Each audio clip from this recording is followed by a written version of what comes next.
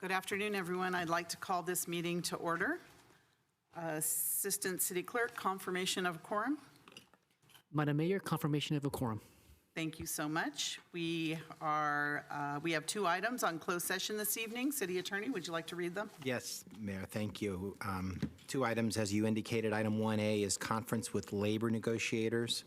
The city representatives are identified on the agenda, and the employee organizations under discussion include the Firefighters Group, Unit 1, Electrical Workers Group, Unit 3, Engineers Group, Unit 4, and Unclassified Police Management, Unit 9A.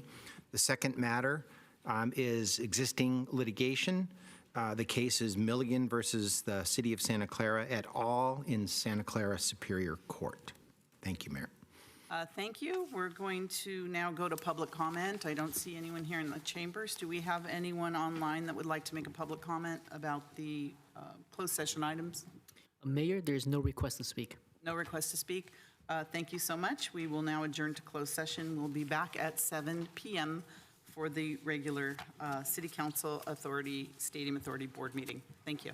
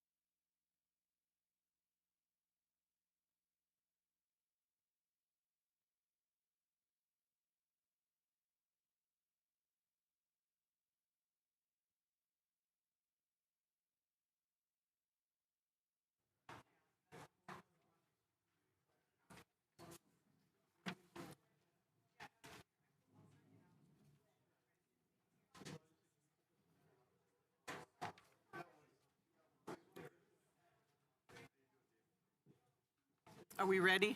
All right. Good evening, everyone. Welcome to the Santa Clara City Council Stadium Authority meeting. I'd like to call the meeting to order. Could you please stand for the Pledge of Allegiance and remain standing for our statement of values? I pledge allegiance to the flag of the United States of America and to the republic for which it stands, one nation, under God, indivisible, with liberty and justice for all. As we gather, we humbly seek blessings upon this meeting. May we act with strength, courage, and will to perform our obligations and duties to our people with justice to all. Let us seek wisdom so we may act in the best interest of our people, our neighbors, and our country. All this we ask so we may serve our community with fairness and respect, putting their needs before all. Thank you. Please be seated. Assistant City Clerk, roll call, please.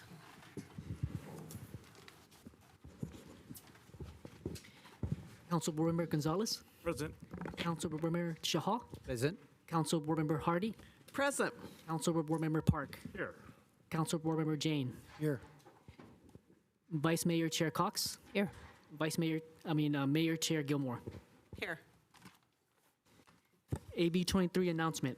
Members of the Santa Clara Stadium Authority, Sports and Open Space Authority, and Housing Authority are entitled to receive $30 for each attended meeting. Statement of Behavioral Standards. The City of Santa Clara has adopted a code of ethics and values and behavioral standards for public meetings to promote and maintain the highest levels of conduct. This includes mutual respect, robust discussion, and allowing city business to be done in an efficient and consistent manner. Please note that, as the presiding officer, the mayor's direction in matters of process and decorum should be followed, and that use of the gavel indicates all conversations must conclude and everyone in attendance should come to order and attention. Welcome, and thank you for your participation. Lobbyists speaking in a lobbying capacity are required to identify themselves as such and disclose the clients and/or organizations that he or she represents at any meeting held with city officials or at public meetings, pursuant to City Code Section 2.155.110. Is that it? Thank you. So good evening, everyone. For today's meeting, the council's back in person and is conducting its meeting in a hybrid manner. The public is welcome to attend in person, and the city continues to use a Zoom feature to allow participation from your home or office. Members of the public can still join via the link and/or call into the Zoom meeting phone number shown on the screen now.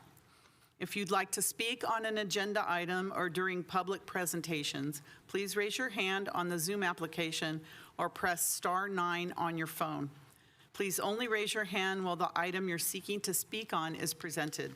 Staff will enter your name or the last 4 digits of your phone number, and I will call on you to speak. As a friendly reminder, members of the public have 2 minutes to speak on an agenda item and 3 minutes on public presentations, and those are reserved for topics not on the agenda. Prior to each agenda item, staff will lower your hand to ensure that members of the public are seeking to speak on the appropriate item. So we'll move on now to the council agenda. Reports of action taken in closed session. City Attorney. Thank you, Madam Mayor. Council did meet in closed session on both items as listed on the agenda, items 1A and 1B. However, there were no reportable actions. Thank you. So next we have continuances, exceptions, or reconsiderations. Do we have any from the City Council, the staff, or the public? All right, seeing none, we'll move on to our special orders of business. So for our first special order of business this evening, the City of Santa Clara recognizes September 16th as Mexican Independence Day. Each year, Mexicans throughout the world gather to celebrate and reflect upon the history and individuals that led to and shaped their country's independence. This is the official national holiday marking the day after the Grito in 1810, when the War for Independence began from Spain. This evening, we are honored to have Consul General Neftali Cied Perez Gonzalez from the Consulate General of Mexico. The consulate's mission is to carry out Mexico's foreign policy, handling Mexico's bilateral relationship with Silicon Valley. The consulate also works to strengthen the expression of Mexico's cultural identity, safeguard and guarantee its national interests and security based on the constitutional principles of foreign policy. I now invite our Consul General forward to the podium to say a few words. Consul General, please come forward and welcome. It's an honor to have you here, sir. Thank you so much. Thank you. It's an honor to be here. Thank you to the city of Santa Cruz. I saw the slogan, everything is, the center was possible, that's true. And I'm so happy to celebrate the Mexican Independence Day. It's today, actually, September 16, as you said before. And we are so happy when we recognized the contribution of the Mexican community here in Santa Cruz. It's for me an honor. I just want to, we're in Santa, we love Santa Cruz, but we're Santa Clara. I'm so sorry, Santa Clara. But we do love I'm Santa sorry. Cruz, too. It's our sister city. Sorry, Santa Clara, I'm so Right. sorry. It's okay. Santa Clara, I'm so happy to be here. And as I say, and it's for us, as the community as I represent, and also the Mexican government that I represent as well, for us it's really an honor, because for us as a community in the United States, but particularly here in Santa Clara, the community give the best of us. And to recognize this moment in this proclamation for us is really a high honor that I receive in representation for all the Mexicans to live here. Thank you so much, and thank you to all the council members, thank you to all the present here. Muchas gracias. Before you go, Councilmember Gonzalez, you invited the Consul General forward, so would you like to say a few words? Yeah, I'll say a few words in Spanish, and then I'll kind of translate Yes, here. please, go ahead. Gracias por estar aquí con nosotros, y yo sé que es nuevo aquí el área, pero aquí estamos para trabajar juntos y seguir adelante, ¿verdad? Los intereses de las dos comunidades. Yo como tengo padres mexicanos, es algo que estoy orgulloso de ese día también de ser mexicano y de ver cómo trabajamos juntos para mejorar no solo a México, pero aquí también en Estados Unidos, y cómo progresamos juntos los dos, ¿verdad? So I just mentioned welcome to our Consul General here from San Jose, and that my parents were both born in Mexico. I was born here in the U.S., here in California, in L.A., but definitely as we worked closer together, both the Mexican government and the U.S. government, and here how we better our folks here in Santa Clara, that there's always an opportunity to work together and to improve, not only relations, but improve the way that we work together and collaborate better. So thank you for being here today. No, thank you so much. Thank you. We have another council member that wants to speak, Councilmember Hardy. Feliz Día de la Independencia de México. Muchas gracias. Oh, that was pretty good. All right. Very good. Estudio todos los días mi español. Se nota. Consul General, could you please join us up front? We have a proclamation to present to you and a gift as well. And anyone that is with you as well, you can please join us.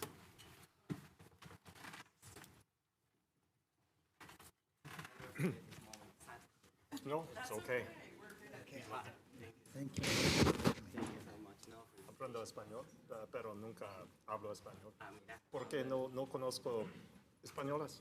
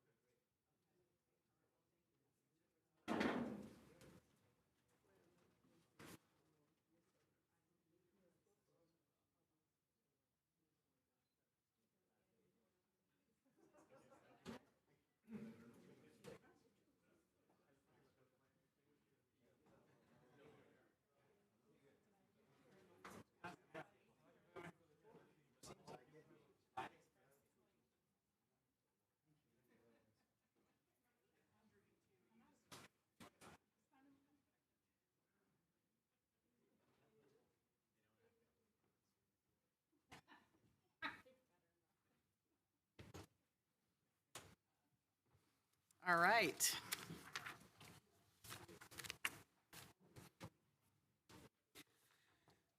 Okay, moving on. For our next special order of business, the City of Santa Clara recognized September as World Alzheimer's Awareness Month. Alzheimer's is a progressive disease and is a form of dementia that affects memory, thinking, and behavior. An estimated 6.7 million Americans are living with Alzheimer's disease. More than 719,000 people in California are living with Alzheimer's. The impact of Alzheimer's affects many of our friends and families who may be experiencing the devastation of dementia. The 2025 theme is Ask About Dementia, Ask About Alzheimer's. The theme encourages people to have conversations about Alzheimer's and dementia to reduce stigma, increase understanding, and to promote early diagnosis and better support for those affected. This evening, we are honored to have Claire Day, Chief Mission and Program Strategy Officer from the Alzheimer's Association of the Northern California and Northern Nevada chapters. The Alzheimer's Association is an organization which leads the charge in Alzheimer's care, support, research, and advocacy. I would now like to invite Claire to the podium to say a few words. Welcome. Thank you so much, Mayor Gilmore and esteemed council members. Thank you so much on behalf of the Alzheimer's Association. I want to express our heartfelt gratitude for your recognition of September as World Alzheimer's Month and on reducing stigma. The acknowledgement is vital in raising awareness about Alzheimer's disease and other dementia, which affects millions of families. In Santa Clara County alone, more than 12% of the 65-plus population are living with Alzheimer's disease. Your support not only brings attention to the challenges faced by those living with dementia, but also helps to build a community rooted in care, compassion, understanding, and most importantly, risk reduction. By engaging in this vital conversation, you help break down stigma, promote early detection, leading to better outcomes for individuals and families. Since I was here last year, progress continues to soar. The FDA has approved blood biomarkers to aid in early detection and treatment just this past month, continuing to improve and be more widely accessible. And we're making progress at understanding and combating risk. In July, the U.S. Pointer Study, a groundbreaking clinical trial exploring how lifestyle interventions like diet, exercise, and cognitive engagement can protect brain health and potentially reduce risk of Alzheimer's and other dementia, reported positive top-line results showing that these changes can improve cognition by 1 to 2 years. At the chapter, we are proud to be headquartered here in Santa Clara County and are here to support constituents throughout the region. Knowing help and support exists through our online and in-person education support groups and our 24-hour helpline, 800-272-3900, and other support services is the first step to helping people in our community. Thank you for your leadership, your commitment to this cause, and on October 11th, we'll be joining together again at Lake Cunningham here in San Jose for our annual Walk to End Alzheimer's. We invite the city of Santa Clara to join the fight. Thank you so much. Together, we can continue to make a meaningful difference in the lives of those impacted by Alzheimer's and all other dementia to make sure no one faces this journey alone. Thank you. Thank you, Claire, and thank you for the update on all the exciting things that are happening for early detection. And thank you for supporting our community. And it's the purple shirts, right? Purple shirts, The purple yes. shirts, I see them everywhere. So if you would please join us up here for a photo, we'd like to present you with the proclamation. And if anyone's with you as well, please like to join as well.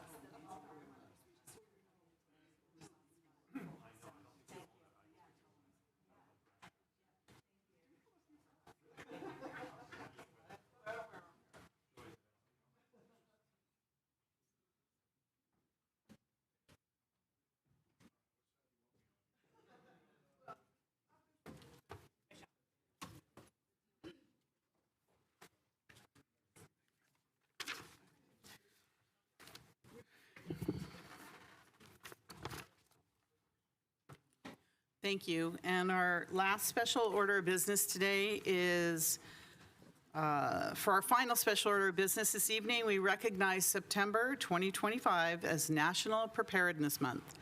Our theme, Santa Clara Ready, aims to increase public awareness of the importance of emergency preparedness. National Preparedness Month was launched in 2004 as part of FEMA's Ready campaign. September was chosen to commemorate the tragedy of September 11th, 2001, and as a reminder that our community needs to be prepared for all types of emergencies.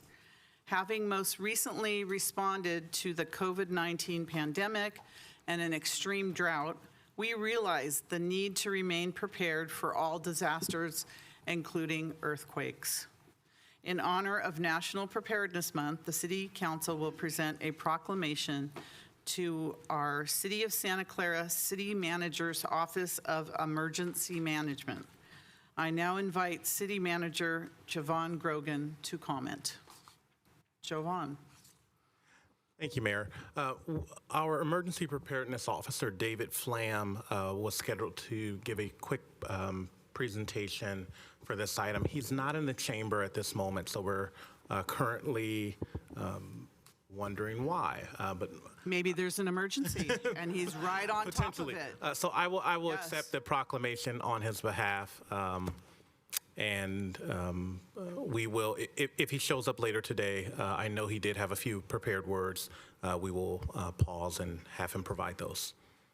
All right, and any staff people from the office, it's just to come forward? Might as well, while we're here.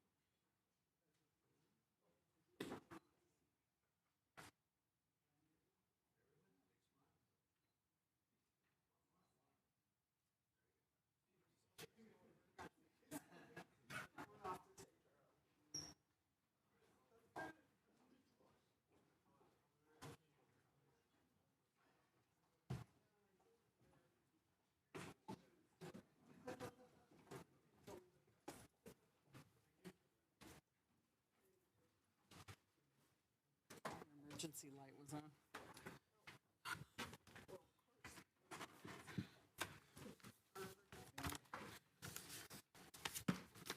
All right, thank you. Now we're going to continue on with our, yes, sorry.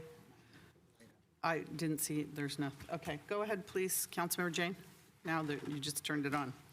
Yeah, I wanted to let the community know that the county measures COVID rates in the sewer systems, and COVID rates are pretty high in our sewer systems in the county. So I know Kaiser has just started vaccinating people this Monday. I went there, the line was really long, which is a good sign. I have an appointment scheduled for Thursday, but I encourage everyone to get vaccinated for the flu and for COVID. The other thing is that last Wednesday we had an unusual rainstorm, and I was listening to the parks director, and he was saying that it presented a problem for the Art and Wine Festival because the grass was so wet that the trucks, as they were moving through there, put big depressions in the truck. They put tracks in the grass. And so we're going to have heavy rainstorms going forward. Climate change predicts heavy rainstorms. And I want to let the community know that you can get 10 free sandbags at the Corporation Yard on 1700 Walsh Avenue when there is a big rainstorm and if your house has been flooded in the past. So you can go pick those up for free. That's it. Thank you. Okay, thank you. We're going to move on now to the consent calendar. All items are approved with one motion unless an item is pulled for discussion. So we've got a couple of council members. Vice Mayor Cox, I'd like to pull 3L, please. 3L. Could you please say That what is that is? action to approve the modifications to classified classification specifications, creation of Director of Economic Development and Sustainability classification, specification on the unclassified salary plan, and adopt a resolution to update the classified and unclassified salary plan. All right, thank you. Councilmember Hardy. Yes, I was not at the August 26th meeting, but I did watch the entire thing online afterwards, so that, according to state law, it says I can vote on that. I wanted to, What are you talking about? so on Item? 3A, where there's all the 3A. council minutes, I can vote on that because I did watch the entire thing. Okay, so you're not pulling anything? No. Councilmember Jane. Yes, I will be voting no on item 3N, the related project. All right, Councilmember Chahal. So I'll be voting no on item number 3 and 2. Just for record. Thank you, Councilmember Park. Yes, I will also be voting no on item 3N. Okay. Anybody else on the council? Any member of the public regarding the consent calendar? All right. Could someone turn on their light to make a motion, please? Councilmember Hardy. I'll make the motion to pass the rest of the consent calendar. Second. Mayor? So we have a motion by Councilmember Hardy for the Unless you consent wanna pull calendar. 3N. No, just a second. We have a motion by Councilmember Hardy to pass consent calendar, a second by Councilmember Gonzalez. Councilmember Jane. I believe the mayor needs to recuse on item 3E. Is that the Harrison Street? Yes. No, I didn't. I asked about it today, and I didn't. It wasn't within You have the, property within 500 feet of it. it said it wasn't, so. Yeah, that wasn't identified in our Wasn't our property search, Madam Mayor. If there's any concern or issue with it, I can't really do the search now. You can certainly opt to recuse. Thank you. It's nice, Councilmember Jane, thinking about me, but I did not, I checked this morning, so. Yeah, Madam Mayor, if you've analyzed it and determined it yourself, of course, it's your determination. Well, I rely on your office to do the conflicts checks. If you're not certain about that, I will recuse on that item. Yeah, Madam Mayor, it's not Okay. my office directly that does the real estate analysis, but if you, so I can't tell you why it wasn't identified as a potential recusal Which for one is you. it? 3E, So if there's, 111 Harrison Street. And I believe you have property at 1055 Lewis Street. so Mayor, I will note for the record, you did inquire with Okay. me about that Thank you. So, this morning, so I will recuse Yeah. on the action on historical preservation agreement for 1111 Harrison Street. Yeah, Thank you. Madam Mayor, and you did inquire about that, did, asking for yes. that confirmation this morning. right. So you brought it to our attention. And thank you, Councilmember Jane, for pointing So that out. that's helpful. All right, so we have a motion and a second, and then we have noting 3 no votes on, what item was that? Which one? N or M? Nancy, 3N. We had 3 no votes on 3N. Did you get that, Assistant City Clerk? Okay. Do we have any member of the public that would like to say anything on the consent calendar? All right, when you're ready, Karen, Councilmember Hardy, your light's still on? All right.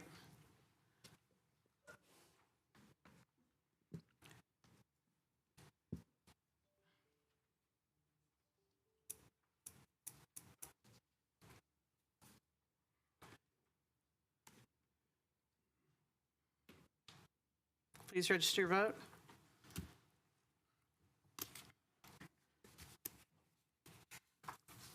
And that passes unanimously, noting those 3 no votes.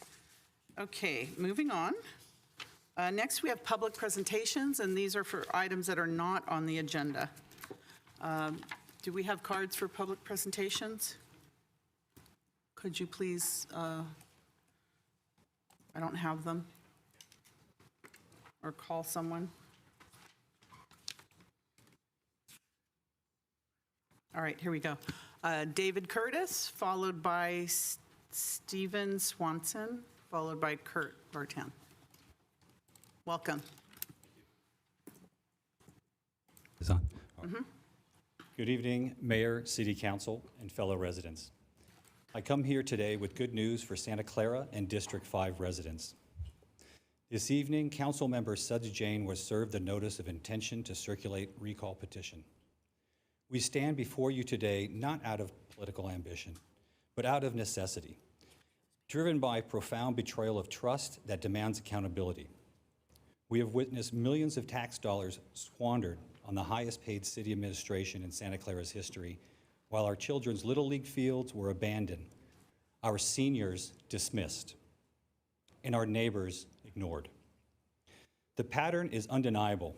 A council member who publicly advocated leniency for a convicted felon rather than upholding the rule of law, who failed to report serious misconduct allegations in a timely manner, and who opposed the ethics commissions recommended by our civil grand jury.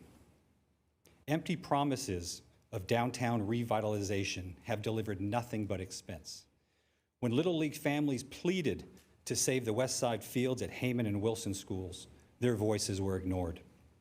When seniors asked for extended hours at their center, they were dismissed. Costly schemes to strip away our democratic right to elect our police chief and city clerk have wasted precious public funds. This recall is about three fundamental values: integrity, accountability, and putting our community first. We have lost faith in a leader who consistently chooses personal agendas over public service, who dismisses residents' voices, and who resists the very transparency our democracy demands. The time for excuses has passed. The time for accountability has come. We call upon our fellow citizens to join us in restoring a government that truly serves its people, one that protects taxpayer dollars, upholds ethical standards, and remembers that public service is a sacred trust. Santa Clara deserves leaders who honor that trust and understand they work for us, not the other way. The future of transparent, ethical, community-first governments depends on the actions we take today. For more information or to volunteer, please visit Facebook Recall Sudds Jane or our website www.santaclarans for Recall of Sudds Jane. I thank you very much for the time tonight and have a good evening. Thank you. Stephen, followed by Kurt, followed by Brian. Am I supposed to do my address and all that? Welcome. No, you don't have to. Okay, I'm Sergeant Swanson, retired Air Force. I'm a weapons control system technician from the Air Force. I'm a retired defense contract system engineering technician 3. I'm a retired city employee, communications technician 2. And this is how your HR department treats me as an as-needed for the last 6 years. Hi, Stephen. Your current title as an as-needed employee, as-needed and temporary employee.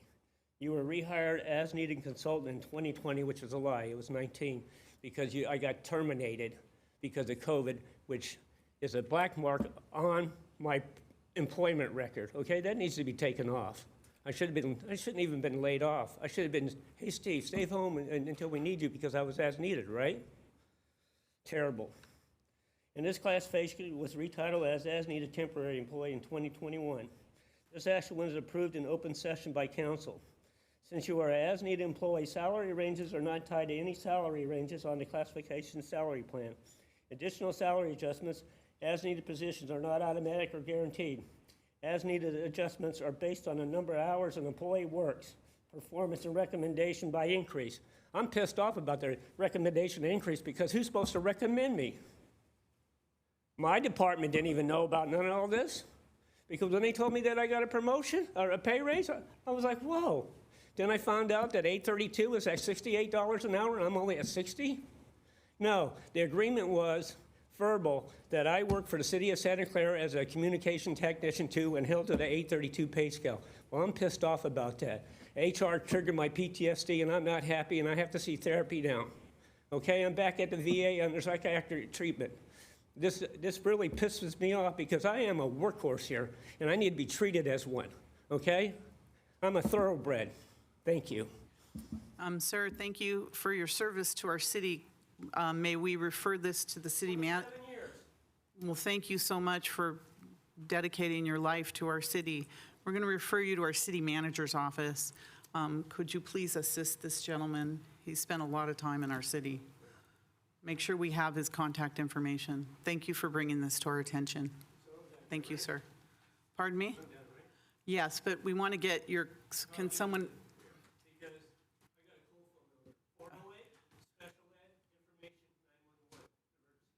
Wow. Thank you, sir. Thank you. Well, okay. Kurt, followed by Brian, followed by Akos. Welcome. Thank you. Good evening, Mayor and Council. Last time I was here, I spoke about agri-hood. I didn't really get a chance to get through all my points, kind of rushed. I'm maybe a little rusty presenting in front of you. But one of the things that I really wanted to stress is the commitment to a vision that the agri-hood was. Now, the only person, unfortunately, left on this council that was there for the entire duration of this agri-hood discussion that was on council is Mayor Gilmore. The rest of you, I think, are pretty aware of it, and even some of you have probably yellow shirts that say agri-hood on it still. Hopefully, you still have those. And that project was about a vision of change and of doing something different and elevating what we can expect from development. And we had experts like Fred Kent from the Project for Public Spaces come in and talk to us about placemaking and what it is to activate the ground floor and to have community and community resources and access to the community that the community can take advantage of. And the agri-hood kind of bolted a lot of this together, created an urban farm element to it. It has affordable housing, dense affordable housing, market rate housing, community activity, supposed to have a community kitchen, and really creating, I don't want to say like a commune type environment, but it was a collective type of environment that supported each other. And what's before this council, well, not yet, but I guess there's a planning application right now to change the design. This project was not a piecemeal, build this, build that, and see what you can do. It's let's really elevate this. So I am asking this council to not support anything that goes below the, what I would say, modest level of achievement that was scheduled to be done by the core companies. I would ask this council lean into the vision of what the agri-hood was. If you want to increase density on the site, awesome. There was a place down the street that was turned down because it was 135 units and too tall. Well, maybe there's something in between. There was supposed to be 160 apartments on the site that are now going to be turned into potentially a handful of townhomes. It's kind of an insult to what the community rallied around for years. I'll say decades. I've been involved in this site for over 2 decades. And the message needs to be held by this council. You guys hold the ultimate authority on what changes and what doesn't. So I am asking, if it ever comes before this council, and more importantly, proactively engage the developer. If they don't want to build the housing, put it back out. I'll find somebody, we'll raise money, we'll put some kind of additional services, assisted living, whatever, to make it really special. So I hope, thank you very much for hearing me. Thanks, Kurt. Next, we have, they all went away, all my speakers. Brian, I know, is next, but I don't know where the other ones are. Thank you. Welcome. What a really, really sad week we've had as a nation. Our most basic common link is that we inhabit this small planet. We all breathe the same air, we all cherish our children's future, and we are all mortal. Every single religion, every single creed, every single belief deals with that last fact, that we are all mortal. Back in, I believe it was, let me look at my little notes here, mini tablets.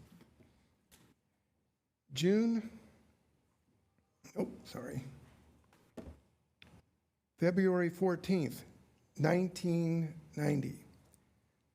An object that was built by mortals was launched into space in the 70s, Voyager 1.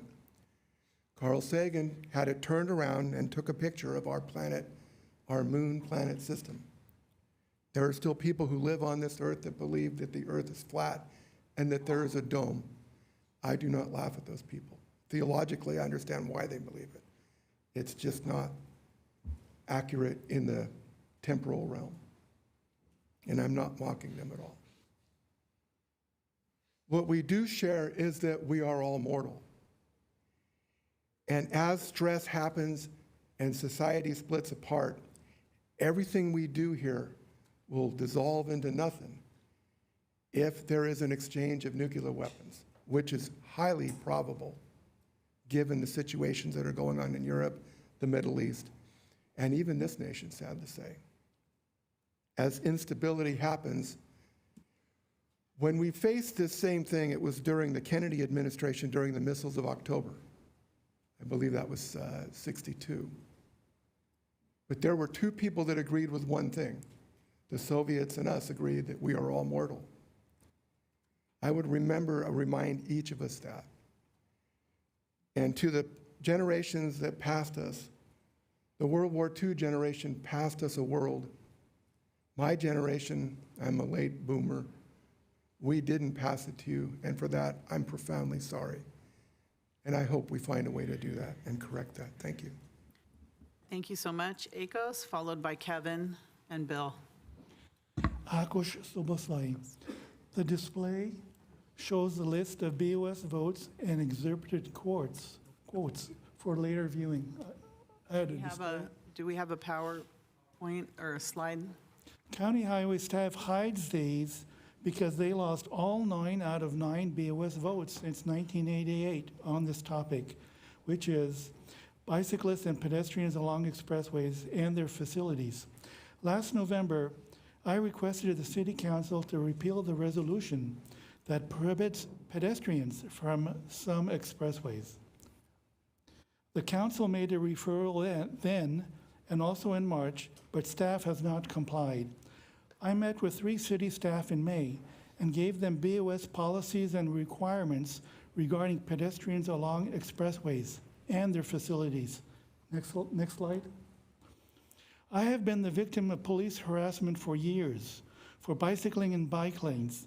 As soon as the Lawrence Expressway changes its name to Caribbean Drive, bicyclists are allowed, but I had a bicycle in the 45-mile-per-hour traffic lane. The photo of Java Drive in Sunnyvale shows the same situation. Here, not only bicyclists, but pedestrians and light rail patrons have to use a vehicular traffic lane that has the same speed limit as San Tomas Expressway. The dispute with staff is only over 1.2 miles of San Tomas, between Homestead, the current end of the Creek Trail, and the city boundary at Stevens Creek Boulevard.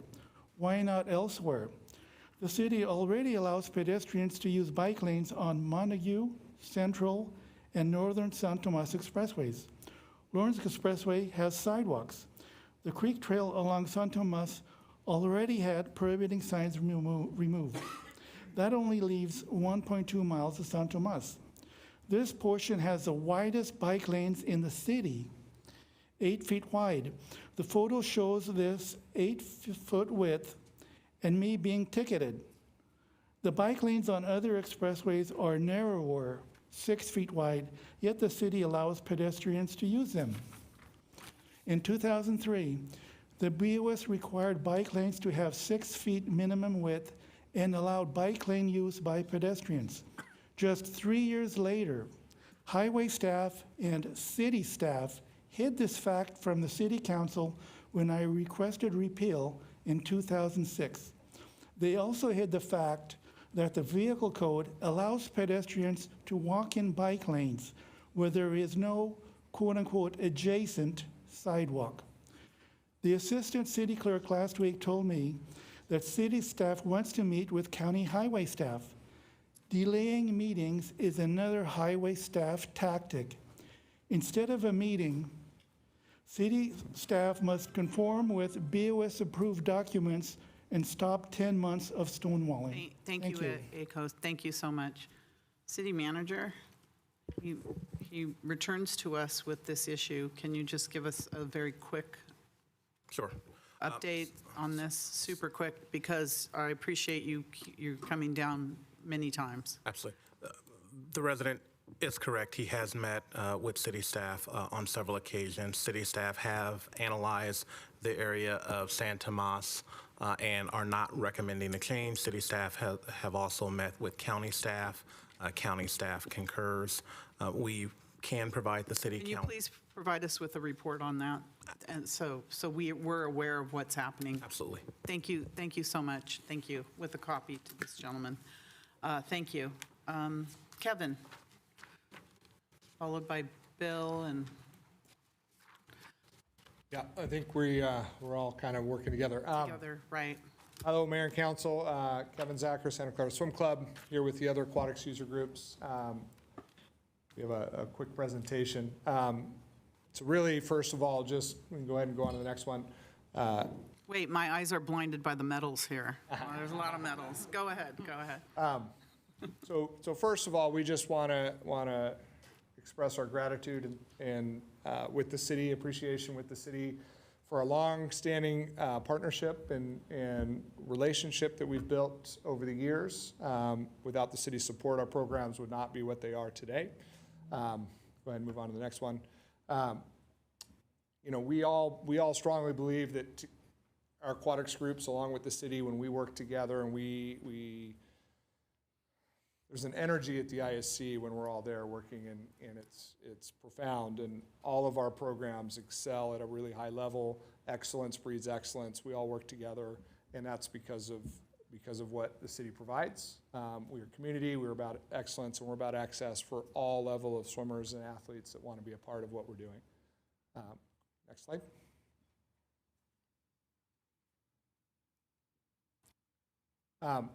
So I'm going to speak briefly about our club. We've had, and all the clubs will speak, but we've had great success over the last year and a half, despite not being at the ISC. The ISC was closed in January of '24. We're grateful for what the city is doing. Carolyn, Damon, and their team have really been working hard to get the ISC rebuilt and back able for us to use. They keep us in the loop. They've been communicating with us quite well, and we're very grateful for that. That being said, we've faced a lot of challenges. Our clubs are struggling to pay the bills monthly, annually, and keep the doors open. We've had to pass on huge increase in expense to our families, to our kids, so that they can participate. So we're looking forward to the IC being back open. We understand we will be paying for that use, and we will be a partner in that. And I know the city's working on that plan, and again, have kept us in the loop. And so far, we're in agreement that they're moving in the right direction on that. But Santa Clara Swim Club this year, we had one young man, Sharif Alaidi, just represented Santa Clara Swim Club and the United States of America at the Junior World Championships in Romania. We were 8th place at Junior Nationals, 8th best club in the nation. We were the best team in Pacific Swimming, which is our general Bay Area club. We won our Far Westerns meet, which is the championship meet for the Bay Area. We were ranked by the American Swimming Coaches Association as the 6th best age group program in the country. And by another measure, USA Swimming, the gold medal Gold Club Excellence program, we're the 15th best club in the country. So we're still doing great things, but man, we can't wait to be back in the ISC and really take this all to another level. We have many athletes going on to great colleges like Harvard, Yale, MIT, Georgia Tech, all kids that grew up in our program and are now swimming at those institutions. Next slide. We have acquired the Pomeroy Pool, formerly known as Clarny Farms. And in the time that we've had that pool, just a year now, our swim lesson program has more than doubled. Our summer camps are flourishing. We have added programs for community members, senior swim, water aerobics, adult learn to swim. We have free weekly lessons for toddlers that get exposed to water and learn how to be safe around water. We're offering community swims throughout the week and on the weekends, birthday parties on the weekends. I mean, we really have grown a lot. So we're moving back in the right direction. Next slide. The dive club, like likewise has had some great success. They have even more trouble finding diving facilities to use, but despite that, they had 9 divers qualified for nationals this year, 14 divers for zones, and they have somebody going on to Carnegie Mellon and North Carolina State this year. So even the dive club, while they are certainly hurting, are still producing at a high level. Bill? Good evening, Mayor Gilmore and council members. Just to second what Kevin said, we brought some of our athletes tonight. I moved to Santa Clara in 1995, and it was because I saw our U.S. Nationals on TV at the Santa Clara Swim Center. And the thing that brought me to the center the most was the community with the artistic swimmers, formerly synchronized swimming, the divers. You know, we even had water polo players, there were swim lessons there. So to be part of that pool and to have that community, it wasn't just about raising these champions that would get medals, but it was about seeing the divers and the swimmers and everyone being successful because we were successful together. We did water shows with them at their swim meets. We did water shows that involved the community, and that was the most important thing for us. So now that we're trying to find pool space everywhere, we're raising dues, we're losing that practice space, and it's been difficult for us, you know, to be together as a community. All of our pools are separated across the area, so we're hoping to be back part of that pool, part of that community, to bring back for our water shows, competitions. So thank you. I hope that we'll be back there soon, and you'll see more of our athletes. Thank you so much for the partnerships. Do we have more speakers? I wanted the athletes to introduce themselves and tell us how they won their medals, so everyone knows who you are. Can't stand there with a medal without talking about it. Oh, one more slide. Oh, thank you. I'm glad we did. I'm glad we got that one in. Oh, this one. Okay. Okay. Hi, I'm Jackie Zook.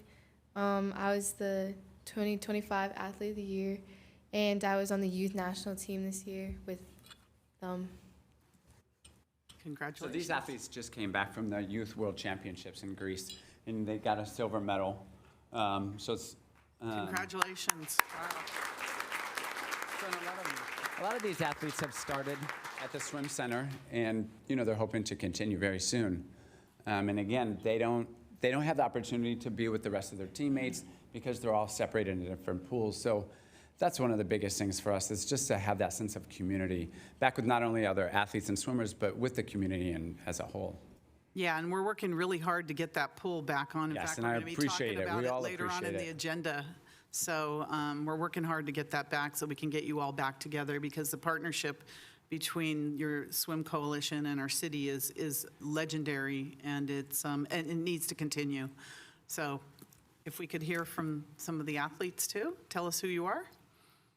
Just your name. Coaches here that just Oh, came and back from the World coaches, Championships. yes, if you'd like to introduce them. Hi, my name is Bianca. I've actually came to the Santa Clara Aquamates to realize my dream to go to the Olympic Games, and Santa Clara Aquamates helped my dream come true. So, and I've been coaching since 2001 with the club, and this pool was basically the opportunity, and this big vision was awesome, and I'm very happy to be a part of this. Actually, I came back with my partner from the World Championships 30 weeks ago, and we won together. So fantastic. Yeah, so we're very happy to be a part of the community, and we hope we'll be back soon. Okay, very good. Okay, ladies, I'm still waiting to hear your names. Come forward. Don't be shy. You're certainly not in the water. You guys are very outgoing. Okay. My name is Genevieve Thibault. This is my first year in the youth age group, and I made national team. I've been swimming for about seven years, since I was 6 years old. So just thank you. Thank you. Hi, my name is Olivia. I've been swimming with the Santa Clara Aquamates for about 7 years, and this is my second year being on the youth national team. And I'm really grateful for everything that this club has given us, and I'm just excited for everything we have next. Congrats. My name is Yilian Yuan, and this is my 8th year with the Santa Clara Aquamates, and it was also my second year on the youth national team. And I'm really happy with what this club gave me, and what more there is. And this pool means a lot to our club, and so I'm excited to have it back. Who hasn't spoken? I see some in the back there. Hi, my name is Olivia Zhu. I'm an athlete on the junior national team. This is my 3rd year on the national team program. This is, I think, my 10th or 11th year with the program with Santa Clara. So I've grown up with this pool, and everything I've learned is from international. So I'm really excited to have it back. Thank you. Hi, my name is Chloe Kim. This is my 4th year with Santa Clara, and this is my 2nd year on youth national team.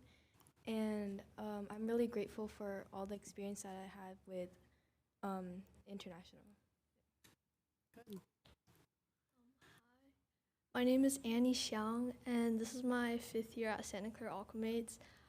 This is my 1st year on the youth national team, and I'm very grateful for everything that Santa Clara Aquamates has provided for me and the team, and I'm excited to have the pool back. Hi, my name is Ella Wu. This is my 7th year with the Santa Clara Aquamates, and this is my 1st year on the national team. I'm really grateful for all the support that my club has given me, and in turn the support that the city has provided for our club. So thank you very much. Is that everyone? Let's give them a round of applause.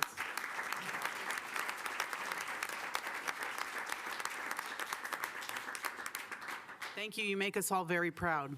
Thank you for joining us this evening. It's the highlight of our evening. Thank you. All right. Any other public presentations? Do we have anyone online? I don't see anyone. Do we? No. Okay. All right. We're going to move now to consent items pulled for discussion. I think the first item was pulled by Vice Mayor Cox, and that was item number 3L. And that is action to approve modifications to classified classification specifications, creation of Director of Economic Development and Sustainability classification specification on the unclassified salary plan, and adopt a resolution to update the classified and unclassified salary plan. Vice Mayor Cox. Thank you. Yeah, I pulled this from consent because I'd like a little bit more clarification on the previous job description, Acting Director of Community Development. I preface this by saying we have the most incredible person in place for this, but we were a city without a sustainability director. And so reviewing the clean version of the new position that's been implemented shows about 3 bullet points for sustainability that, in my opinion, could be fleshed out a little bit more to make this more relevant. I also want to kind of look at what was embedded in the previous position compared to this to really understand how this person's going to be empowered to make these liaison relationships with the businesses that we have. You know, having been here a short time, I will tell you the feedback is often that they want more connection with the city, that they want faster responses, albeit sometimes the companies working with us are the ones making errors. But again, I think this point of contact is such an important position. And again, we absolutely have the right person for the job. But I would like to see, was this already embedded in the previous description, and what really is going to happen in this new position that brings it to life and empowers this person to make positive change? Are there any other questions on this from the council? Okay, seeing none, City Manager. Sure. Thank you, Council Member Cox. Let me attempt to address that. First, by going back before we go forward, important to note that the City of Santa Clara had a assistant city manager previously that, in addition to a number of other duties, had a focus on economic development, but it was really not the complete focus of that classification, or frankly, the largest component of that classification. And in many ways, economic development was spread out amongst many positions: city manager, department head, community and economic development director. Also worth noting that previously the city had an assistant to the city manager that led our sustainability efforts. One of the things, and it was a city council priority initiative a few years ago, was to create a position that really focused primarily on economic development. In doing so, through a number of reorganizations in the city manager's office, this position was created as the Director of Economic Development and Sustainability for a few key reasons. One, the primary focus is economic development, and the person that we brought into this position, I agree, is doing a remarkable job. And one of her first initiatives in her first year is to develop a robust economic development program for the city, focusing on large, medium, small business, business attraction, business retention, and including links to a number of different programs within the city and outside of the city, such as our destination marketing organization, our Chamber of Commerce. In addition, the position has a focus on sustainability, importantly, ensuring that we move forward with our climate action plan, and also coordinating the various people within the city that work on sustainability. Admittedly, linking economic development and sustainability in this classification is a new, if not, you would say, innovative thing. One of the things we did as we looked at our need to focus both on sustainability and economic development is realizing that oftentimes when you add a new thing to an agency, call it sustainability, call it another thing that you really want the organization to focus on, cities oftentimes create a new position, and that position is sort of sitting over here trying to get the agency's attention. And so what we wanted to do was embed sustainability with our economic development efforts so that the person that's actually day in and day out going to chart our future course as a city has sustainability embedded in everything that they do. So when they're having conversations with businesses, they're bringing along sustainability. When they're being that ombudsman and shepherding businesses through the entitlement process and resolving issues, sustainability is a focus. Additionally, one of the things we recognize is that throughout many departments in our Public Works Department and our electric department, we have a number of people throughout this organization that work on sustainability. And so having this position serve as a coordinator for those efforts and providing support under this position to have a dedicated day-to-day sort of implementation focus on sustainability is something that we've also implemented. And so one of the things we're actively doing right now is hiring a management analyst that will focus on sustainability and actually that day-to-day implementing work. Whereas we previously, when we had an assistant to the city manager focused, it was more of a management level employee and not necessarily employee doing the work, right? And so we combine the management with cross synergies across the organization, and we're supporting that underneath with additional support.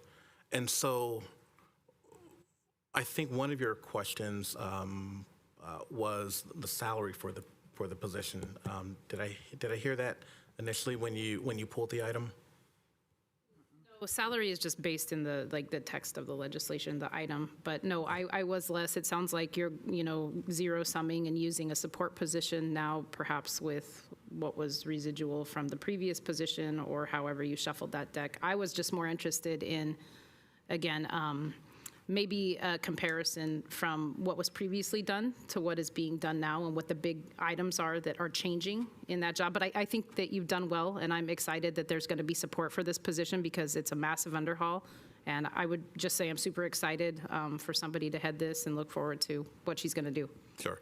What I will also add is that work to develop our economic development program will come to the City Council. And so we are currently developing that robust programmatic model that will go through first the City Council's Economic Development Committee and then make its way to the City Council for approval. Further questions? Do you have a motion to turn your light on? Oh, Councilmember Gonzalez. I was going to make a motion to... You're good with the light, so go ahead. I'll make a motion to approve 3L. Second. All right, we have a motion and a second, but I need to go to the public. Is there any member of the public that would like to speak on that item? Do we have anyone online? I don't see anyone online, but do we, Vin, I want to double check because I'm not sure. Mayor, we do not have a request to speak. All right, thank you. So we have a motion by Councilmember Gonzalez for the staff recommendation, second by Councilmember Hardy. Please register your vote.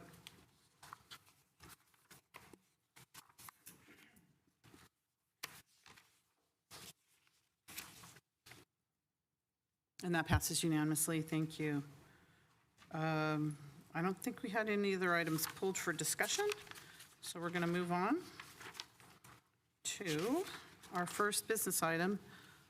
One is item number 5, public hearing approval of the 2024-25 Consolidated Annual Performance and Evaluation Report, known as the CAPER, for submission to the U.S. Department of Housing and Urban Development, HUD. City Manager, you go first. Yes, thank you, Mayor, and you're absolutely right. This item is our annual report that is required by the U.S. Department of Housing and Urban Development. But before I introduce this item, I'd really like to take a moment and recognize someone that has done a lot of the work to underpin the programs that support what we're about to discuss. And so Kathy Bunce is here with us. She's a management analyst, and she supported this item. But most importantly, she has spent over 20 years with the city of Santa Clara and is getting ready to enter retirement. So I just want to take a moment to thank Kathy for all of her work. Important to note that she's worked in a variety of departments since being here at the city. She's worked in our finance department, our city clerk's office, our city manager's office, and for the last 10 years in our housing division. She has managed the city's home repair programs, provided a wide range of budget and analytical support, supported our real estate services, and certainly downtown and 900 and 1,000 Lafayette. Thank you, Kathy. Served on the Connected CDD Employee Engagement Committee, and also gracefully navigated the city's federal entitlement programs through challenging times. She has served on the city's Deferred Compensation Committee for the last 4 years and has had amazing contributions to both the city and the community as she has assisted us with supporting some of our most impacted populations. So, Kathy, I just wanted to say thank you for all of your work. Enjoy retirement, and what do they say, 6 Saturdays and a Sunday? So thank you. Let's give her a round of applause. Thank you, Kathy. So with that, I will introduce and call up Adam Marcus to the podium. He will provide our presentation for our annual CAPER program. Again, that is a program to support low-income and at-risk residents. And so Adam, our housing division manager, will take us through the presentation. Welcome, Adam. Thank you. Good evening, Mayor, City Council, and thanks again, Kathy. We are here tonight to talk about the progress of the prior year and how our federal programs were, but also the last 5 years. So we're really here to answer some questions and just reflect on the progress we've made. We'll also talk a little bit about how the money was spent. We'll share some success stories with you this evening and reflect a little bit about how the previous cycle went and look forward to sort of the next cycle, the next 5-year cycle. So what is the CAPER report? The Consolidated Annual Performance Report. It is a tool for reporting our progress on our 5-year HUD consolidated plan. It reports on 2 programs, the Community Development Block Grant and the Home Investment Partnerships Program, as well as local funds that are used for similar services. Each year, these funds are used to support a variety of public services and capital projects to benefit low-income residents here in Santa Clara. This report covers the 24-25 year, which is the last year in this consolidated plan cycle. Each year, we start with community outreach. We invite organizations like Bill Wilson Center, who is here tonight, to apply through a competitive process. We put together a plan, the City Council approves the plan, And then we move forward with contracts, and we find ourselves here at the end of that cycle with the CAPER report, which is due and required to be due to the federal government every year around this time. So what's the purpose of this? Well, we have goals, and these are the goals that were set back in 2020 by the City Council and adopted, and these are broad goals, but very important ones. So the purpose of these programs is really to increase affordable housing opportunities, preservation here in Santa Clara, to prevent homelessness, to provide public services for seniors, for people with disabilities, people with low income, people surviving domestic violence and other circumstances. Fair housing to ensure that there's education, that there's really that everyone has a fair shot at housing here in this tough housing market, and of course to improve public facilities. So how did we spend the money in 24-25? So we have our famous pie chart here. I'll very briefly go through it. We'll go clockwise. We'll start with the biggest slice, and again, this represents about $2.8 million worth of funding coming from CDBG, Community Development Block Grant, the Home Program, Home ARP, as well as local funds. The first orange slice of the pie represents affordable housing, and that's our tenant-based rental assistance program, as well as our two home repair programs. We have a minor repair program and a major repair program. We'll hear a story about that later on. We also have, in the next slice, we have homeless services, the blue slice. And that, in this year, that was focused really on assisting survivors of domestic violence with homelessness prevention. The next slice over is public services.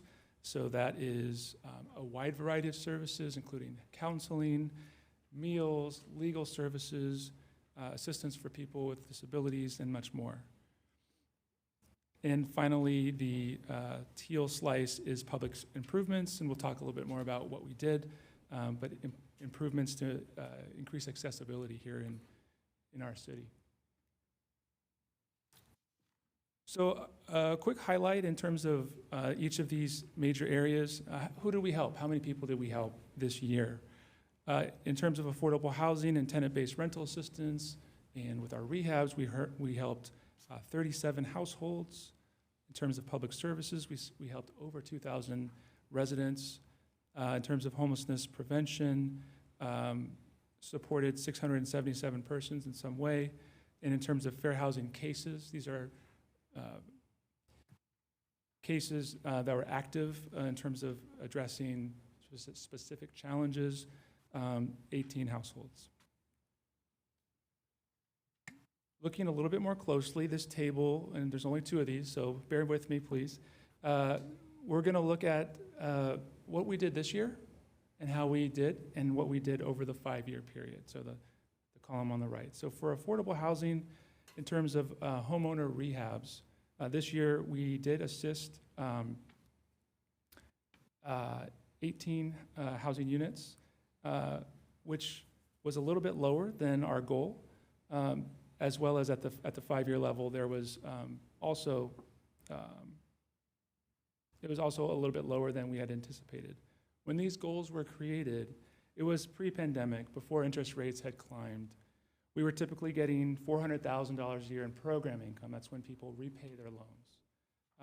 But the economy changed, and some of that activity slowed down because people were refinancing less and less. So we had less program income come in than we thought we would get. And now people are holding on to property longer. The rates, interest rates have clearly gone up. And, sometimes it's hard to predict what's going to happen in 5 years.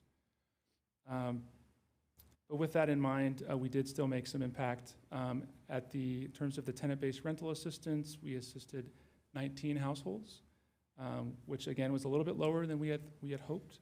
But some of that is because people aren't graduating from the program. People need to stay in the program a little longer because it's a tough market out there. And so while that on paper doesn't look as great as it could be, that means someone who really needs to stay in the program a little longer can. Fair housing cases, 18 households, but At the 5-year mark, 82% is pretty darn close to the goal. In terms of domestic violence support, exceeding both the annual and the 5-year goal. Same with homelessness prevention. For public facilities improvements, in partnership with our Public Works Department, we funded the creation of 42 curb ramps. That's at 17 intersections throughout the city to increase accessibility for everyone in the neighborhood. And so, of course, that is a very high percentage because a lot of people use those facilities, and that's the way that it's calculated. In terms of public services, there's really 2 types. One that's used where we use federal funds, and that was, we served a little over 560 people. And for general funded services, the numbers were much better, and I'll explain why. United Way is one of the services that we fund. It's a referral service. They get thousands of calls every day. So while that number looks unusually high, it's because a lot of people come through that call center, and it does the support. It's a triage service, and it really gets people to where they need to be. Now for the fun part. This is the best part. This is where we get to share our success stories. And this is where we get to show why we do this work. And so we have a couple stories to share. One is from our major home repair program, our NCIP program. We had a client whose foundation had some issues. The foundation was slipping, and as you can see on the first photo, the whole garage was leaning to the side. Through the program, they were able to improve and really straighten that by adding piers and really stabilize the garage to a point to where the after picture is there. Through our partnership with Rebuilding Together, we were able to help a 93-year-old Air Force veteran who has been living in his home for 77 years. Through this work, the volunteers that work through Rebuilding Together were able to repair the backyard fence, add a ramp for access, grab bars, repair the leaking roof, add smoke detectors, a programmable thermostat, and painted the exterior of the home. Just 2 more here.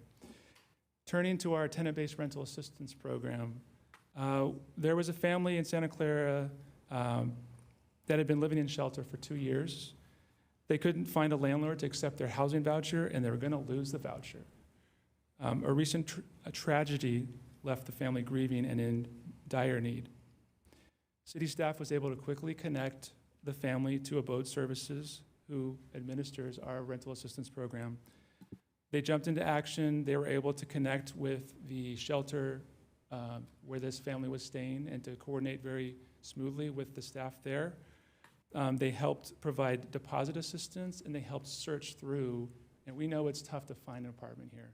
They helped them find an apartment quickly so that they could use that voucher. They also helped with other nonprofits to get furniture together so they could furnish the apartment very quickly at very little cost, no cost to the family. And so really, the city's program really allowed this family to keep their housing voucher, which is huge, at a very critical time. Another story, another client that was helped by the tenant-based rental assistance program. There was a client who was a recovering addict. They were living in a halfway house, and they were really looking for a way to get off the streets, but they really wanted to find housing that would allow them to protect their sobriety. So Abode Services enrolled the client in the program and helped them search for housing, provided deposit assistance, provided rental assistance, as well with furnishings. And that gave the client a chance to focus on their health, focus on their sobriety, and to start looking for a job. So with that in mind, just a quick reflection on the last 5 years and some of the challenges that we've faced in partnership with our subrecipients, the nonprofits that do the work. Some of the programs did get off to a slow start due to the pandemic. Nonprofit organizations continue to struggle with employee turnover. Inflation is real, and it is making business more expensive. It's harder to hit the same numbers that we could hit 5 years ago that, in this environment. There's less program income, as we explained. Economy changes, people don't refinance as much, and that slows down the ability to fund new rehab loans. However, demand came back. So when people were really scared to have people in their homes because of the pandemic and worries about COVID, that has subsided. The demand for the program is back. People really appreciate and really need a way to repair those critical repairs. And lastly, I'll end with gratitude. I want to thank our staff, Kathy, Eric, Jennifer, Therese.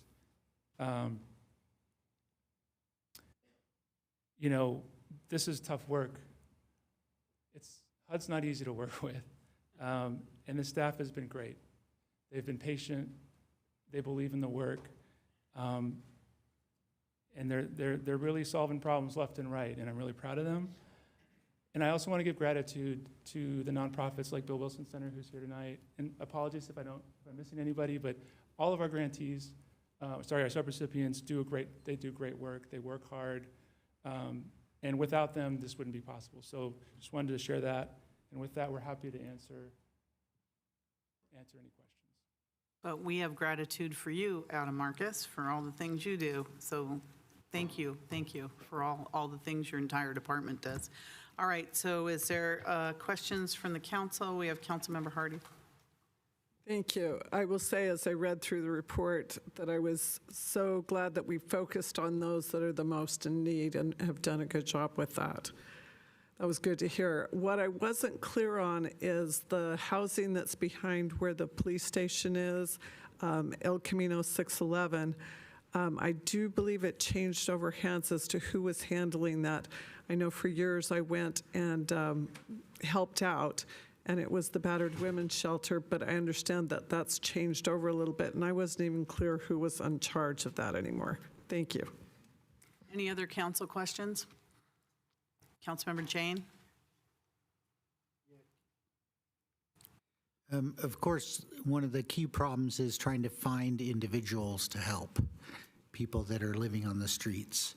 And can you talk a little bit about, I don't know if that's funded from general fund funds or from CDBG funds to do the outreach? I think at one point we need 2 people to go out and we'd only hired 1. Do we now have 2 people to go do that outreach and the intake for these individuals? Any other questions from the council? Councilmember Park. Yes, thank you very much for the report, and thank you very much for all the work that you're doing. I'd like to hear the success stories, but do we have a resource that tracks all the stories? Meaning, if we've got stories that aren't as successful, that we did have troubles on, it would help us to look at where we need to put in more efforts. I mean, I'd like to hear the successes. I think they're great. But as we look to see, as more and more people fall through the cracks, I want to know if there's a place we can get all the stories and see what else we need to work on. Thank you. All right, I don't see any other questions, so when you're ready. And this is a public hearing, so I'll be opening it up. Well, it is open now, but we'll go to the public after this, after you answer these questions. Thank you. Okay, we'll just go in order. So the housing site that you spoke of is currently managed by Charities Housing, and it is occupied. In terms of finding people on the street, so there's a couple different things that are happening, and there's things that are coming forward to you very soon. So there's the mobile shower laundry, which is currently operating at Marsali Park every Wednesday morning. That is one of our outreach efforts. It's a pop-up. It was on Bassett Street. It is now here, more centrally located near transit. The county's heat team comes through Santa Clara a few times a month, and they have a great working relationship with the police CRT, Community Response Team. So we have our local police department that's already out there doing work, referring people to different nonprofits. We have the trust team that comes to the libraries at least once or twice a month, possibly more recently, and they also have been integrating with people who are at the library. I may be missing some, but there's little things here and there that are happening. There's also, as we mentioned in our study session, staff is intending to bring forward a contract, a more comprehensive outreach contract that would be a citywide team dedicated just for outreach, assessment, and on-the-street case management work. So a more robust, more coherent, a more robust outreach effort is coming to the council for consideration very soon. We had funded that a couple of years ago. I don't think it ever got off the ground, or it was supposed to be a contract with Abode or Destination Home. I think it was Abode. Abode has been working with the county so the county has an outreach team that goes between cities that are not in San Jose, and that's the HEAT team. That's funded through the county, not through the city. And so they do come to Santa Clara from time to time. The discussion around outreach has really, there's a lot of different funding sources, and so that discussion has kind of developed over time, and what we're going to be bringing forward to you very soon is a more comprehensive approach that would include emergency shelter through hotels, as well as this team, if there was to be, for example, a safe parking site, this team could serve that site as well, because case management is part of that. Okay, very good. I'm glad that's coming to us. All right, is that it for the questions? I think I had one more question to answer. Well, we don't, the comprehensive tracking strategy that Councilmember Park mentioned is a great idea. We don't currently do that. We can look into it and see if there's ways to perhaps poll either the organizations to try to get some of that feedback a little bit more comprehensively beyond just the success stories. But if you have ideas, we're open to that. Understood. I mean, one of the reasons I bring this up is I do hear complaints. I hear complaints about some of our providers, and it'd be really nice to be able to track those back and see where it was, what's the issue that's coming here. Meaning, it's great when the services work, it's great when we have services, but when things are falling through the cracks, it's really nice to be able to go through and see what were the problems, what actually happened. Right now, everything is going to look great because we only keep track of the positives. But if we start to look back and see what kinds of problems are we missing, what kinds of things, are there systemic complaints, are there chronic complaints? I mean, right now, again, I've got a number of things that I'm looking at that I don't really have a lot of resources to help me get more information on these. I will say that we do get a lot of feedback. We get calls every day. So while it's not program specific, we get a lot of calls asking for housing search help. We get a lot of calls asking for rental assistance. So we do have a sense of that. It's just not in the context of a specific program. Understood. And I think that, like, we get a lot of calls, and it's nice to track those calls and know what the results of those calls are, the results of those outreach attempts were. Thank you. Thank you. So this is a public hearing. I'm going to open it up to the public now. I have two, I think, names to start. We have Delinda. Is Delinda here? Oh, please come forward. Welcome.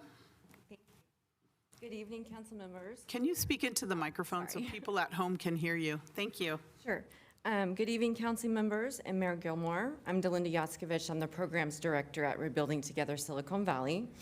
And we want to thank you for your support, not only for this past year through the allocation of the Community Development Block Grant funds, but for the past 6 years that you've allowed us to serve your community, demonstrating your commitment to preserving Santa Clara's affordable housing stock by investing in critical home repairs and safety modifications.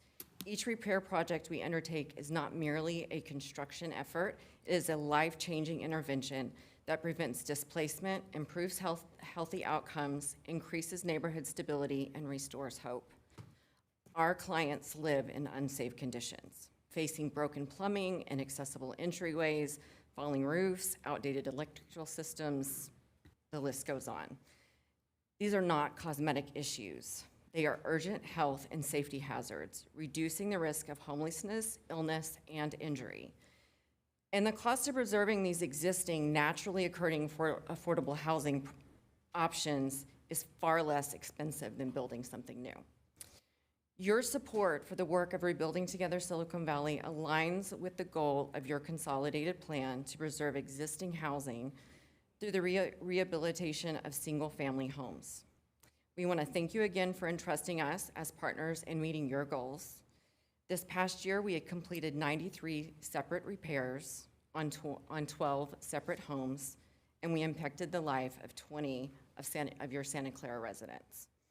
We look forward to our continued partnership in the years to come as we strive to keep Santa Clara residents safe and healthy in their homes. Thank you. And thank you for your good work in our community. Thank you. Next, we have Michelle, and is Michelle online? There you go. Michelle? Yes, good evening. I'm an attorney with SALA, Senior Adults Legal Assistance. We provide free legal services to Santa Clara seniors. We provide our services at appointment sessions twice a month at Santa Clara Senior Center and by phone for clients that cannot leave their homes.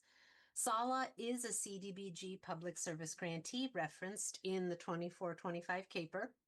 This funding supported expanded availability of our services to Santa Clara seniors, and we thank you. Last fiscal year, SALA provided free legal services to 92 Santa Clara residents 62 or older. 76% of these clients were very low income. 40% were age 75 or older, and 30% had a disability. 72% were female, and 59% self-identified as minority elders. SALA cannot charge fees or accept fee-generating cases. The primary way we support our services is through grants like CDBG. Unfortunately, our CDBG funding for this year has been paused by the city since July due to uncertainty around that funding.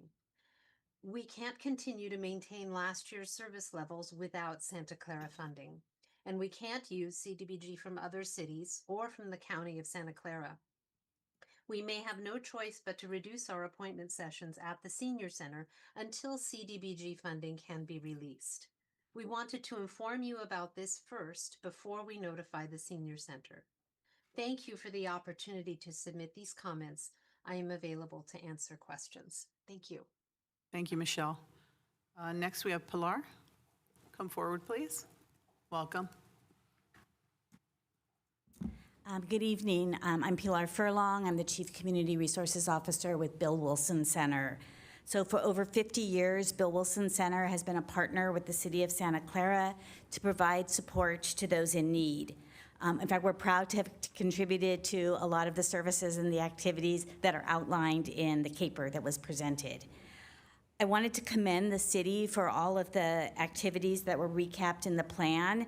It was a really impressive document, and it really shows the wide range of services that have been made available to residents the past 5 years.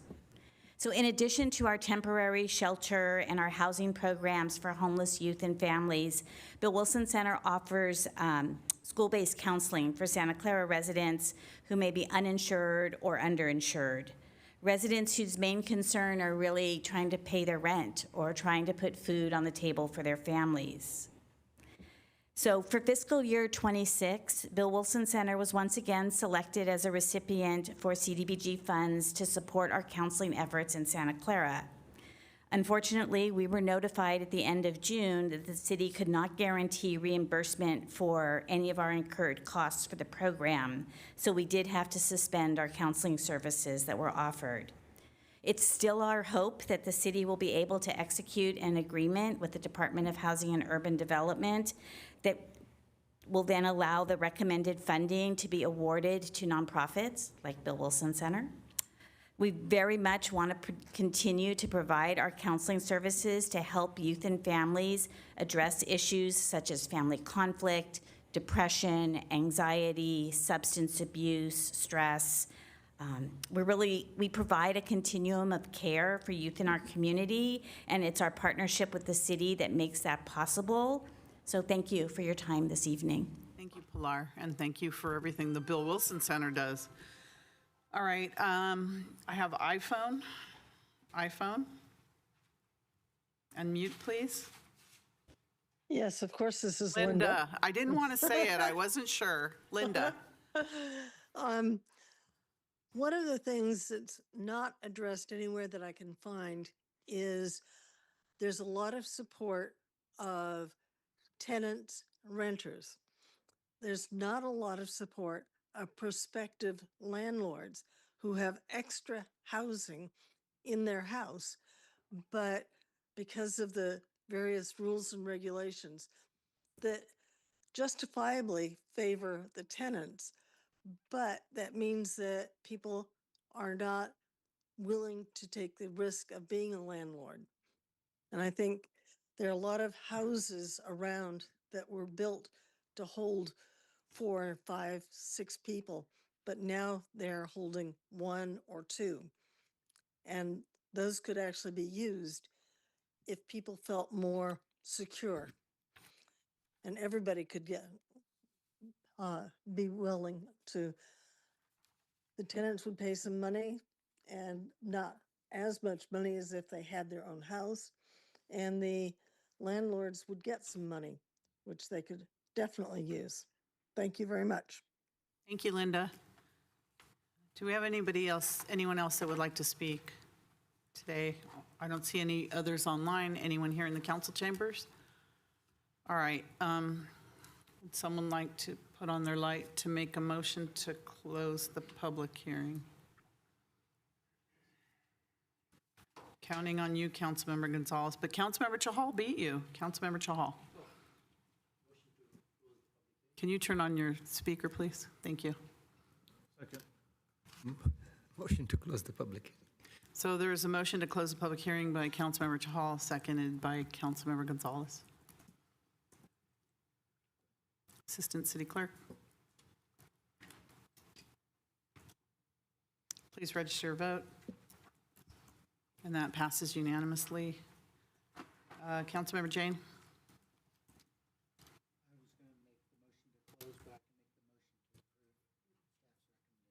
Can you turn on your speaker, please? I was going to make the motion to close public hearing, but I'll make the motion to approve staff's recommendation. Second. All right, we have a motion to approve staff's recommendation by Councilmember Jane, seconded by Councilmember Hardy.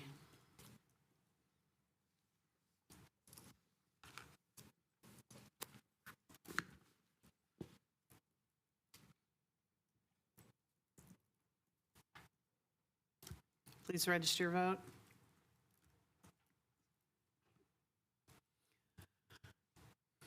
And that passes unanimously. Thank you to our housing director, and again, thank you, Kathy, for everything. Kathy Bunce. City Manager? Sure. One of our nonprofit speakers mentioned that we were still awaiting information from HUD on this year's allocation. Right. I'm informed by staff that just today we did receive confirmation from HUD that we will be getting this year's allocation. And so notice will go out to the nonprofits, and we will be able. Please resume those services immediately. Thank you. Checks in the mail. All right. Thank you so much. That's really good news. Wonderful. All right. Ending on that positive note on this item. Must be Kathy's luck. Thank you. Thank you so much. All right. Our next item is item number 6, which is a very long item. Actions to initiate Phase 1 of the Measure I Infrastructure General Obligation Bond Financing and Development, including approval of the Phase 1 project list, directing staff to undertake all necessary actions to prepare for the issuance of the first series of bonds in the estimated amount of $100 million, establish the Measure I General Obligation Bond Debt Service Fund and the Measure I General Obligation Bond Projects Fund, and approve related budget amendments. City Manager. Sure. Thank you, Mayor and City Council. I'll do a quick introduction. As we all know, in November 2024, Santa Clara voters approved Measure I by nearly 70% and authorized the city to issue $400 million of general obligation bonds. These funds are going to fund our unfunded needs, including fire stations, strengthening our storm drain system, modernizing our public safety facilities, renovating parks, playgrounds, expanding access to our library. Really a once-in-a-generation opportunity to invest in our infrastructure. We're here today to discuss the first initial phase of funding of $100 million. The presentation will be provided by a number of people that are working on this effort. First, Elizabeth Klotz, a assistant city manager. We will also have Mark Freitas, our deputy city manager, who was recently hired to be the person that oversees the entire bond program, and as well as Ken Lee, our finance director, is here to support. So I'll first turn the presentation over to assistant city manager Klotz. Thank you. Good evening, Mayor and council members. As Javon said, tonight we'll be presenting the proposed Phase 1 project list funded by Measure I's first bond sale. Our goal today is to get council's review and approval of the project list so we can proceed with the first $100 million bond issuance, which will have several subsequent meetings, which we'll discuss later. Here's how we'll proceed. First, we'll have a refresher on Measure I. I know you've seen the background slide quite a few, but for the public, we'll give a quick background on Measure I again. Then we'll share the role and input of the Bond Compliance Oversight Committee. We did have a meeting in August, and we'll give you an update on what occurred at that meeting. Then we'll present the Phase 1 project list and explain how we prioritize those projects. And we'll walk through the financing and the required budget amendments. And finally, we'll close with the recommendation and open it up for questions. All right. As background, in July 2024, the council approved a resolution that established the team and authority to issue bonds. Our administration team includes city staff from the city manager's office, the city attorney's office, and our finance department, along with some external experts, our bond counsel, which is Jones Hall, and then our municipal advisor, which is PFM. This framework ensures proper oversight and compliance with legal and financial requirements. In November 2024, the voters voted to approve Measure I with over 69% of the vote. It authorized $400 million in general obligation bonds to fund city infrastructure. There are quite a few categories of work that this will be funding: streets and transportation, fire stations and emergency response, police facilities, parks, libraries, senior centers, and aquatic facilities, storm drain improvements, historic buildings and beautification, and also includes some bond issuance costs. But this really reflects the community's priorities in updating and modernizing our public facilities. So since Measure I passed, staff has been working with stakeholders and refining project readiness. For the development of the Phase 1 project list, we've coordinated across departments, developed preliminary scopes and funding estimates, and sequenced projects based on readiness and community impact. We've also worked closely with the Bond Oversight Committee to confirm alignment with the approved expenditure plan. The Oversight Committee is tasked with confirming that the bond spending aligns with voter intent. On August 27th, the committee approved the Phase 1 project list as consistent with the voter-approved expenditure plan.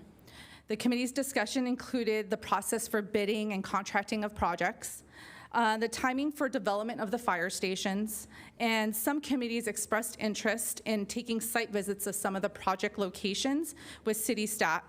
So city staff will be coordinating those tours after this meeting.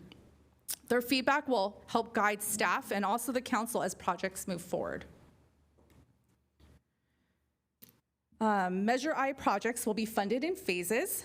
Phase 1 is estimated to be a $100 million bond sale in Q1 of 2026. Phase 2 will be slightly larger, issuance in 2028, or we estimate in 2028, for projects moving from feasibility to construction. Future phases after 2030, These will likely be smaller issuance for follow-up or additional projects. This sequencing matches how we've prepared for project readiness, cash flow needs, and also federal tax law requirements to ensure that bond proceeds are spent within a certain time frame. As detailed in this expenditure plan, to prioritize projects, we considered a number of factors: staff and contractor capacity, length of design and construction timelines, potential disruption to public services, legal requirements for tax-exempt bond spending, availability of supplemental funding, local, state, and federal permitting requirements, coordination with outside agencies. These factors help, considering these factors help ensure that the Phase 1 projects are realistic, timely, and impactful. In addition, we structured an efficient approach to establish these project priorities in order of construction by categorizing projects in 3 different types.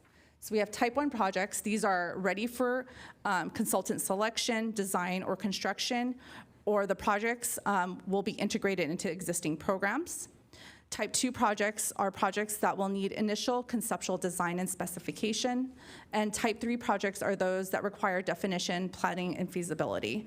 And as we go through those projects, we will kind of highlight where those fall within this plan. All right, so this slide provides a side-by-side comparison of the expenditure plan and that was approved by the voters and the proposed Phase 1 list. The initial Phase 1 projects represent about 25% of the Measure I funds.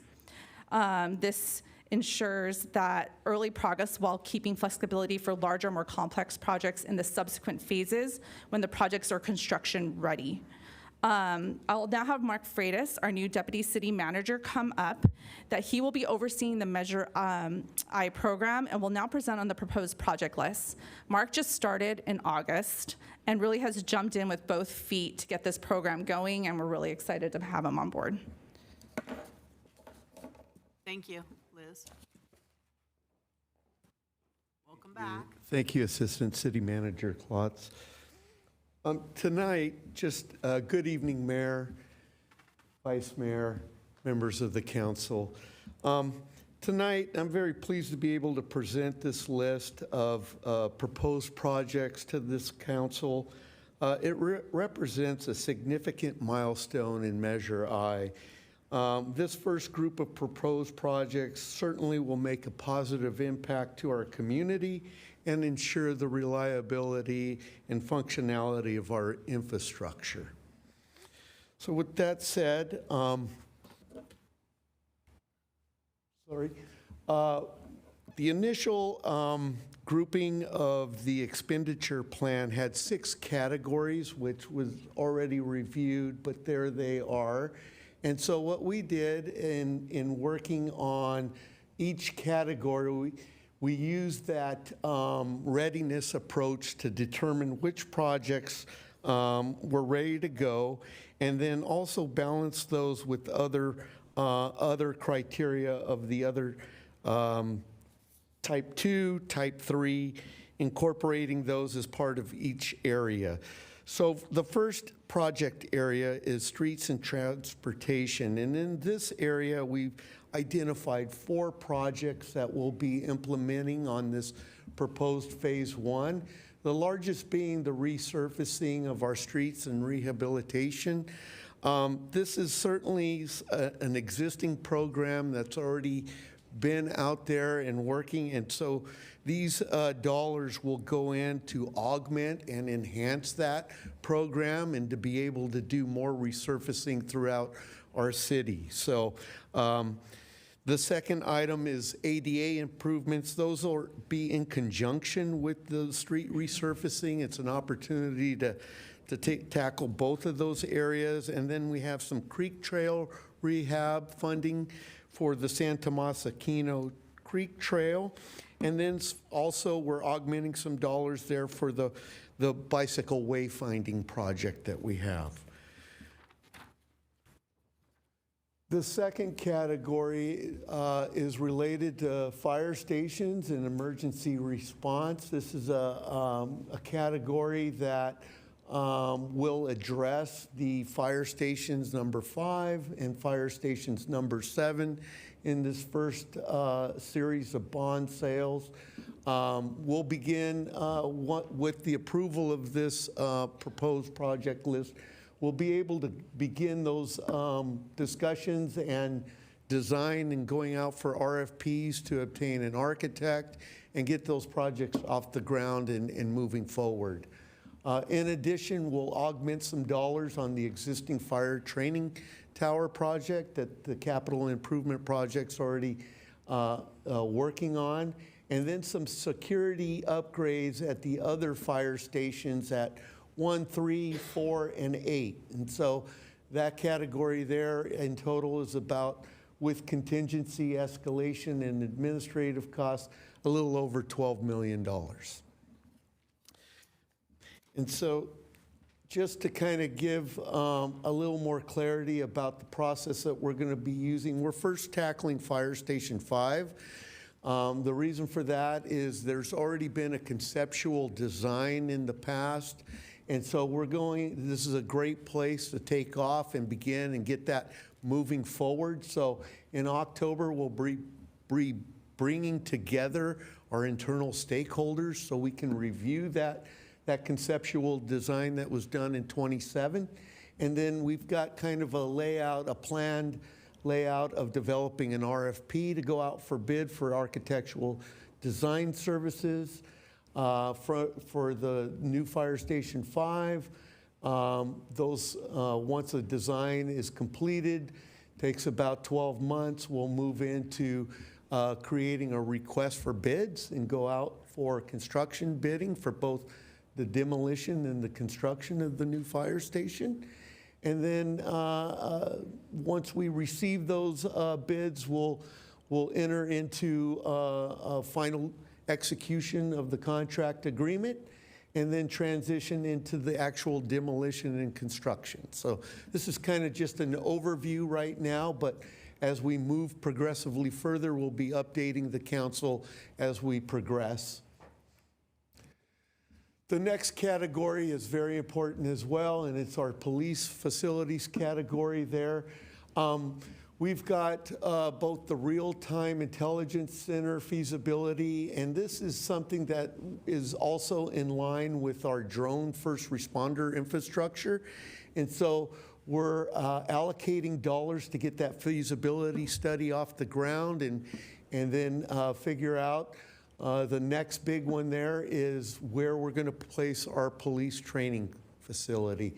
And so we're asking for some funding there to evaluate and identify sites that would be feasible for that placement of that training facility. And then we're in the process now, as a matter of fact, of installing perimeter fencing and security gates around our emergency operations center.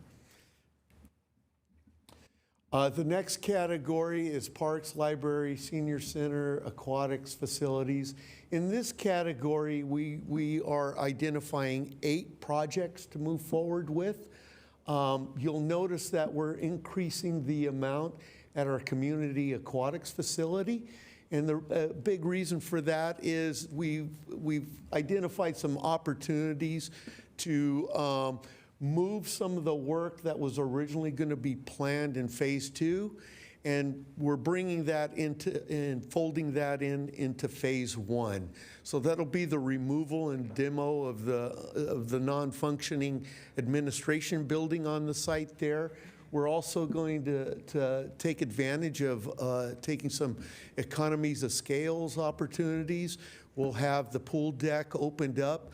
So we're going to go ahead and put in that larger electrical infrastructure in anticipation of the new administration building. And so the other things that we're working on is the dive tower as well. And so we're facilitating moving that project forward.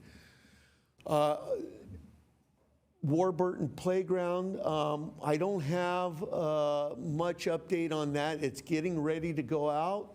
but we do still have some additional work to do before it's ready to go out for RFP.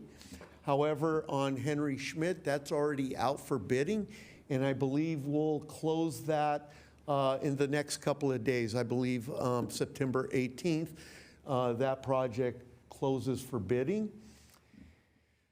So on this slide here, we wanted to give the council a little more understanding of over the next few months what we'll be doing, focusing on the International Swim Center project. We anticipate at the end of this month to receive the 75% completion of the drawings for that facility. We'll take a couple of weeks to review that and make comments. And then that'll go back to the architect, and we anticipate receiving about the 100% completed drawings at the end of the month, and at that time we'll submit those to the building department, the fire department, and the county for permitting process. And then in addition, we'll develop a construction and estimate schedule. And then come back to council with our recommendations for council approval, and then execute that contract sometime in January, and then begin the actual construction of the dive tower, the pools, the pump house, demoing the administration building, and doing that site grading to get that project moving forward. The second category, or the second component of the 4 projects that we have listed are mainly at the libraries. Beginning with the Central Park Library, we're going to be renovating a total of 5 different restrooms. They're in need now, and so we'll be funding that effort.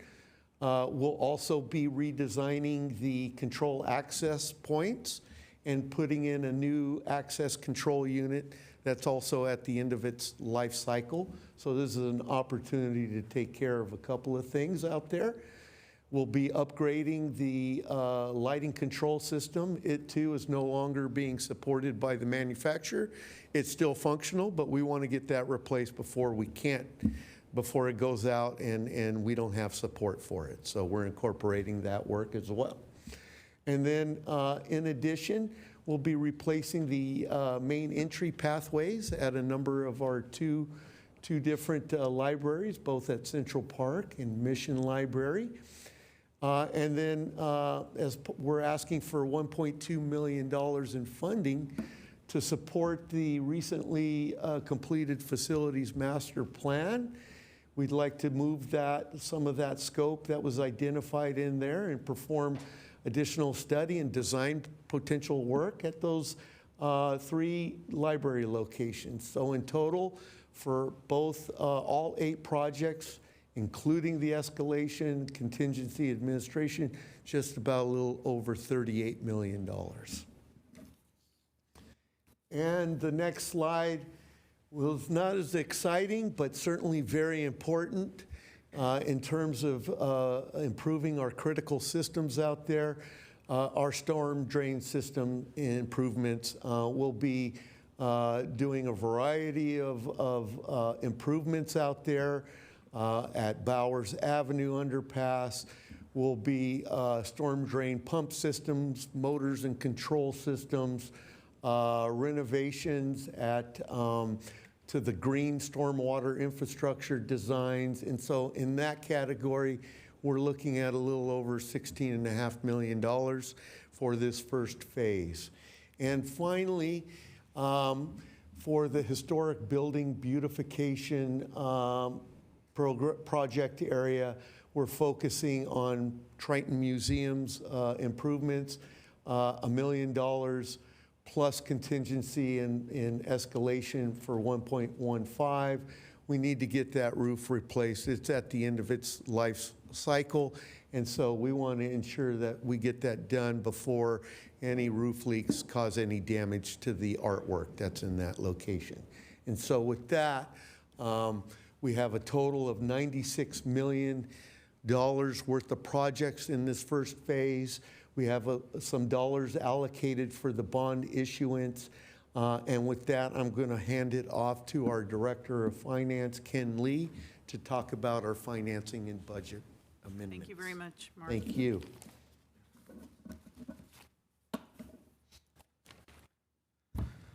Good evening, Honorable Mayor, City Council, members of the public. Ken Lee, Director of Finance. Appreciate the opportunity to talk about the bond and financing. And just want to mention it takes a team effort to get a project the size of a $400 million bond across the goal. And so from a financing standpoint, working very close with Mark and his team and Craig in terms of identifying what are the timelines of the cash spend for the handful of projects that we have and aligning that to the timing requirements of issuing bonds, tax-exempt bonds that are governed and dictated by the IRS. And so next couple of slides, I want to talk through that financing calendar plan and the legal appropriations to spend some of the dollars.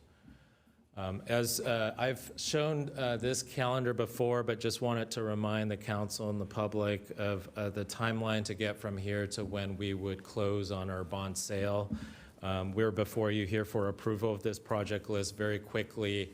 After your action tonight, we will incorporate that into our draft preliminary official statements, and our bond team, both our financial advisor and our bond counsel, will work on updating that.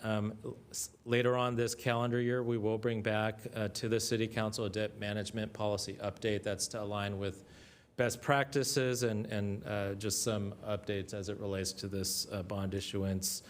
We are targeting December 2025 for presentations to credit rating agencies. They will provide, based on that information and that official statement, based on the project list, a rating for then the bond community to take a look at and potentially bid and invest in our bonds.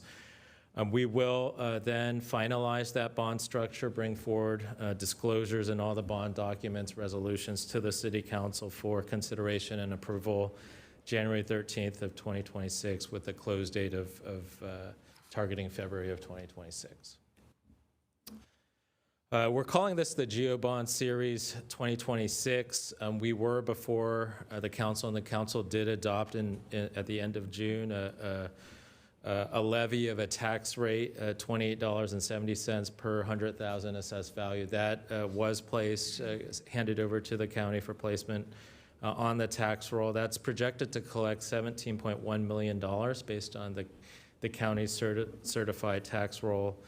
That collection of those receipts would start in November of 25 and also in February of 26, and that would allow for the funds to be placed with a trustee to make that first debt service payment that would happen August 1st of 2026. With regards to timing of the projects, these proceeds must be spent no later than 3 years after that February 26th date. And then if we have projects certified by an engineer, we're given 5 years to spend those dollars down. And the clock actually starts 18 months prior to that sale date. So there are some reimbursements lined up and ready to go once we close on that bond. And as Assistant City Manager mentioned, we're looking at issuance size of approximately $100 million. That'll get finalized once we figure out the actual closing costs and whatnot. So we'll be back before the council with the actual bond size. And then separately in your document, there's about 3 pages worth of budget amendments, a lot of different projects for which we are eagerly waiting to start charging to and spend dollars for them. And so there are 3 groupings of budget amendments. The first one here in the general fund, you may recall as part of the budget adoption in July, we did allocate $2 million for primarily the implementation cost, the staff charges, because the bond program has a cap on administrative or staff charges. We wanted to maximize those project dollars. And so this budget amendment reallocates that from the general fund to what is our capital kind of general fund, general government capital fund, just for tracking purposes. We are then establishing 2 new budgeted funds, our GeoBond Debt Service Fund. This is the fund that will collect revenue and also the proceeds, and then pay for, transfer over to a project fund the proceeds of the debt. So we wanted to separate out kind of the transactional, both collection and reimbursements. And then the project funds, this is where the many projects that our deputy city manager went through will be budgeted, proposed to be budgeted, and for the cost for each of those projects will be tracked separately. We will report out to our oversight committee on a regular basis, status of expenditures and revenues, and then also with audit reports as those are completed at the end of each fiscal year. So with that, I'll turn it back over to Liz for the recommendation. Thank you. Thank you, Ken. All right, with that, we wanted to recommend staff approval. The recommendation is to approve the Phase 1 project list for the first series of the Measure I general obligation bonds, direct staff to undertake all necessary actions to prepare for the issuance of the first series of Measure I general obligation bonds in an estimated amount of $100 million. And establish a Measure I general obligation bond projects fund, and establish a Measure I general obligation bond debt service fund, and finally to approve a fiscal year 2025-26 budget amendments that are itemized in A, B, C, and D of the RTC 25-992. Thank you. Thank you.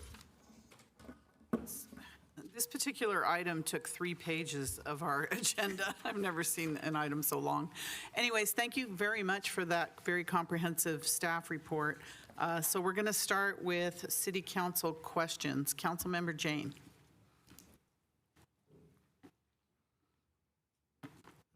Yeah, I had a question about, I think these projects are going to be bid out, and the city manager described something about how they're being bid out. These are design, bid, build. And then I'm wondering, how will tariffs impact our estimates of the costs of these? And the other question I had was, in terms of the historic buildings and beautification, I'm wondering why the Morse Mansion and the Berryessa Adobe were not included in that, because those are really in disrepair. So more how the projects were arrived at. I think you described it was based on staff resources, projects that are shovel-ready and such. But it seems like those 2 projects have been crying for help, the Morse Mansion and the Adobe. Thank you. Thank you. Councilmember Hardy. Thank you. I will say I wrote careful and strategic as I read through this, that we were very careful. What I want to understand is, how will council be apprised of we have a timeline. I want to know how it's going, things like that. Will it be on consent? Will we hear every 4 months? I just wonder what kind of reporting, because this is also a responsibility we have to our residents and to the general public, because they gave us this opportunity to fix many necessary, and yes, storm drains are not exciting, but when it starts raining, you'll notice. So I wanted to understand what kind of reporting back will be there to the council, which is also to the general public. Thank you.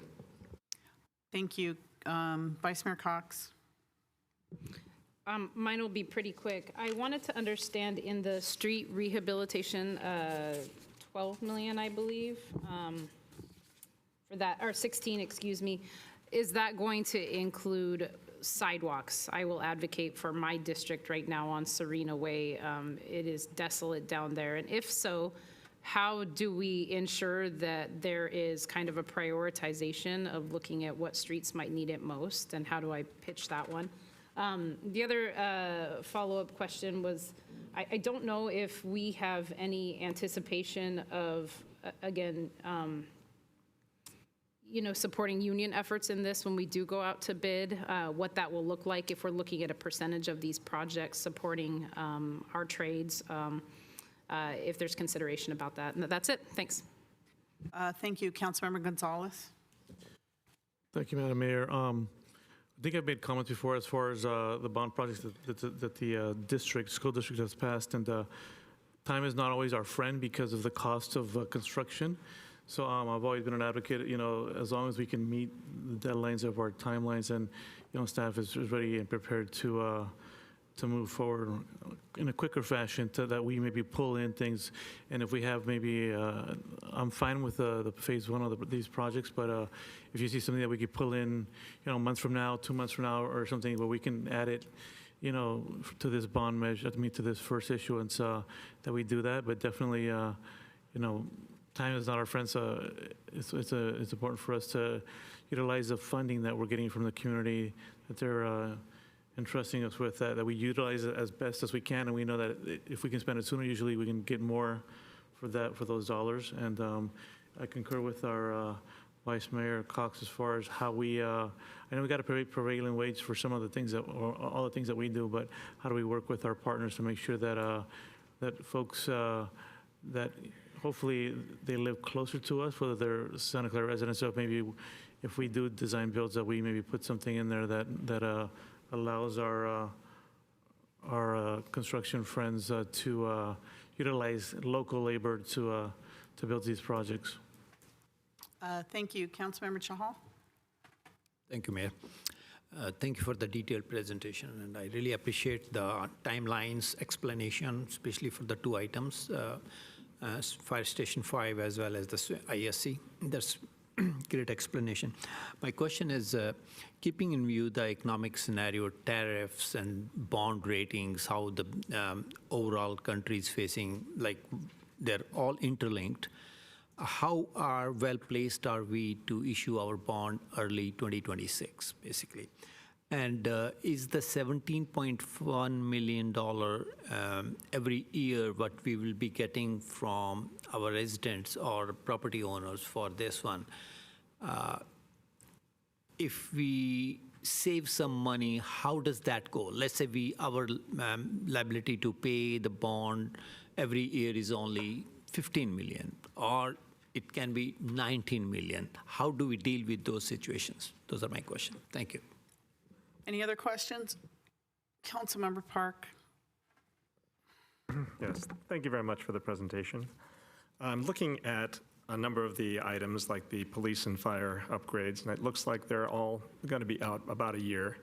I was, at one part is asking what's going to be ready for our big events next year when we've got FIFA and Super Bowl, and the other part says, well, we're not going to be done, so looks like the construction is not going to impede any traffic or cause any other undue effects on traffic either.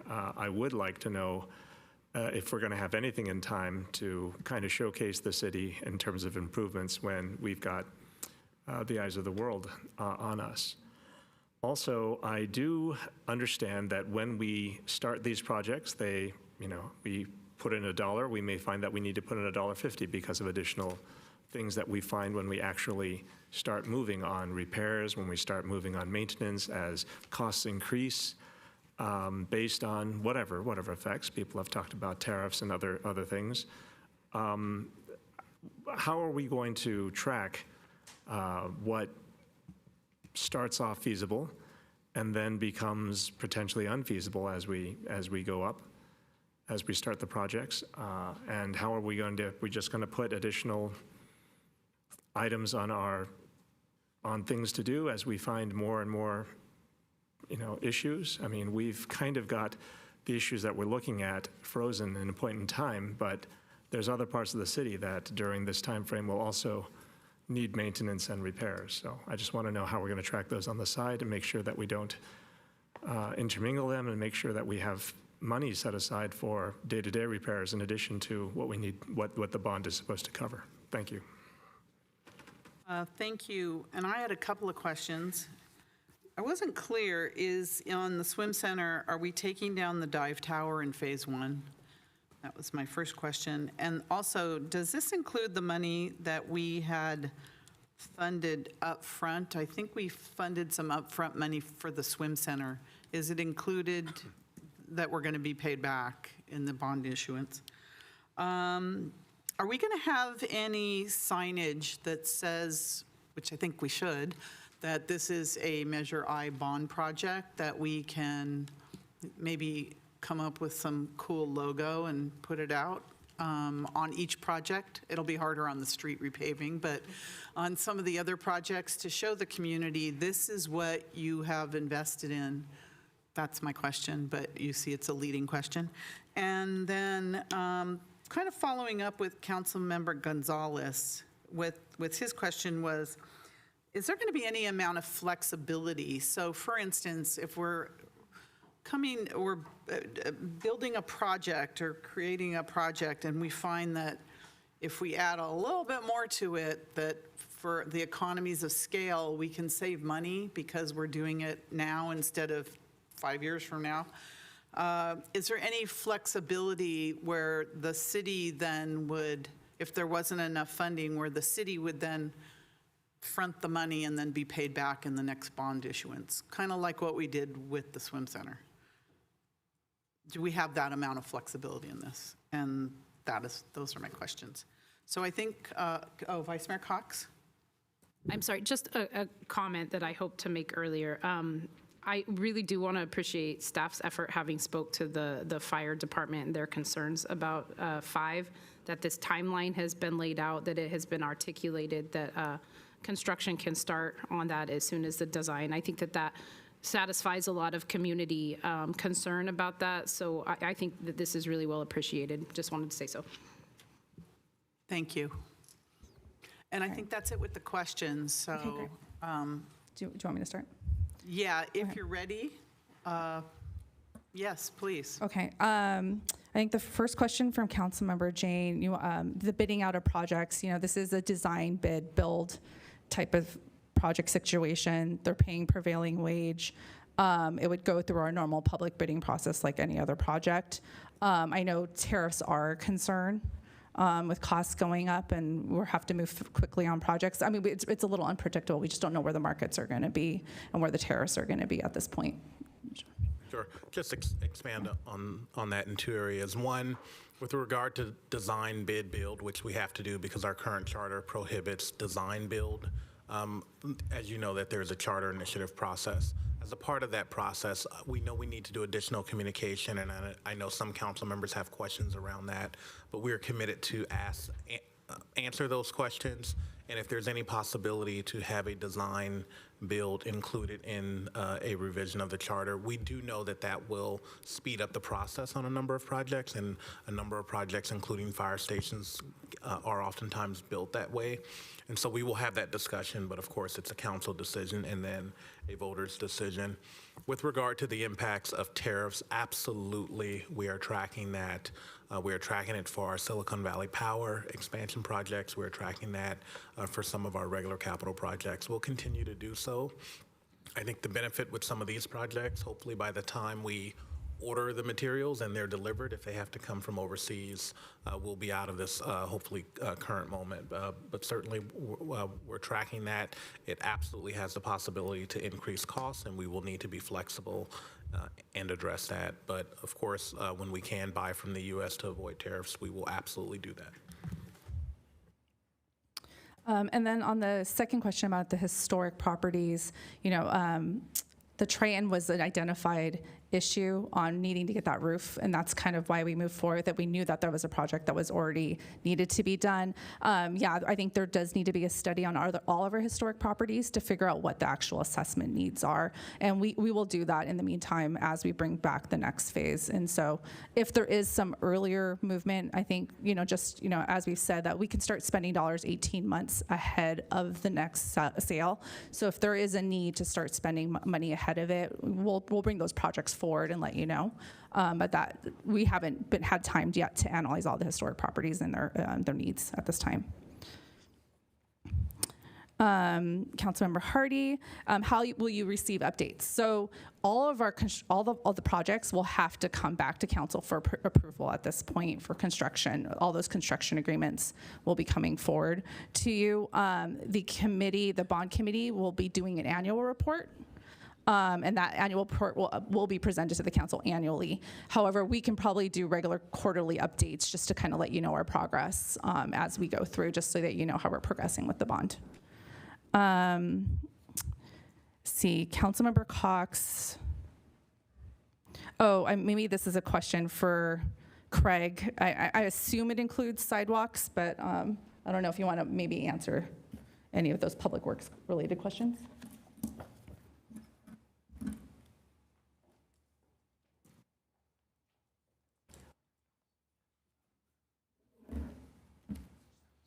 Thanks. Good evening, Mayor and Council. Craig Mobeck, Director of Public Works. So yeah, there was a question regarding paving projects and what they entail. Typically, some of the paving projects will require ADA curb ramps to be installed. And that's part of the legal requirements whenever you do a certain type of paving, that you update the ramps. The sidewalks are a separate maintenance item. We do have some of the sidewalks and ADA ramps also included under the ADA component of the bond measure. But in terms of the overall sidewalk, that's a separate program that our maintenance staffs handle. So as we get complaints in, those come through maintenance. We work to either remedy the situation or put it on our list for replacement. And currently, there's no additional funding for those types of replacements. But certainly, we have an active program where we monitor those and we work towards completion. But some of it will be covered under the ADA plan. Sure. Let me piggyback on that. So one of the things we can do, I think in the vein of being flexible, is as we have additional funds, either residual in the phase 1 pot, or we look to advance funds and be repaid by tranche 2, I think we can take a look at our existing sidewalk repair program and potentially look to infuse that program with more money, because we do have a backlog in that program. And I'm not familiar of the street that Councilmember Cox mentioned, but unfortunately in that program, we're in the position where if a new sidewalk comes on the list, it is behind, almost at least a year at times. So we can look to infuse that program with additional dollars. That street was old county property, so there is no sidewalks. It was county, the rounded. It was once a county property, so there are no sidewalks. Yeah. Okay, I just wanted to respond to Councilmember Gonzalez's comment about, time and construction costs go up and potential tariffs costs. We're going to work as quickly as we can. We want to make sure we're building in for the capacity that we have right now. As capacity allows, we can potentially increase more projects, and we'll do that as best as we can as we monitor and phase these projects through.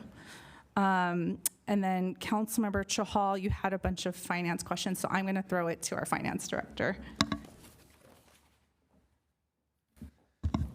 Thank you for the question. So a couple finance questions. So there is a projected $17 million or so with this first year of tax roll collection. That will change. We'll be back before the council with a different tax roll amount based on assessed value growth as well as debt service need.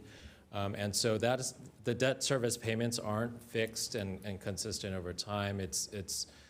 We work very closely. It's very technical with our financial advisor based on the debt need and the timing of the cash, as well as the 3 or 4 issues of the series. We'll be paying off not just one series, but 2, 3, 4 series at a given time. And so they need to structure the repayment plan of the debt and work with underwriters on the most efficient and best use of those tax dollars from a debt service standpoint across all 4 series. And so with this first year, the tax roll, the $28.70 per 100,000 assessed value, that is the highest, so it will decrease as we move along, projected to decrease all the way through the payment plan for each of the bonds.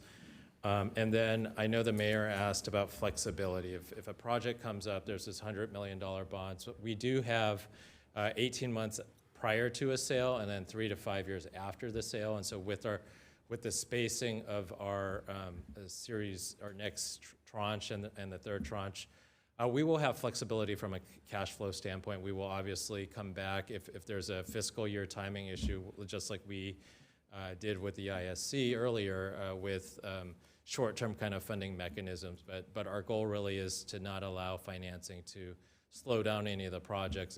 The projects move at the pace they do. We work very closely with the city manager's office and Public Works team to make sure that that cash flow analysis is done accordingly to size the projects correctly. And then the question on the ISC repayment, the 22 million or so in the ISC does allow for that repayment to the general fund. So once these appropriations are set up and with the anticipation of that bond, we'll be bringing back that repayment of those dollars to the land sale reserve later on this year. Thank you. Just to jump to Councilmember Park's questions, you had asked if there's going to be anything to showcase the city next year. I think what we could probably showcase is that we're under construction and starting some of these projects, but I'm not sure we're going to have anything completed before those events. And obviously, the construction will be mitigated, around the events and making sure this doesn't create any impacts in there. And that is absolutely true for these bond projects, but it's worth reminding the council that you did advance a number of projects, frankly, over the last 3 years. One of them is the Great America signal intersection improvements, and that project is nearing completion, as well as projects across the city. Convention Center, a series of projects at the Convention Center, some that have been completed, some that are ongoing. And so that's a separate track, not connected to these dollars. And then on we do have contingency costs built in. I think there was a kind of comment on whether or not if costs were to go over, we do have additional dollars for that. And just to follow up on a couple of the mayor's items, yes, the dive tower is part of that phase 1. It will be taken down and repaired or rebuilt. And the signage, we're going to make some very attractive signage so that the taxpayers know where their dollars are going. Very attractive, yes. Okay. Very good. And I think I covered all the questions unless there's any other. Councilmember Jane, you have a follow-up question. Vice Mayor Cox, Councilmember Jane. Yeah, I just had a legal question. So here we're doing a budget amendment, so that requires 5 council votes. If we were to change any of these, what is the process? It has to go through the bond review committee and then come back, and it needs 5 votes if we were going to change any of these in the future. What is the process there? Per the approved expenditure plan, if any of your actions change money between the broader categories or add or delete projects, that requires an amendment of the expenditure plan, and that requires a recommendation from the Citizens Oversight Committee and a unanimous vote of the council. So nothing that's being proposed here today to you does those things, but if anything like that were to be proposed, that would be the process. All right, I'm going to go to the public now. Thank you very much. Is there any member of the public that would like to make a comment? If so, I don't see any cards, so please, we have one now. Oh, no, that's Vice Mayor Cox. Did you want to say something? Would you like to go down and have 2 minutes? Oh, I had asked before, but then I turned my thing off. You went on and off. It went on and off. I'm bad at the button.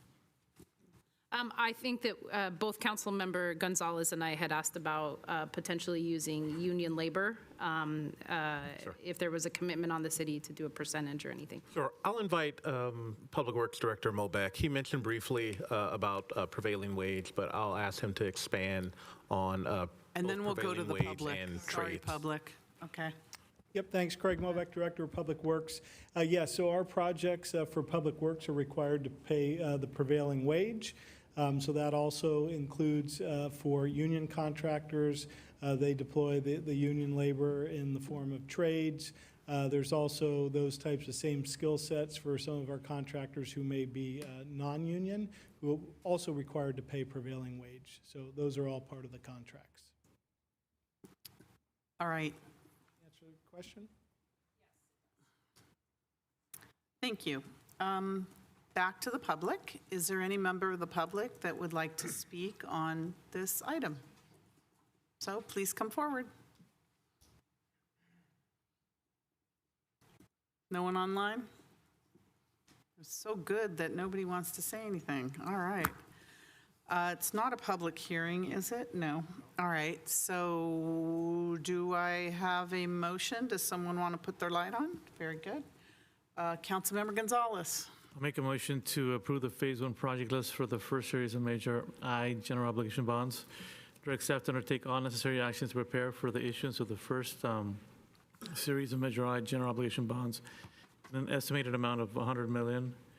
Establish a Measure I general obligation bond project fund, and establish a Measure I general obligation bond debt service fund, and approve FY 25-26 budget amendments itemized in A, B, C, and D of RTC 25-992. Second. All right, thank you. We have a motion by Councilmember Gonzalez for the staff recommendation, second by Councilmember Hardy. I just want to say thank you so much for putting this all together. I know we haven't done this since 1955, I think, so we're a little rusty at this. And I think the list is good, it's fair, it's projects that are ready to go, and I also think that we should, if we don't, I don't think already we have a page on our website that's dedicated to Measure I. It should, if not, it should be created, and to give an update to the community as to, what projects that we've approved tonight and how they're progressing, and I think that's a way for the council also. We should have at least quarterly updates on what is happening on these projects. Liz? Yeah, I just want to say we do have a Measure I committee page where we're updating information as it goes to the committee, but we'll also put, as projects come through, we'll also provide updates there. There's also an FAQ section so taxpayers understand how they're being assessed as well. So, right. Yeah. I remember we were putting this together and I looked at the school district's bond page and thought, and really got a lot of useful information from the school district. Like I said, when we were putting this Measure I together. So I think we should do the same. So I'll be supporting the motion. Councilmember Hardy. Oh, your light's on? Okay, so when you're ready, Assistant City Clerk, please register your vote. You were ready. You're very fast over there, Ben. Okay.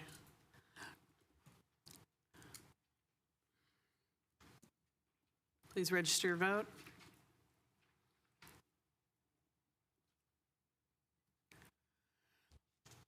And that passes unanimously. Congratulations. Can we take a 10-minute break, everyone? I think we've been here two and a half hours. So 9:40, come back. Everybody stretch your legs.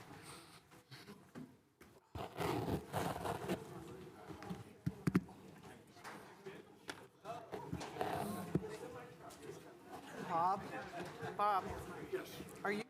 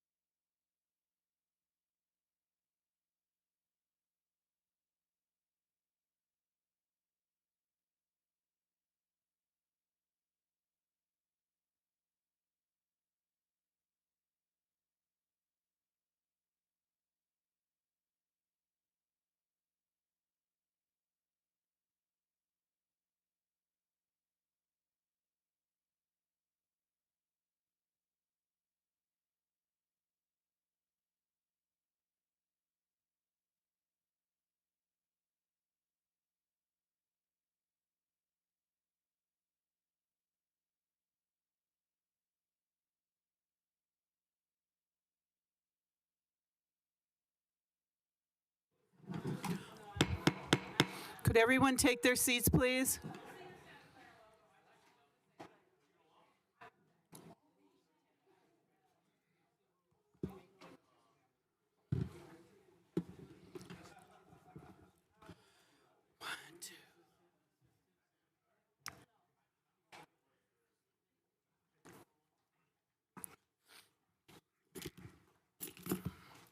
Thank you, everyone, for that break. All right, we're refreshed. We can go all night now, right? All right, next item. After this 3-page item, item number 7, action to delegate authority to the city manager to complete negotiations and execute a third-phase agreement with the Northern California Power Agency, NCPA, for the purchase of energy storage products from Trolley Pass Project LLC for a total contract amount of $983 million over 20 years. City manager. Thank you, Mayor. That's a big one. Yes, I think the key part there was over 20 years. And so, Okay. As you mentioned, our partners at the Northern California Power Agency are supportive of this project. And in February 2024, NCPA conducted an RFP to solicit proposals for renewable energy resources, carbon-free energy resources, and energy storage solutions. Our staff at Silicon Valley Power evaluated the opportunity and is recommending approval of the project here and delegation of authority to the city manager to negotiate and sign the appropriate agreements.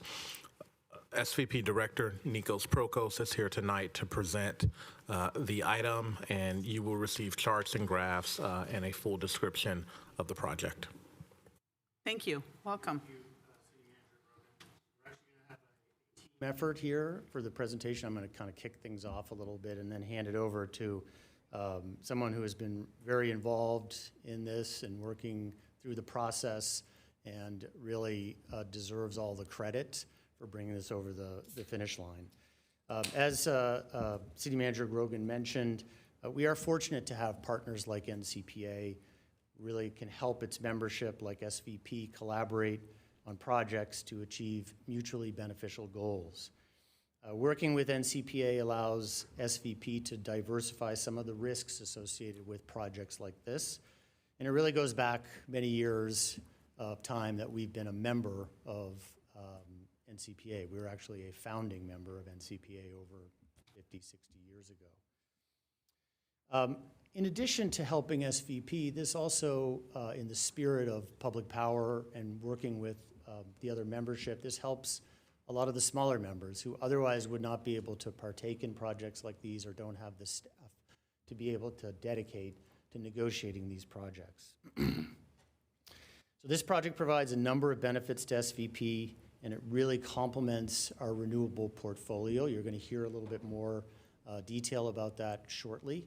We're really going to get into the weeds of this for you, so stay tuned. And again, I'm going to turn it over to Basil Wong here shortly, who's really done all the yeoman's work getting this over the finish line. And I want to emphasize that we bring these from you to you from time to time. A lot of these are not successful, and those are the ones that you don't see. And there's a lot of work that goes in behind the scenes from staff. So it's really exciting for us to see something like this really come to fruition and bring it to you for your approval and consideration this evening. And with that, I will turn it over to Basil. Thank you. Welcome. Hello. Thank you. Good evening, Mayor, council members, staff, and the community. My name is Basil, and I'm a Joint Powers Coordinator. I work very closely with Northern California Power Agency, or NCPA, on a variety of issues from legislative and regulatory matters to power procurement. I also work on the resources team on negotiating power purchase agreements for energy-related resources. So tonight, I'm really pleased to be able to talk about this battery energy storage project that we've been working with NCPA on negotiating. I also wanted to give a shout out to our SVP General Counsel, Dan Ballin, who's been an integral team member with our resources and helping us with our negotiations.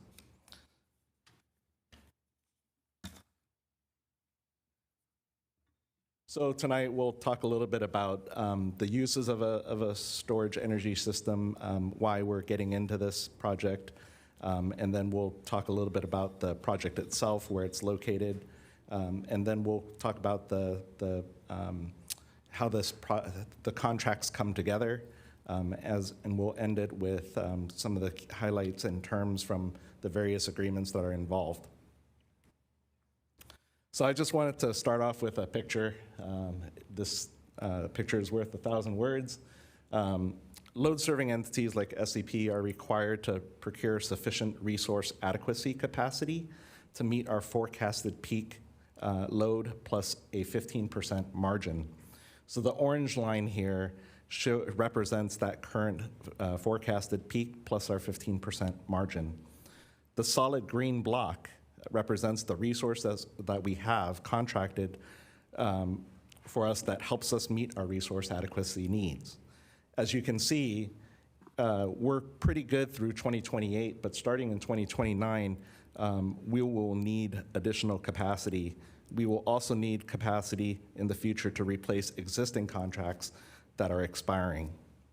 And we also want to highlight that having extra resource adequacy capacity is very important and a good thing, because in the event that we have multiple generating facilities experiencing planned outages like we are experiencing today, we don't have to go out and procure.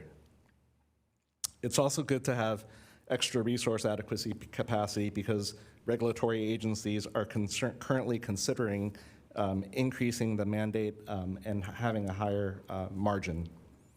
So the thin blue line just represents what happens if our resource adequacy needs were to increase from a 15% margin to a 20% margin. And if we have excess capacity, we can always sell it back to the wholesale market, which we currently do today already.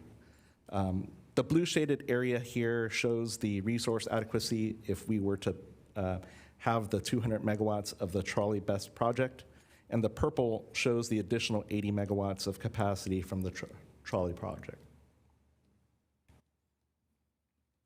So why do we use batteries? Well, battery energy storage systems can help us buy cheaper energy when the grid has excess power and use that energy in the early evening hours when energy prices are typically higher. Batteries can also help us enhance our hourly emissions profile by taking some of our excess renewables generated during the day and using that renewables energy at night when renewables aren't available. And as I said earlier, excess resource adequacy capacity reduces SCP's risk of not having enough capacity due to unplanned outages, regulatory rule changes, or if projects slated to come online are delayed or canceled. We've had some recent, as Nico alluded to, we've had some recent projects in the pipeline that did not materialize.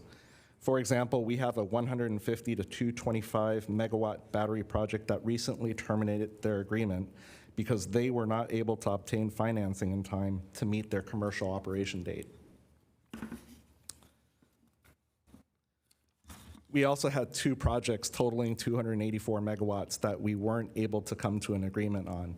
So it's, we have a lot of projects, we talk to a lot of people, not all of them are going to be successful, and even if we're successful entering into an agreement, sometimes those contracts can still fall through.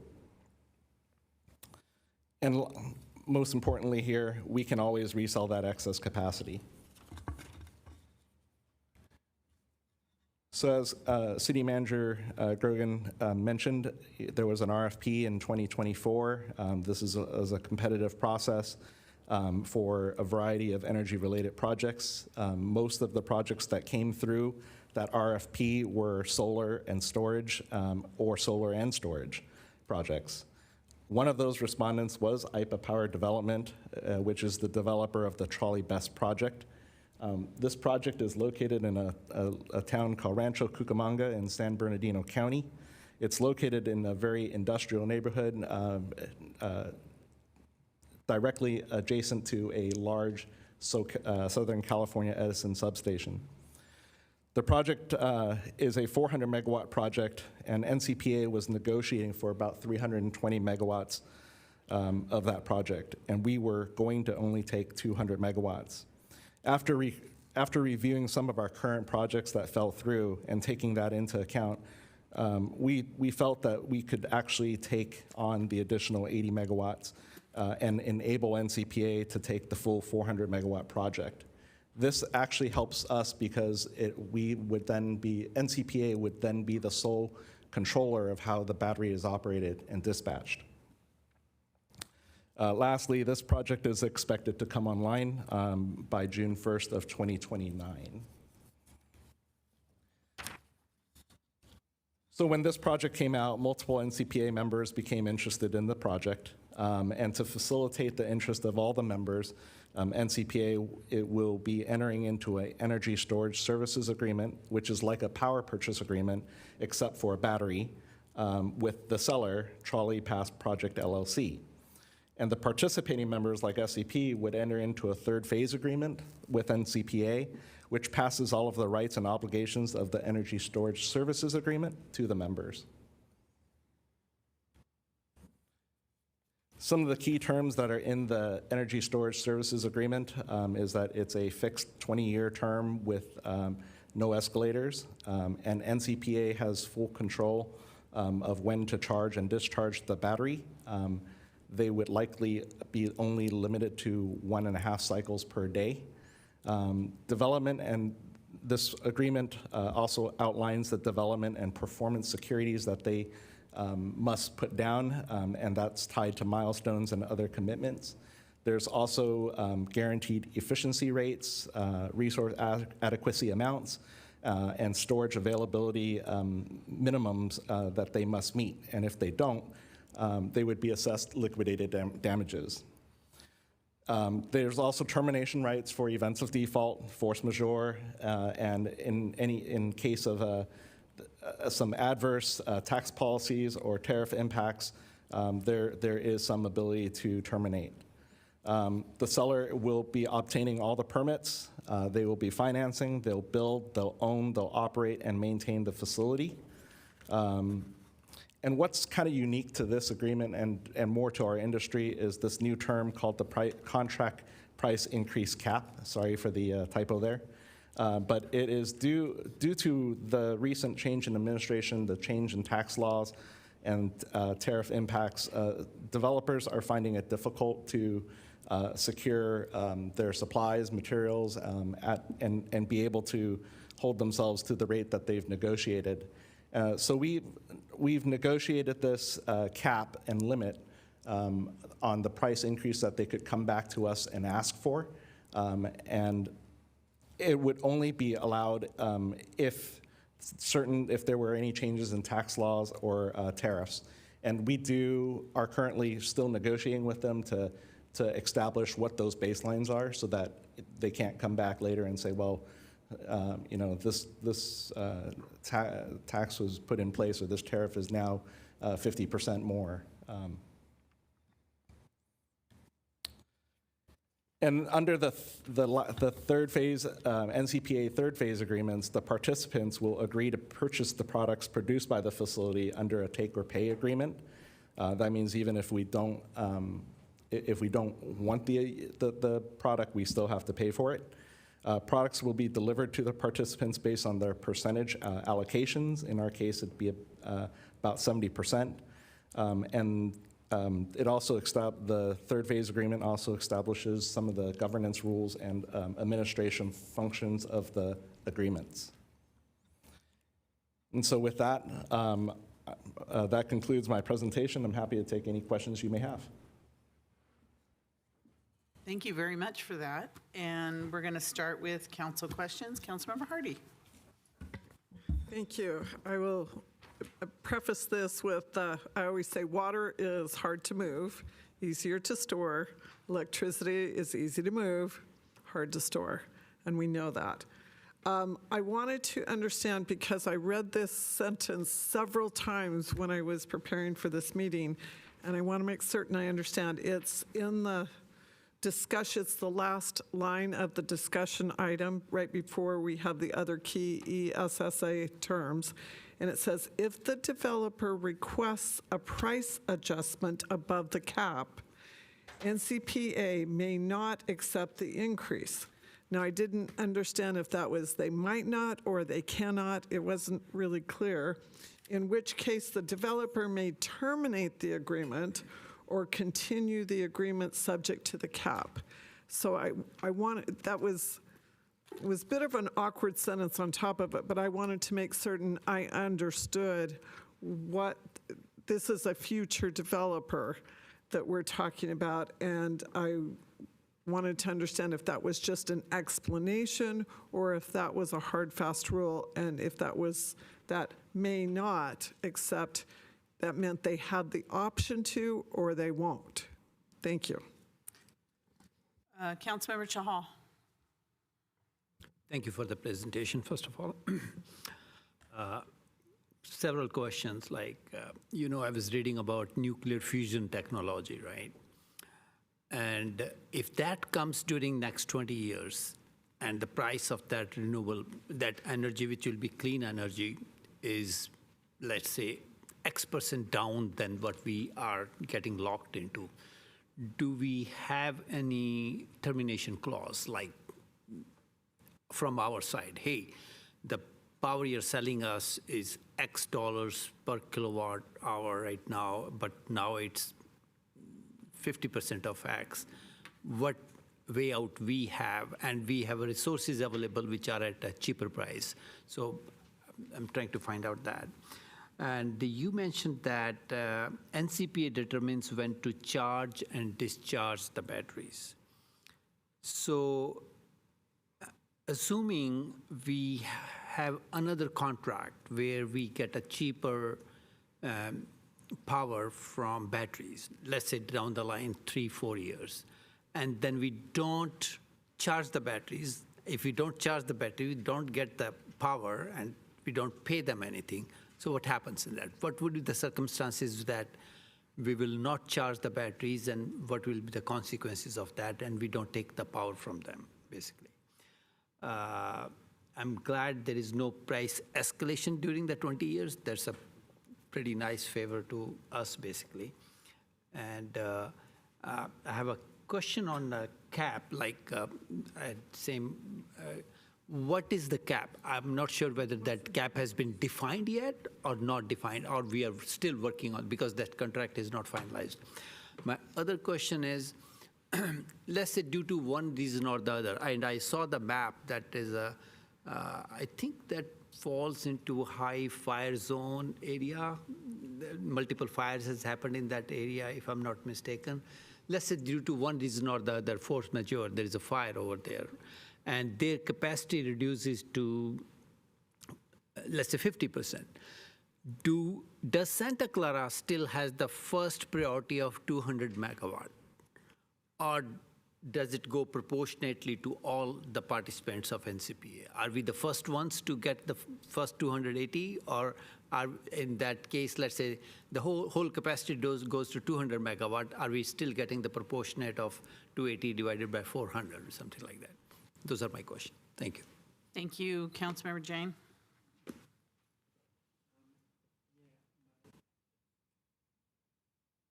My first question is, of course, we had the Moss Landing fire with batteries. And of course, that was an old technology. Newer technologies are far less likely to catch fire. But were this to catch fire, what is our liability under this? Do we have some sort of liability that could, bankrupt us or something from this facility? And then I understand PPAs where we, kind of buy at a certain price, but here it's not clear to me, maybe you can explain this to me and the public. We decide when to charge and discharge. So let's say we're charging at $50 a megawatt, and then we discharge at $200 a megawatt. What are we actually paying for in that? Because we're doing essentially a PPA, right? Are we paying, if we're buying at 50 a megawatt, are we actually paying like a premium? from the grid of $10 that then goes to this company that we're engaging with. I'm not sure exactly how we're paying this $983 million over 83 years. I kind of could see that we're leasing the batteries for $50 million a year, and then we just have full control over it. But this is kind of more like a paying for the power. I hope you understand my question there.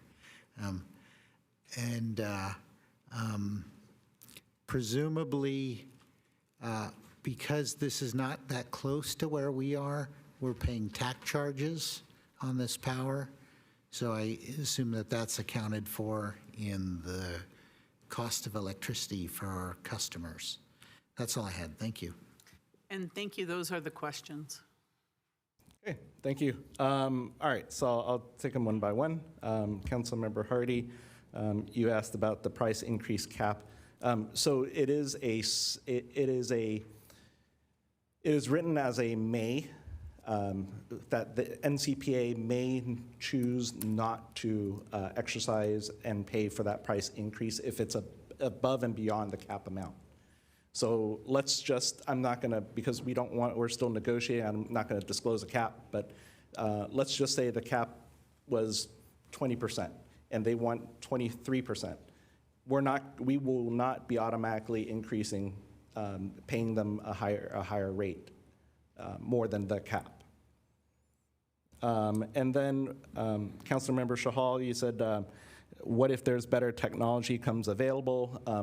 This is no different than any of our other power purchase agreements. If newer technology becomes available, we would not be able to get out of this contract. Similarly, if we were entered into a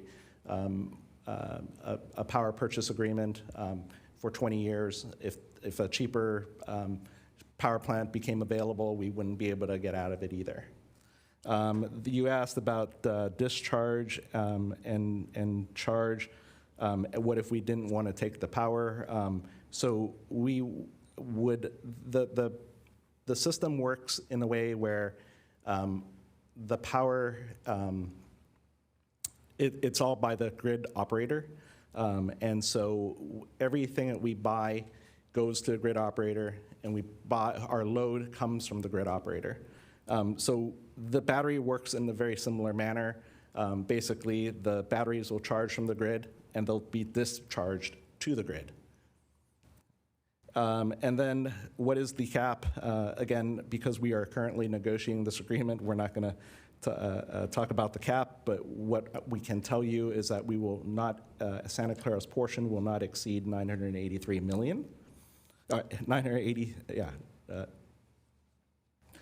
And if the question, if the plant's capacity was reduced, what do we get? We get the same 70%. So it's not, we don't get the first 280. I wish that would be the case. Councilmember Jane, you asked about what is our liability. Because this project is owned, built, and managed by a third party, they would be the parties liable for any damage. If they weren't able to charge or discharge the batteries in performance of the contract, we would not be paying them. The next one is the structure of the contract. So the way this contract, energy storage contracts are structured, they're more like a capacity contract. So what we pay them for is really a capacity price for the availability of the battery. The charging and discharging of the battery is just more of a auxiliary use of the battery. We could choose never to charge and never discharge from the battery, but that would just be a waste. And then as far as the tax charges for battery is concerned, there is no tax charge to charge the battery. There is tax charges associated with load. So it's no different if that power was coming out of the battery to us or if it was coming from another power plant. So hope that answers the questions. I think my question was, if the battery were located much closer to Santa Clara, we wouldn't have the tax charges. unless the power plant was located within the city of Santa Clara, behind the city of Santa Clara, we would always be paying tax charges. Got it. And it's postage stamp, yeah. Yes. Vice Mayor Cox? No, go ahead. And my apologies for perhaps being a little slow on this, but I want to understand if this is roughly a $50 million annual cost that we're committed to, is that going to impact ratepayers at all? I mean, is there a correlation between this very large power purchase and what might impact our residents? The other piece is I'm understanding that we're the 100% cost owner now, even though we're at 70%, like it said something about like, because we went from 200 to 280, that the NCPA now owns the whole project. We own 70%.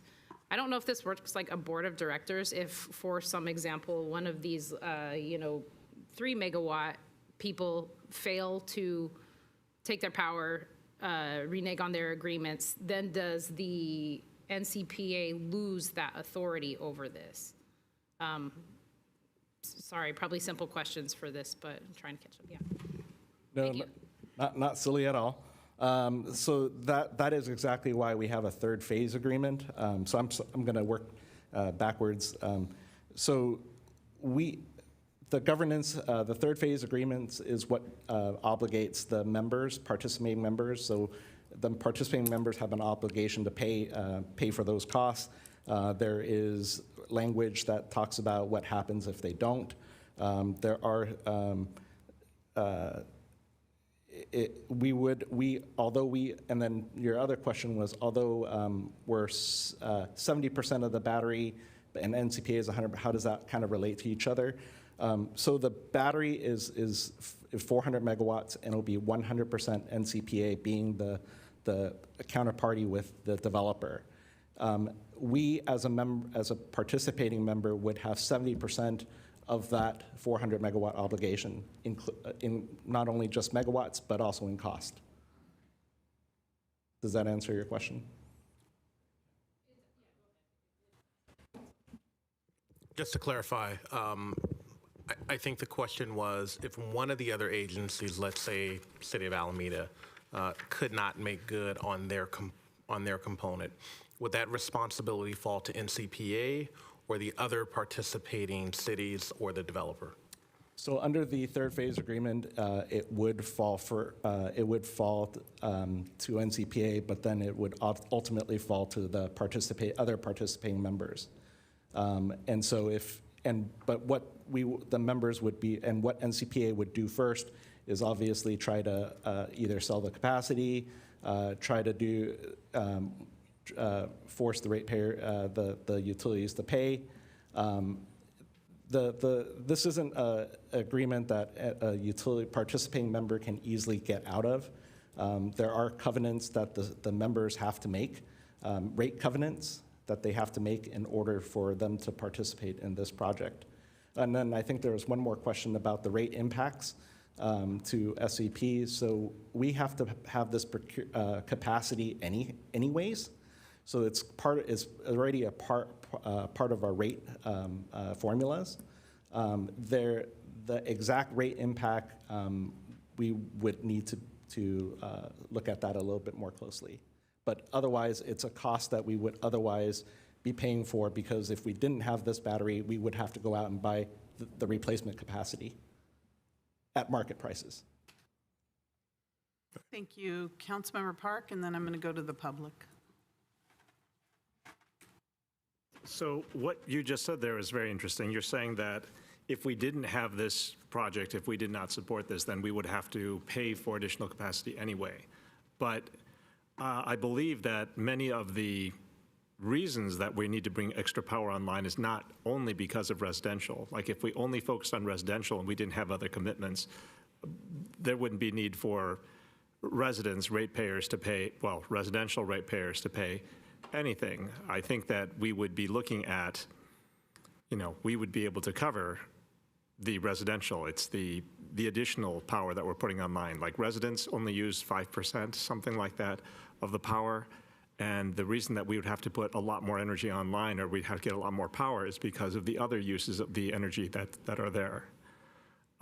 The other question I have is, we talked to, I think Councilmember Jane asked about if we located the batteries elsewhere. We just had a number of data centers open. We had a grand opening just recently. And they're not building as big as they could because, well, they're kind of maxed out when it comes to the power. So it's no use building more space for equipment that they could not bring online because they don't have enough power. The question I had is, if we decided, if we had an agreement with a developer that's putting in a data center with space anyway, could we co-locate batteries there? Could we come up with a deal there? I don't know if it's a question, right? I don't know if we can do something like that. If we can find other places to put this where we're going to have big use, we have to put a lot, not as much as 280 megawatts, but we have to put in some power anyway. Maybe we can distribute some of the power different places, like where we're building or we have a lot of power storage already. Next thing is, I think you said the batteries would be manually discharged. So there would be no way to, for example, if you've got a backup battery, the backup battery goes online when it senses that more power is needed, but that would not be the case here. Like whether, even if we exceed the power provided by the grid, the batteries wouldn't come online. We would have to manually put the batteries on and turn them on for this to happen. Is that correct? Thank you. Sure. While we prepare for those, let me answer your first question. When we said we would pay, we were ratepayers, right? And so certainly this additional load is driven by our large commercial customers, data centers. And so when staff mentioned that it's already factored into our rates, it's factored into our rates both for residential and commercial, but this load is really dedicated to commercial. So it really is our commercial customers paying for this load. And you're absolutely right that because residents make up less than 8% of our customer base, that the vast majority of the power we need to acquire are paid for by our large commercial customers, and they pay for that. Residents do not bear that cost. Okay, but my question was, I mean, the residents would pay proportional to their usage, and in this case, even though they're paying some amount, and that amount is very small, I guess my concern is residents are paying for power that we need to provide that the residents aren't creating that need. No, residents are not paying for power for other users. Residents pay for the power that they utilize, and our large customers or even our mid-sized customers pay for the power that they utilize. And they wouldn't be paying for anything on this project either then?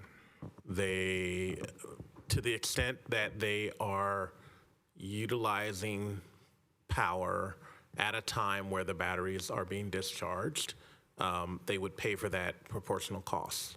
But the additional capacity that we're acquiring is really because of our large commercial customers. But if the residents are using power during a time that batteries are being discharged, they don't have a choice on that matter. And again, it's not that they need the power, it's that there are bigger users that need that power. So I kind of feel that you're kind of holding the ratepayers accountable for power needs that aren't driven by the residents, and you're charging them appropriately for power usage that the residents have covered but is not being covered by the larger energy users.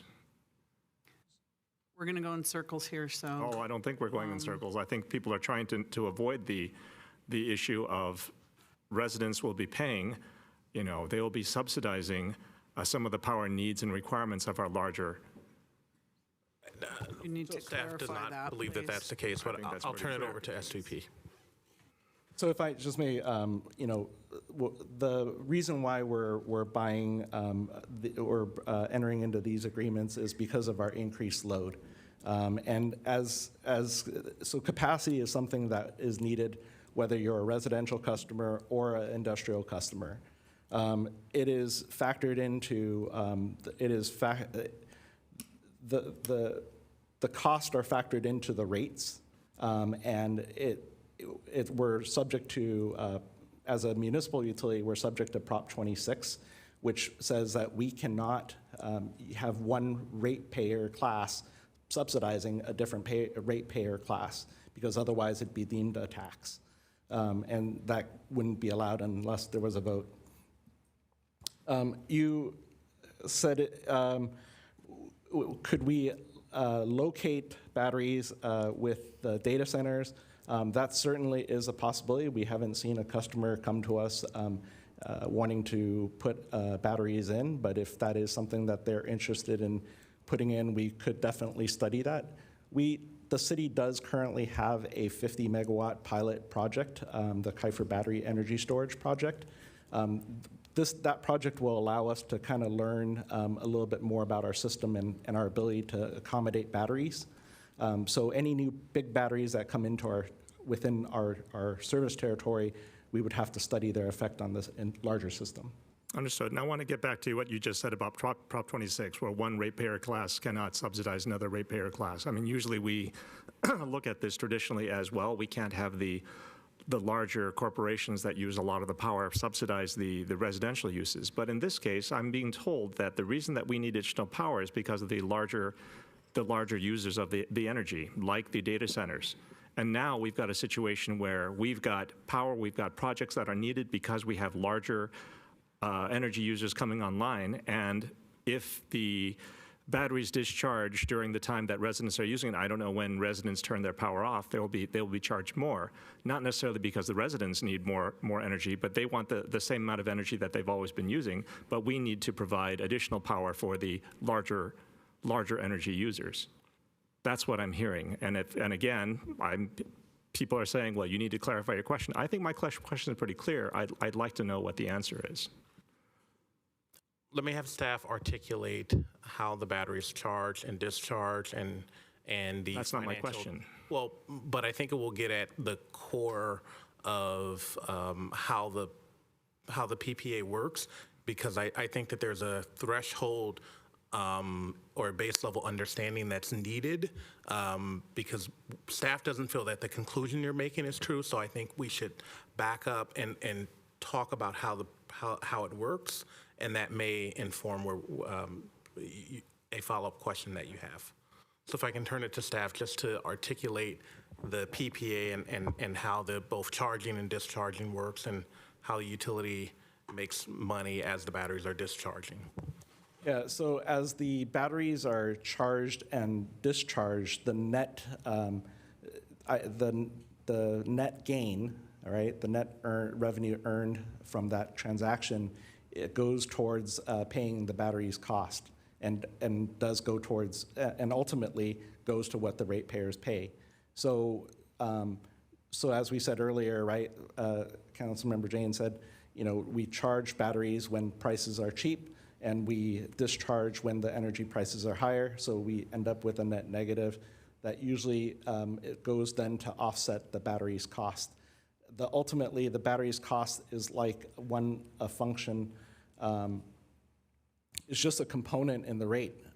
It's not allocated any particular way directly to a residential ratepayer. So a residential ratepayer wouldn't be paying in that construct for the energy that may be used to charge or coming from the battery. We basically take the cost associated with providing electricity and put it into a bucket, which is then allocated based on practices and cost allocation principles. But look, the simple question is, would a resident expect to pay more? No.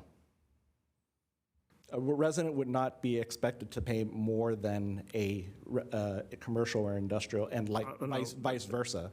A industrial customer for that battery is not going to be expected to pay more than a residential. I mean, we're making residents customers. We're kind of forcing them to be customers for the battery because we manage how the power is provided, and we're putting the batteries online. I understand that they would pay a proportional cost, but why would they? My question is, would they be paying more than if we didn't have to do this? I find it hard to believe that their costs wouldn't change when we've got costs to implement the battery storage. Sure.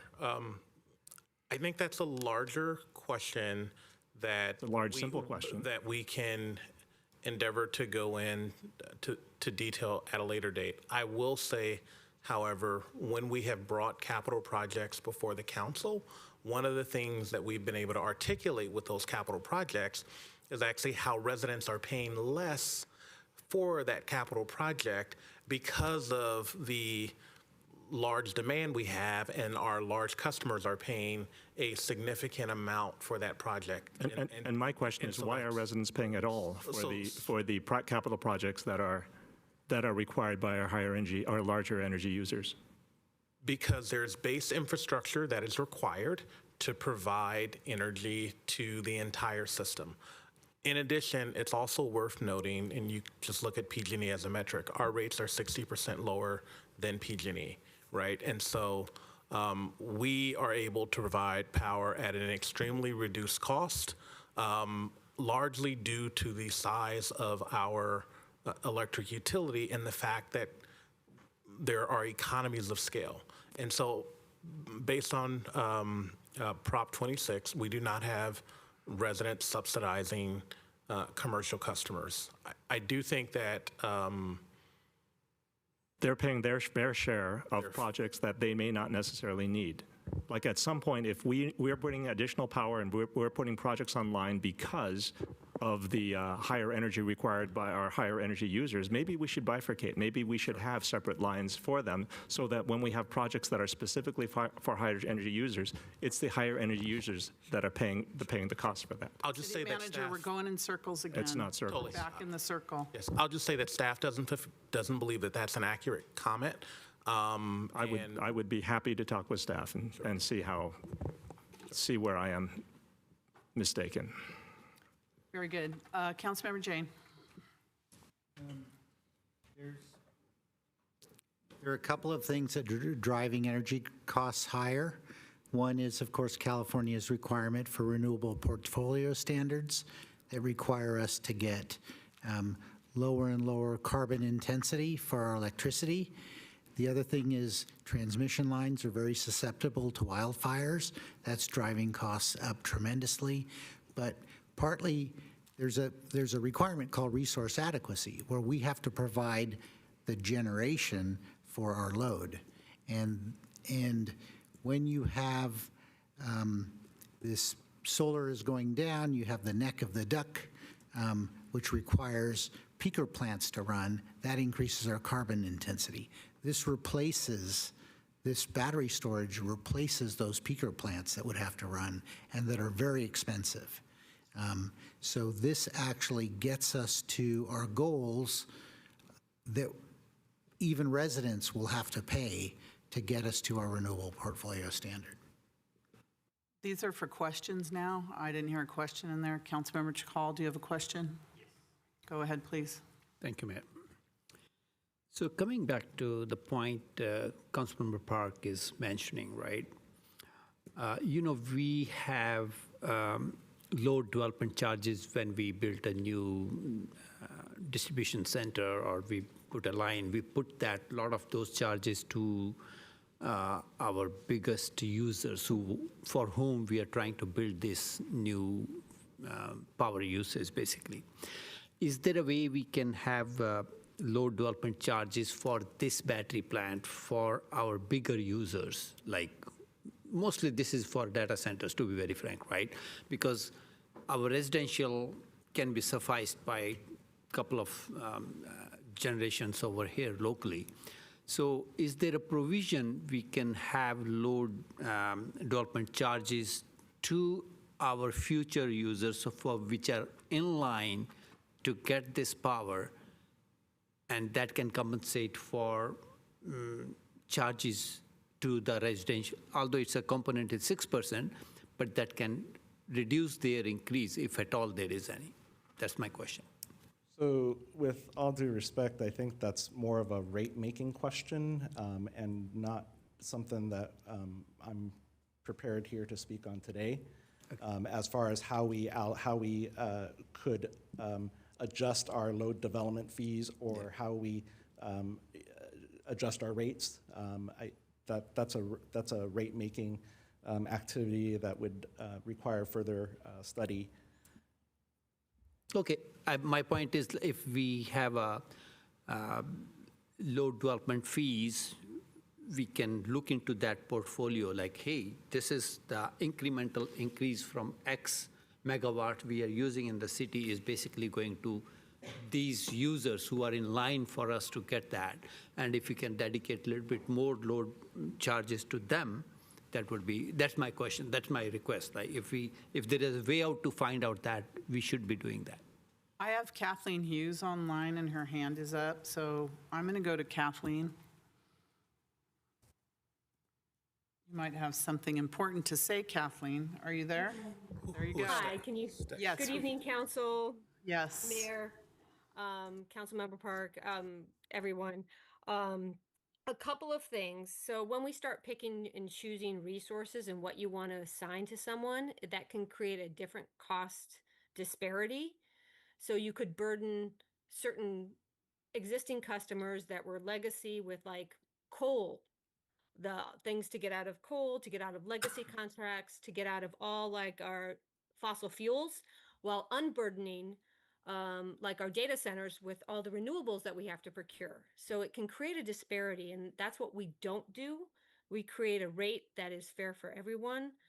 When it comes to the cost of service study, or as we study analysis of the risks with data centers and what costs have to be assigned, that's something that we do look at about what kind of risks that need to go into a certain rate case, as Basil mentioned. So if we, and then I think there was another thing about battery storage. We have been looking at battery storage. However, one of the issues that we have is that because we have such a high load factor, which means we are using energy a lot with all our different load classes, especially with data centers and our large industrials like NVIDIA's and Intel's, we are using energy a lot and all the time. So we're hitting a parity where if we add more battery storage, we can hit a new peak, which means new costs for all customers. So we are managing that, especially with our 50 megawatt battery storage in town. So we are doing, we are always looking at these measures, and we're always looking at how we assign costs to customers. So when you say you have this resource adequacy, yes, we're seeing gaps in the future. You can't just assign it to data centers. It's, again, all the costs. We're trying to manage something that if we are left to the market, it could be way more expensive, and something planned is better. And it's been proven for the last 50 years and how we've kept our rates lower of how we budget and how we assign our costs. And again, following Prop 26 is something new that in 2010, but that's a principle that we've always kind of followed. So I'm here to answer any other questions. I don't know if I've touched on anything that we haven't touched on yet, but we can get into more detail about how we assign the costs and what we are looking at in the future. And we don't want to strand residents with legacy costs. We want to make sure that we are proportionately, planning for the future. Does that help? Thank you, Kathleen. Yes, City Manager. I just want to note two things. That was Kathleen Hughes, who's a employee with Silicon Valley Power. She's a electric division manager. Also, I think this larger question of our residents subsidizing larger commercial users, staff feels like we've answered in a number of different ways. We've also last year started a SVP 101 course that was offered to the community. I do think that we can certainly have conversations with individual council members and talk about forums to have this conversation. Certainly know that when rate increases go up, people have concerns and questions. I think at its core, one of the things we know is that SVP has the lowest electric utility rates of every utility in California over 10,000 customers. And in fact, the last time I looked at it, we had the second lowest utility rates in the state of California. And so this concept that residents are somehow paying more for power because of data centers, is actually just not true. And we feel from a staff level that we've had the conversation, we can have that detailed conversation again, but it really takes a different setting where we're prepped for that conversation. We can talk about the economies of scale that having such a large commercial customer base provides to the community. And so I would just, Mayor, recommend that we have that conversation in a different venue. Did we tape that SVP 101 session? I don't know that it was there, recorded, but did we tape it? Maybe we can recirculate it. Okay. I'm going to go to the public now. Thank you very much, and then I'll come back for the council comments. Do we have any member of the public that would like to speak on this issue? Anyone here? Anyone online? They're all asleep. Okay. All right. Councilmember Park. Yeah, I understand what you're saying. I heard what you said about residents subsidizing larger users. Residents are paying like their share of what we charge them, of what we generate and what we charge. But again, my question is, are residents paying more because we're increasing our projects? Like Ms. Hughes is talking about stranding customers on legacy power sources, and that's not the case for most of the residents in the city. I think we're actually talking about trying to justify that residents are paying their fair share of the power that we're generating without acknowledging the question, or the question of should they be paying at all, because they're not the ones that need the new infrastructure, the new battery, or the other projects that are being had. If we could co-locate batteries with the high energy users, I think we'd see this a little bit more clearly, which is the users would be paying for the power that would be generating, that would be being stored, and they would be using the power directly, and that wouldn't affect the residents at all. And I think at that point, we would see that all of the benefit would go to the high energy users, and residents wouldn't need that load. It's the high energy users that would need that load.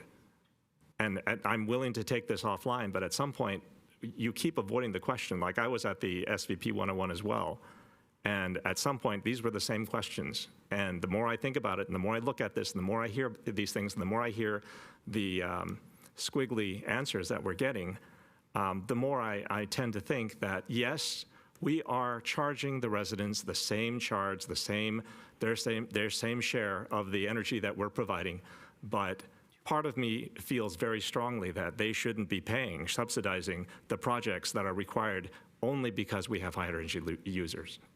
Thank you. Councilmember Gonzalez.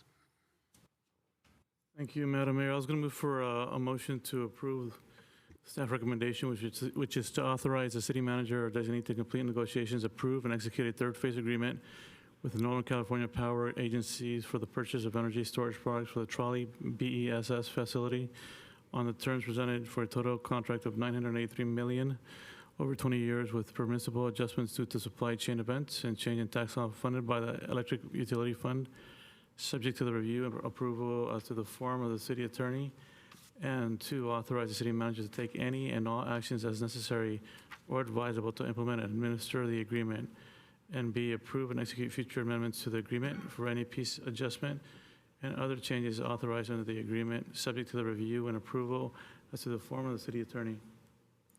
I'll second that. I had my light on as well to make that motion. I will say that our residents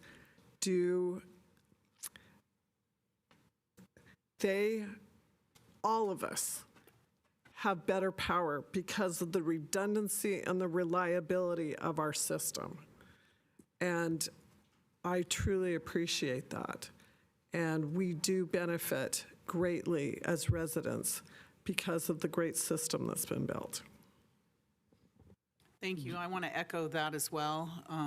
SVP is phenomenal. The last I heard was we were 59% lower for our residential rate, so it's absurd for me to think that the residents are subsidizing the businesses. We're 57%, 59% lower and 43% lower in our businesses as well. It's an amazing utility. I think it's our superpower here in the city of Santa Clara, and we're really lucky to have it. And I'll be happy to support this motion. Councilmember Gonzalez? Just wanted to echo the mayor's comments as well as Councilmember Hardy. But I think one of the things that I wanted to mention was that we entrust our staff to do the best for us. And I think that, you're doing a great job. Obviously, the rates that we're seeing kind of show us that you're really managing our portfolio, which I'm still grasping, all the SCP portfolio and trying to learn more about that myself. But it seems like we're doing a good job as far as that and providing the residents with really a value in their cost of energy or low cost of energy, actually. So thank you for what you're doing. Thank you. City Manager, your light's on. Do you have any comments? No more comments? So we have a motion and a second. Assistant City Clerk, please register. You're already, I don't even have to say it. It's already there. Please register your vote. Please register your votes. And that passes 6-1. Thank you very much, and thank you for the complete presentation. We appreciate it. All right, next item on the agenda is item number 8. Yes, that's correct. Action to appoint members of the Charter Review Committee, CRC, formed to conduct a comprehensive review of the city charter and to approve CRC bylaws. City Manager? Oh, he's pointing at you, City Attorney. Right to me, Madam Mayor. City Manager, you cannot leave the building. You must stay here. He's abandoning me, leaving to me one of my own devices. He better watch it. All right. Good evening, Madam Mayor, council members. Glenn Guggen, City Attorney here. Happy to be with you here tonight to present to you, at least for me, the highlight of the evening, item number 8. As you read out, Mayor, action to appoint members of the Charter Review Committee, formed to conduct a comprehensive review of the city charter, also known as the Charter Project, and to approve the CRC bylaws. First of all, how we got here. This proposed charter project was first presented to the Governance and Ethics Committee on May 1st, 2025, as part of that committee's work plan. And the proposal was to conduct a comprehensive review of the city charter to identify provisions that should be corrected, clarified, or modified so that the charter would be consistent with applicable law, aligned with current best practices for city operations, and in general, easier to understand and apply. After some good-spirited discussions about what this project was and what it wasn't, the committee was supportive and recommended that the proposal be presented to the City Council for the Council's consideration. After similar discussions at the Council level, the City Council was also supportive, and on July 15th, directed staff to formally initiate the charter project through the formation of a Charter Review Committee. Per Council direction, the Charter Review Committee was to be comprised of 13 members, with 7 selected, 1 each by the mayor and the council, and 6 selected, 1 from each district through a lottery process. So the CRC application process, consistent with council direction, proceeded like this. Staff developed a charter project webpage with relevant information, including a digital application. The application period was set to commence on August 1st and end on August 29th. To advertise the Charter Review Committee and the availability of positions, notifications regarding the charter project and the CRC were sent to the citywide distribution list on August 1st, August 13th, and August 21st. And all told, 71 applications were received, with 60 applications ultimately deemed qualified by the city clerk's office based on residency and voter registration information. I want to thank the folks that helped with this process, Nora and her team at the city clerk, the Maria Lay and her team, and the comms division, and a number of people in the CMO's office for helping implement this. And I think for a wonky project, without the advance kind of notice and notoriety that came with Measure I, right, that attracted a number of people to the Measure I, subcommittee, because I think there were even more applications for that. I think that we got a pretty good response and a number of people interested from all the districts. So that was the application process. Then there's the selection process. As you all know, the list of qualified applicants was sent to you on September 7th, 2025, along with the completed applications themselves. And then mayor and council members made their selections from this list. The lottery selection event was held on September 11th, 2025 in council chambers, presided again over benevolently by our elected city clerk. This event was noticed and open to the public, and a few folks turned up in person. A few others were watching online, but it was mostly us.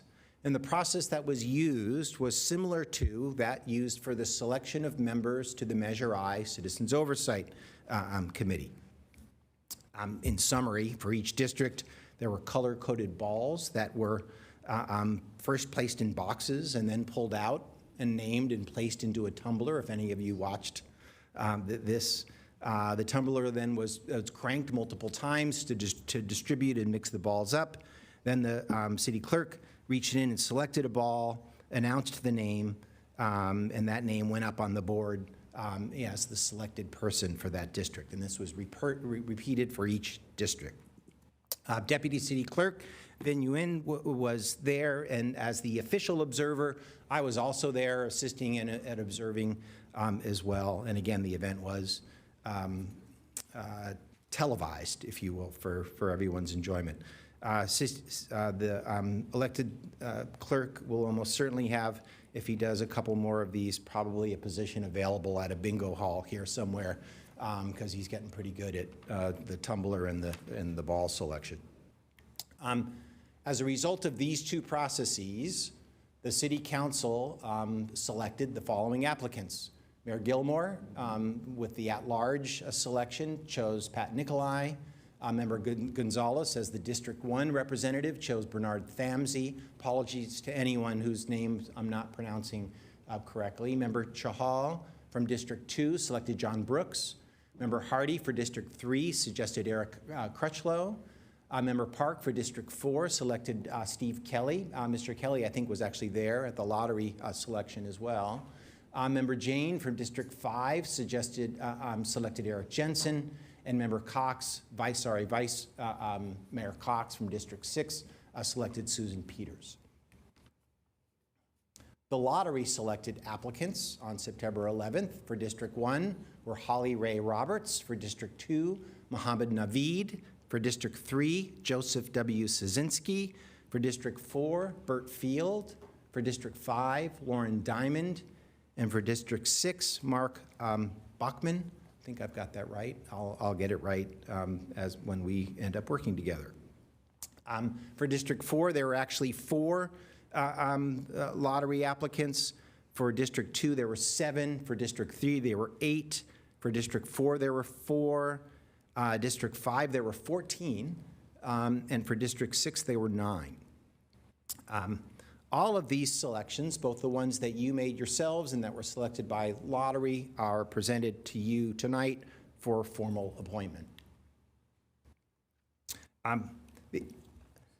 The other action before you tonight with this item is approval of the CRC bylaws. Those were attached to your packet and summarized in the RTC. I'll give you a brief summary of those here now. Because the proposed CRC bylaws are important. They set forth the CRC's purpose, consistent with your direction. They set forth the CRC's duties and the operating procedures for the CRC's implementation of the charter project. Some of those key provisions include a statement of purpose.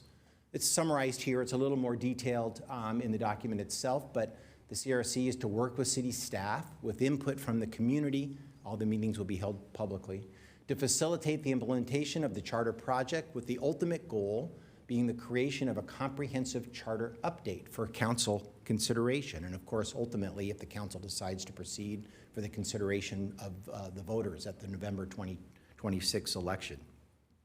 There's a duties section where a variety of duties are listed for this group. Of course, they need to appoint a chair and vice chair to help lead the meetings at the beginning.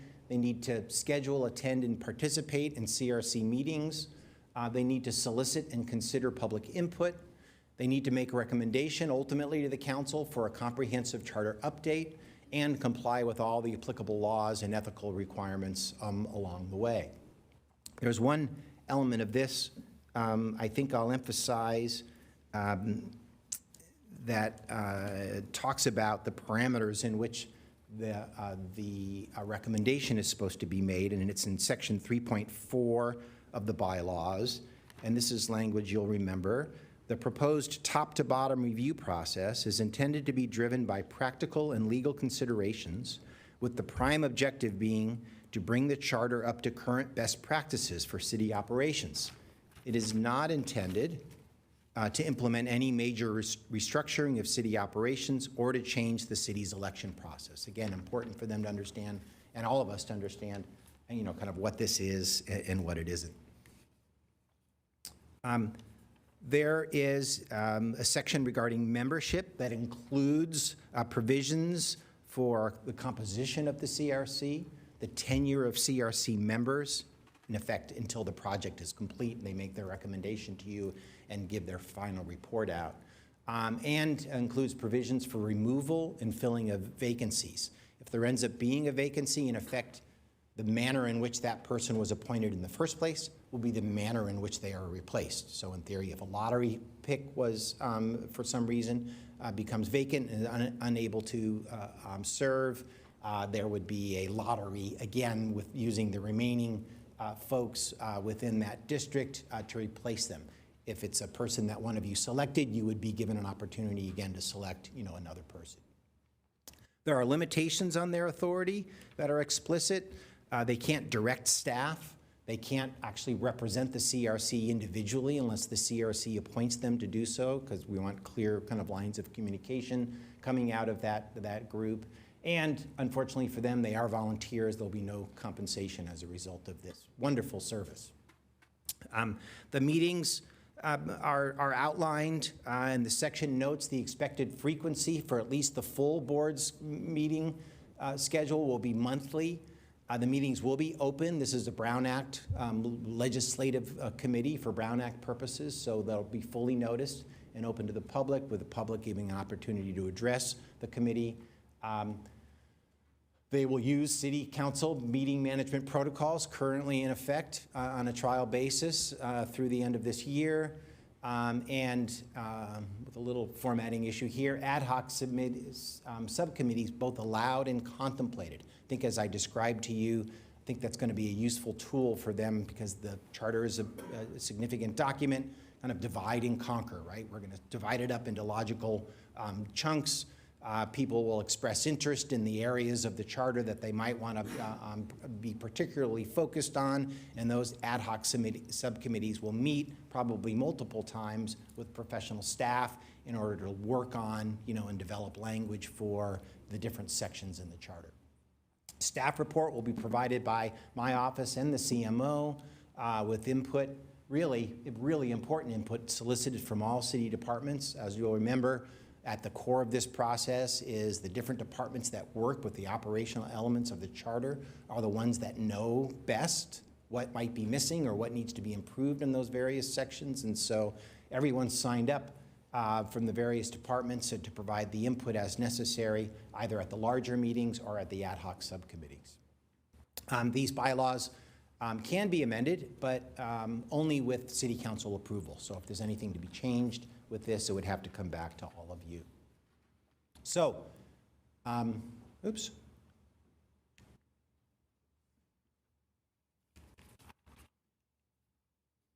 No, that's right.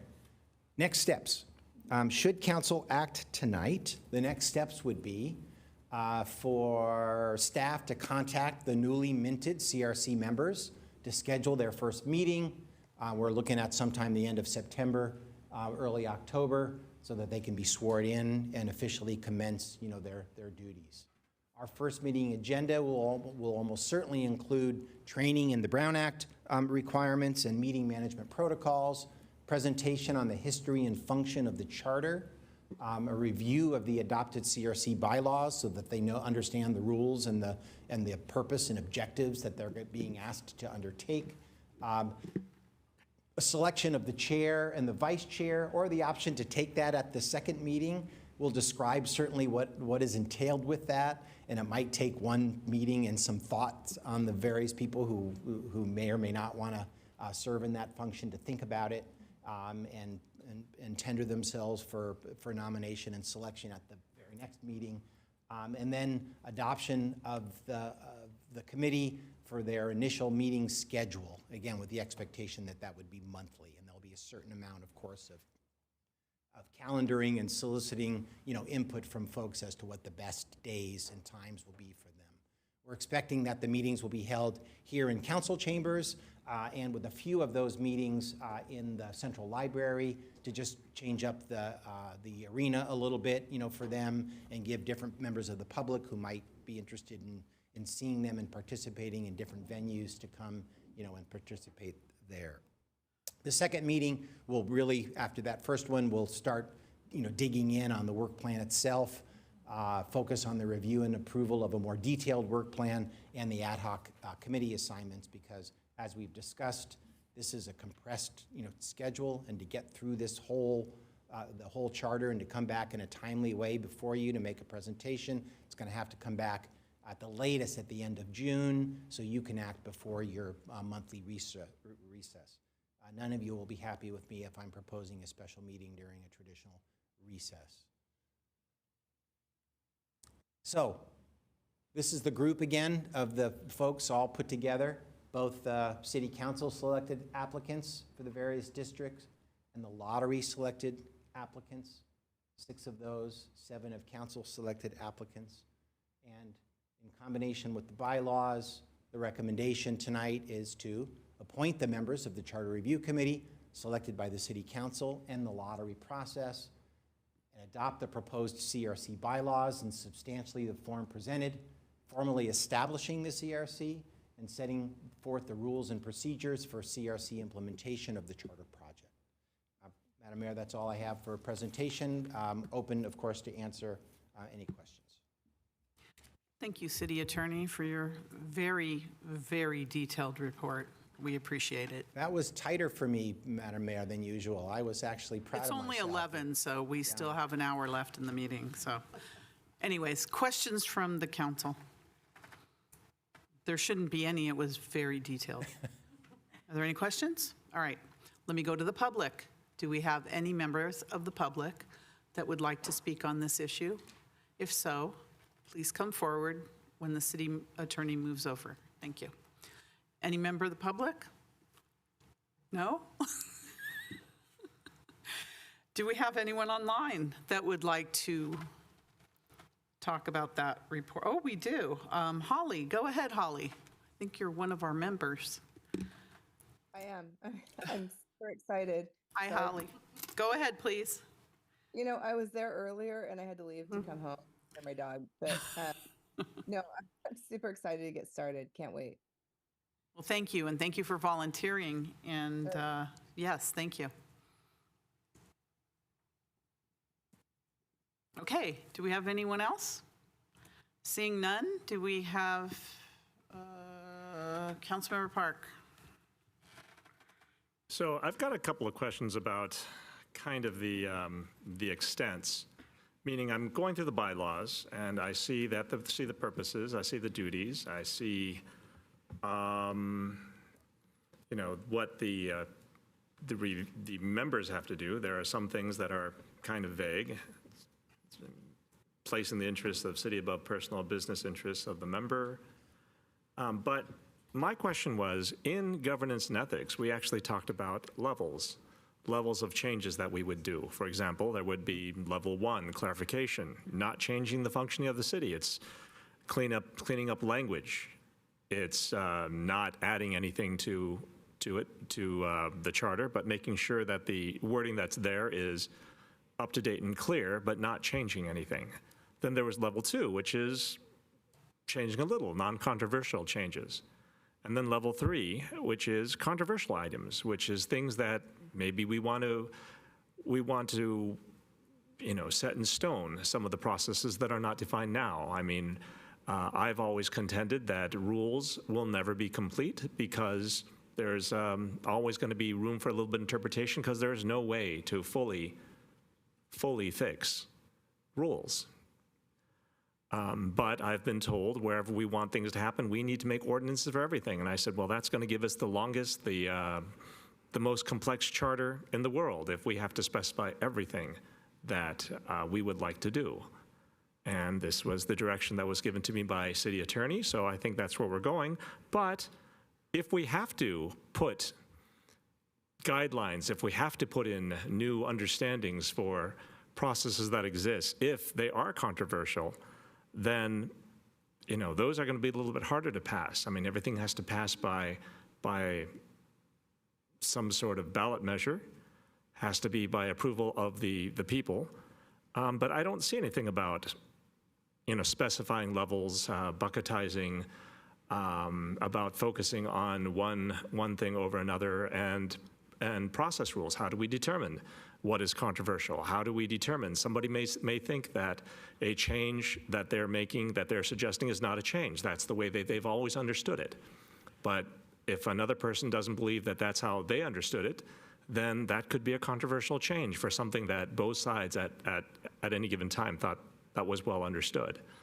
But I don't know how we're going to determine these kinds of things. I don't know what the purview of the committee is to make these kinds of decisions. I don't know how we bucketize. Is that something we do at the council level?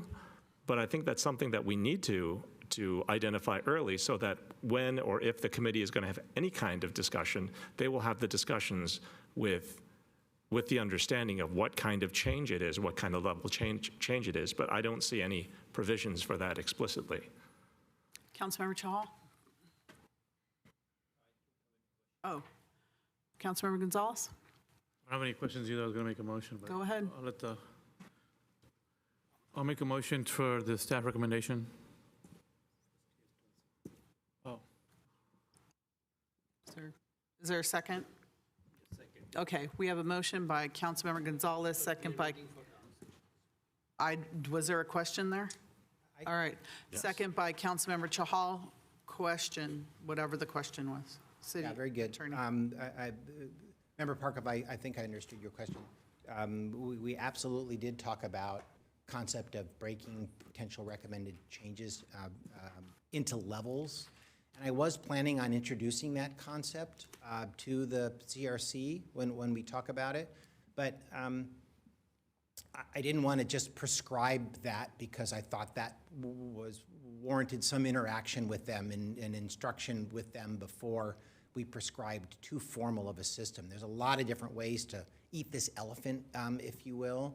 The way we did it down in Chula Vista was absolutely with formal levels of characterization of things. Level 1 was pure correction, right, or reorganization, or headings. Level 2 was correcting ambiguity, updating potentially to best practices, but in ways that weren't dramatic or different. Level 3 is a little different, the way I remember describing it, than what you described. Level 3 was really things that people thought were important, but really weren't updates of the charter. They were whole separate concepts or ideas that they may want to identify, but wouldn't be, and may come up in the process, but were the kinds of things that should be identified as either potentially more significant than simply updating the charter, or potentially controversial because they were proposing changes, even if moderate, within a section of the charter that was near and dear, to folks, that they should be highlighted as in effect level 3 proposed changes. And so my thought was in kind of proposing this concept to the CRC and hopefully having them embrace it was absolutely have them think about and engage in this exercise and categorize these things in that way, but you all may view it differently. You all may look at it and go, I don't think that's controversial at all. I think that should be integrated. Or a mere level 2 change, that was thought to be something that was a enhancement or a introduction of a best practice that everyone was comfortable with. either on the staff level, on the CRC level, but once it comes up here, you don't think that about it and you think it's potentially controversial, it'll ultimately be up to you to decide what makes sense, if anything, to assemble in a comprehensive charter amendment. The thought being that ideally, for sure, level 1 and level 2 things, and level 3 things, you know, worth discussion, either to incorporate in a comprehensive amendment, or to propose as a separate proposed amendment, or frankly not to propose at all because it's beyond the scope, you know, of what this, you know, committee is would be focused on, and beyond the scope of what you want to tender. I'm intending to have them focus on level 1 and 2 changes because that's really in my understanding, what the council desired and the core focus of what the Charter Review Committee was supposed to do. I'm going to say that we empower them to look at our charter and come back with recommendations.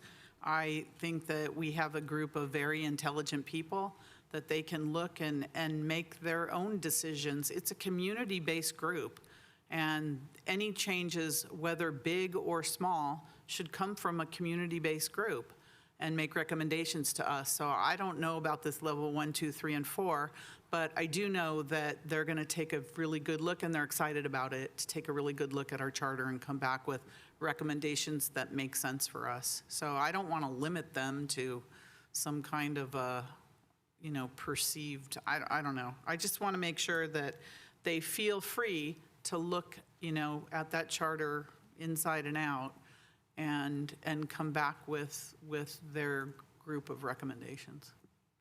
Anyways, we have a motion and a second. Councilmember Park, do you have any other comments that are new? I do. I think that when you talk about the different levels and you talk about them, like, I don't really care how you define them, but you do understand that there are differentiations between a level 1 and level 2 and a level 3 or level 4s or whatever they would have. You talk about scope, and you talk about you did not want to put this because you did not want to prescribe it, thought it would be too formal of a system. But at some point, to not even bring this up, to not have anywhere listed what the scope would be, to not have any limitations on what people look at or how to look at or how to bucketize or how to quantize different types of changes, I think that is a big miss. I mean, again, what we talked about in governance and ethics, what we brought forward, and I brought it up even when we discussed this, was we talked about levels, clarification, not changing the functioning of the city, because we really want those to pass. We really need those. Those are things that we need to clean up the language of the charter. And then changing a little non-controversial to controversial items, which we also want to pass, but because they're controversial, we'll have to discuss those. And to say that you're going to bring them to us in a one big bag, and we're going to do that on the back end, I don't think that's doing the council any favors either. Like, at some point, I would think that the bylaws that go over what the purpose, what the scope are, it doesn't have a scope in here. It doesn't have things like that. I feel like those are very important for any committee, any body, any ad hoc committee to know what the ad hoc is beyond just, well, you're going to make food. Councilmember Jane. Charter review committees have a very, very tight deadline to accomplish their goals. I was chair of a charter review committee, and I was dead set on getting a resolution by the end of the deadline, and we came up with a districting proposal from the charter review committee that I actually voted against as chair. But we accomplished our goal, and we achieved it. And I think setting some sort of guidelines, the Governance and Ethics Committee spent a lot of time thinking about this, and we absolutely have to do some cleanups, but if we put everything in there, either it's going to get voted down by the public or they're not going to be able to achieve their goal. So I appreciate that you will be guiding them appropriately. Thank you. Thank you. So we have a motion and a second for staff recommendation. Finn, do you have that ready? Oh, you do. Please register your vote.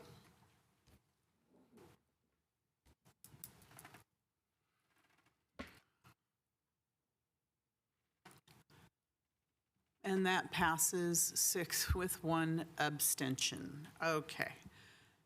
Thank you very much. All right, next item is item number 9. Action on recommendation from the Governance and Ethics Committee for approval of proposed amendments to the Council Policy 035, naming of city streets, parks, and other facilities. City Manager. Sure. Thank you, Mayor and Council. We are at our second to last item tonight. This item was reviewed by the Governance and Ethics Committee. It is again Council Policy 035. It is brought to you with the full recommendation of the committee. Today's presentation will be provided by Maria Lay, an assistant to the city manager, who also provides staff support on a regular basis to the committee. Thank you, City Manager. Good evening, Mayor and Council, and members of the public and city team. I will be presenting on item number 9, action on recommendation from the Governance and Ethics Committee for approval of proposed amendments to Council Policy 035, titled Naming of City Streets, Parks, and Other Facilities. This presentation will include background on the naming policy, an overview of key proposed amendments, and the final recommendation for Council Policy 035 from the Governance and Ethics Committee. As background, the current council policy establishes the procedures for naming of city facilities, including parks. Currently, we have separate procedures for naming of streets, parks, recreation facilities, and other facilities. The proposed policy provides consistency for the naming process. These revisions were presented to the Governance and Ethics Committee on June 2nd, 2025. Ultimately, the council has the final authority to approve all naming recommendations. As additional background, this table here shows the current procedures for naming. The public has the opportunity to provide input on proposed names at all of these publicly agendized meetings. For the Parks and Recreation facilities, currently the process is it first goes to the Parks and Recreation Commission, where they would review some naming proposals for parks and recreation facilities. After that step, they would move this to the Governance and Ethics Committee with a proposal for naming recommendations. And the final step then would be the Governance and Ethics Committee brings that forth to the full council for approval. For other facilities, this is a process where city departments could recommend naming proposals to the Governance and Ethics Committee. Examples of this could be the facility of the Santa Clara Police Department, Carla Munoz Temporary Holding Facility, which was approved in 2020. And then ultimately, the recommendation from the Governance and Ethics Committee goes to the council for full approval. As far as the naming of streets, the current process actually begins with the Historical and Landmarks Commission, the HLC. The HLC reviews names and brings forward recommendations directly to the council for approval. As additional background, per the ordinance 2.120.110, the HLC acts in advisory capacity to the council in all matters pertaining to historical landmarks, names, and renaming of streets and museums. An example of this was in 2020, the council took action on Gateway Crossings project for street names, where they named Champions Way, Wando Way, Chaston Place, and Rickabaugh Avenue in the area. The next few slides will show key proposed amendments to the policy. In addition to the changes, there were just general cleanup language to the policy that was made. The first amendment is a title revision to clearly include city streets, parks, and other facilities in the revised title. The second proposed amendment is to provide the approved list of names for consideration.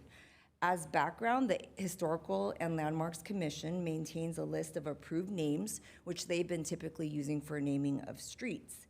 This list is approved annually or as needed by the council. The proposed policy would provide this list to all the commissions, including Parks and Recreation Commission and Governance and Ethics Commission, for consideration for naming.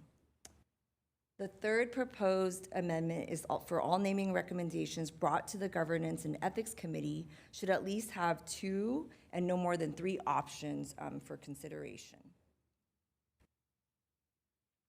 This table here maps the process being proposed to provide clear procedures for naming. For the naming of parks and recreation facilities, the process would continue in the same manner, with the first step to review recommendations from the Parks and Recreation Commission. Then the Parks and Rec Commission again would bring it to governance and ethics, and then ultimately to the council. For the naming of streets and other facilities, this is where the proposed change comes in. The first step here would be to review recommendations at the HLC Commission meeting. Then the commission would bring forward 2 to 3 options to the Governance and Ethics Committee. And finally, the Governance and Ethics Committee would bring this to the council. This slide here shows proposed amendments for criteria. The current policy already has criteria that remains unchanged, which includes consideration when naming with geographic location, demographic information, prominent environmental features, or honoring important contributions and accomplishments of individuals from underrepresented communities, and honoring individuals who are living or deceased. The proposed additional criteria here on the slide includes consideration of names with common or historical usage. An example of this would be streets named after US presidents in a cluster. In addition, the individual group being honored has a direct or long-term association with the feature or facility, or has played a large part for public benefit, or providing a community service, a developer or a donor. Names similar to existing streets, parks, and facilities or properties in the area should be avoided. And in addition, avoid changing street names along any continuous alignment. An example would be Winchester to Lincoln. And then this slide here talks about key proposed amendments in the policy regarding unique instances. There's a section in the policy where it talks about the instances, which would include expedited situations. So under these circumstances where an expedited naming process is necessary or appropriate, names may be proposed by city staff or members of the public for parks, facilities, or streets to the city manager's office for consideration and approval by the city manager. An example of this could be a recent passing of an individual. Other areas within facilities. This would apply to city facilities primarily used by employees, such as a conference room, a break room. The city manager would have discretion here for naming these areas based on a special or unique circumstance, honoring city employees or other. And in addition, areas within city facilities that are more forward-facing, such as a community room, shall still follow the process for the naming of facilities generally in this policy. In addition, we also noted as staff that furniture or equipment, such as like a bookshelf in a city facility, the department could have discretion here for naming these items to honor or something of a unique instance. That concludes the presentation. The recommendation before the council today is to approve the proposed recommendation from the Governance and Ethics Committee to amend Council Policy 035. At this time, I can take any questions from the council.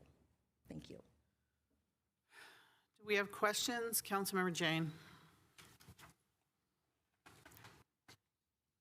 Yeah, there was a discussion at Governance and Ethics about sponsors that want to pay to name things, and I think we deferred that. Can you just talk about the discussion just for the public? Councilmember Hardy. Yes, I remember when I served on HLC and we had a long discussion about a developer wanted to name something Nantucket, and we were uncomfortable with that, and that was not on our list. So I appreciate that the governance has gone through very carefully, and I also, and gave, I think, good recommendations. I also appreciate that they added the avoiding similar names situation and or changing streets without a good purpose. I appreciated that, so thank you. I have a couple of questions. I don't understand why the recommendations are coming from the commissions and going to governance and ethics. Since governance and ethics is an oversight and council conduct committee, not a cultural recognition committee. So I don't understand why it's going from commissions to governance, and then governance makes a recommendation, I guess, on one name to come to the council. I do think the commission recommendations should come directly to the council. If they're going through governance and ethics, I understand that maybe they can make sure that they followed all the policy procedures, but governance and ethics meets like in the middle of the day on a weekday where no public can attend unless you're retired or you have no job. So it's not conducive to public outreach. So I don't want a committee that is not really front-facing to the public to be making these kind of decisions and recommendations. It could look very political. So I don't know why it's taking that step. I think that, again, they can look at, is the naming following the policy, the new policy? But any discussion on naming should come to a council meeting in the public realm, and not from a closed committee on a weekday. So is there a reason why it's taking that route? That's my question. I don't know who can answer those questions. First, for Councilmember Jane's comment, during the Governance and Ethics Committee, there was a robust discussion about the policy. The section about naming rights agreement is actually existing language in the policy that we did not change, which is agreements may provide a financial benefit to the city with sponsorships or naming rights agreements for city-owned facilities, which aligns with the city's mission and values. So that section was kept in place through that discussion. For Councilmember Hardy's comment, as you mentioned, the naming would be referred to some lists, so we will use the HLC's list and propose that to all commissions for naming, not just for streets, but for other facilities. And for Mayor's question for Governance and Ethics Committee, as background, Mayor, the Governance and Ethics Committee, let me find my dates here, was actually combined was established by council action in February 2019, and that consolidated at the time the Governance Committee, the Ethics Committee, and the Facilities Naming and Honorary Recognition Ad Hoc Committee. And that ad hoc committee was established in May 2003 by council action during our priority setting to develop policies for naming of city facilities. So in 2019, the Governance and Ethics Committee was consolidated with all of those other committees, which included the naming. I know that. I used to serve on that committee, but we would get names, like multiple names from like Parks Commission. For the most part, it was always Parks. And then we would just pass them on to the city council, and then we would have discussion and open meeting about the names and then select one. So we didn't make a recommendation on one coming from that committee, so. So the current procedure with Parks and Recreation, at least, was they were taking it to the Parks and Rec Commission and then going to Governance and Ethics and then ultimately to Council. So as part of this discussion, the committee was trying to create some consistency in their proposal and also have the HLC, which we discovered also does the street names, also go through Governance and Ethics as a council committee to kind of vet any proposals of names and then bring it to the full council. I understand the streets. I'm just saying if Parks Commission is usually making recommendations on parks, right? And if they do come to Governance and Ethics, I would like all the names to come to the city council, just not the one name, whatever the names are, and have a public discussion about the ultimate names. That's my only point. I want to make sure, because this is the public realm where we will be talking about it. Sure. Mayor, if I can, I think that the current process has a stop to governance and ethics for park and recreation facilities and other facilities. The only thing that does not go to governance and ethics right now is streets. Consistent with the desire you articulated, I think we can do that one of two ways.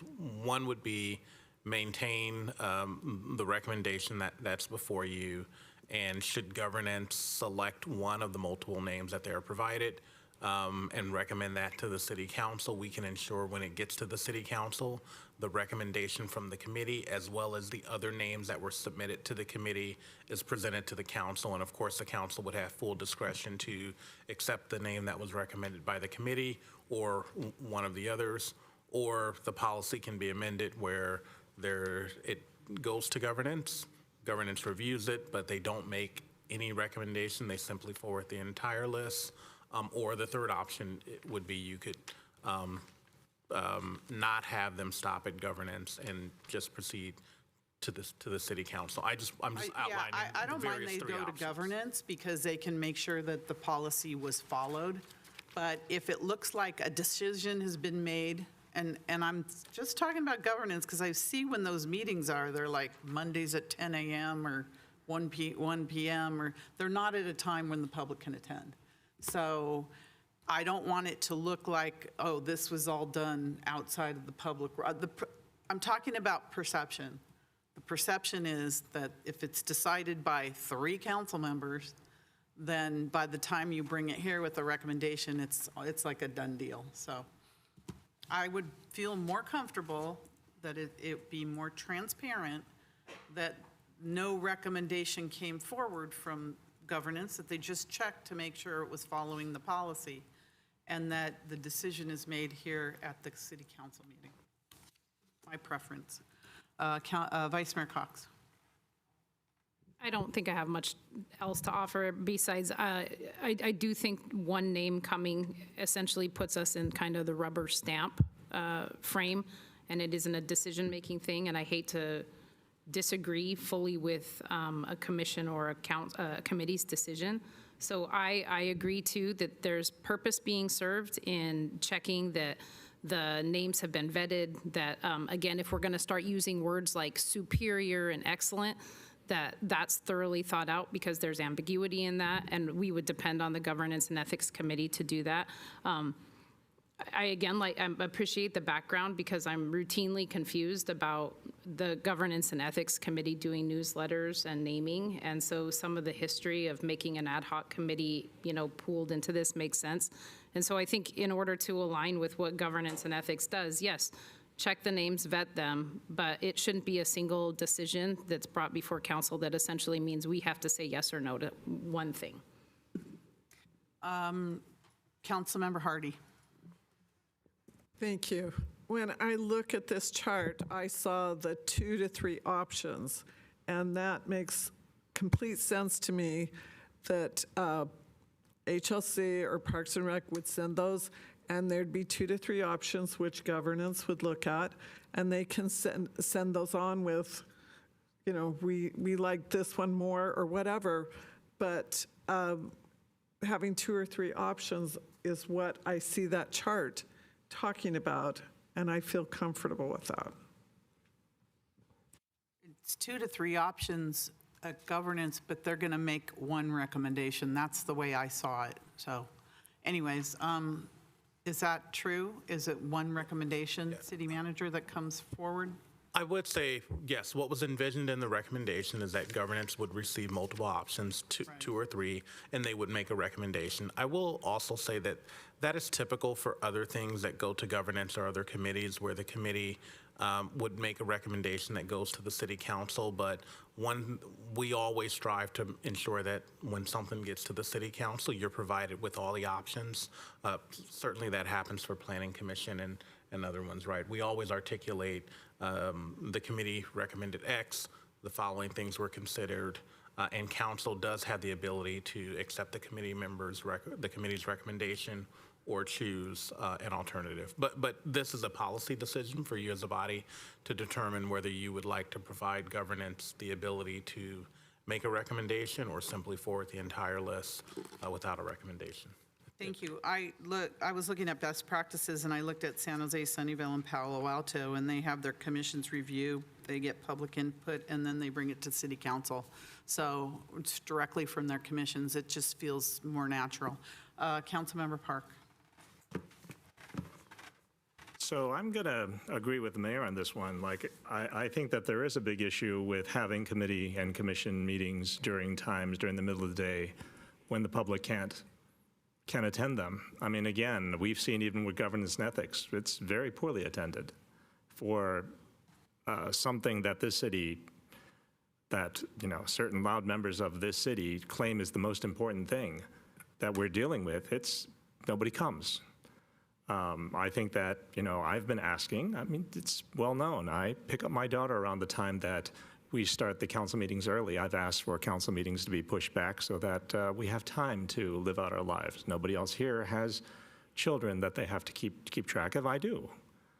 And I've asked for this many times. And again, we've got another meeting that's starting at 5:30, and prior to that, 3 meetings in a row that start at 5. And I think, well, maybe the mayor has a point on meetings starting or meetings being held during times where people can actually come. I think that's one of the reasons why council meetings used to start at 7, and why commission meetings, when you told them, well, we'd like to start commission meetings early, well, they get no compensation, and most of them work. So they said, no, we can't make it any earlier than that. I think at some point, the schedule needs to support the committees and support the public, because the public is who we serve, not, you know, that the public and the commission and the committee members live to support the schedules. I think that's a very important thing that we really need to think about, because it affects me personally. I've stated this, and I've made this point many times. I think that's well known. I also know that, you know, at the time that we discussed this in governance and ethics, we talked about the governance and ethics being yet another place where the public has a chance to give input. I mean, they can give input at the HLC. In fact, we talked about, you know, all the places where they could give input at the HLC, at Parks and Rec, and then additionally in governance and ethics, and then additionally when it goes to City Council, it was supposed to give a consistent number, like you know exactly where to go. If you have a proposal, or you have a problem, or you want to give input on a name. We're not thinking about this at all. I mean, mayor talks about, well, this is seems like a very, very bad process, when it literally is, as the city manager stated, it is the process that we have for all the other committees. I mean, we've got committees that hadn't met for years, like the marketing and, you know, committee, and now we have marketing committee doing a lot of work, and nothing comes to council because it's seen as, I think it's stuff that's being done within committee. We try very hard not to do that within governance and ethics, because we want it to be transparent. We want everyone to know about these things in advance. But again, it just strikes me as funny that on the committees that the mayor is on, it's okay to do things to own the processes, but for committees where, you know, doesn't have presence, she wants it to come to council. She doesn't want the committee to manage it at all. Councilmember Jane talked about donations, and we did talk about this quite a bit. I mean, the question that we have is, how do we remove this idea that, or the expectation that donations are equivalent to being able to name, you know, a feature or a building or a street, right? We talked about having additional policy for names related with donations, but we never came up with that. I thought that would be part of the recommendations here, but I don't see that. There were a lot of things that we discussed in the governance and ethics meetings, and I just feel that many things get dropped, things that we discussed, and maybe the problem is we don't put them explicitly in our motions enough. I will make sure, I will endeavor to put, maybe our motions will be really long, as you would prefer, to ensure that the discussions are captured. Like, this is another governance and ethics item that's coming before council that doesn't have the meat of the discussion, the meat of the issues that we talked about in, you know, in the council recommendations. So again, I find it really hard to, and I'll wait till you guys are done, so because I want you to listen, I'm talking to you guys. Well, understood, but you're talking about that and I'm saying other things, so I'll wait. Councilmember Jane? Oh. Sorry, Mayor, do you want to address all the questions later? After. I didn't think there was a question there, but Councilmember Jane? Typically our packets include the minutes or recommendations from all the subcommittees, so all the names would come to the council anyway, and this council often overrides planning commission recommendations. So I don't see that there's any difference there. The public would see all the names. The Governance and Ethics Committee needs to review it for complying with policy. And I actually don't see a distinction between whether one name is passed on or two or three names are passed on, because this council will see all the names and decide what it's going to do regardless. Councilmember Chahal. I'm ready to make a motion to accept staff recommendation. And only caveat on that is, like, I would like to have a defined donation part. If we are doing that, if we can define that a little bit more subsequently, that would be much better. Set up some rules and guidelines for how we can elaborate that. City Manager. Second. Sure. With that motion that has been seconded, I just want to articulate the donation.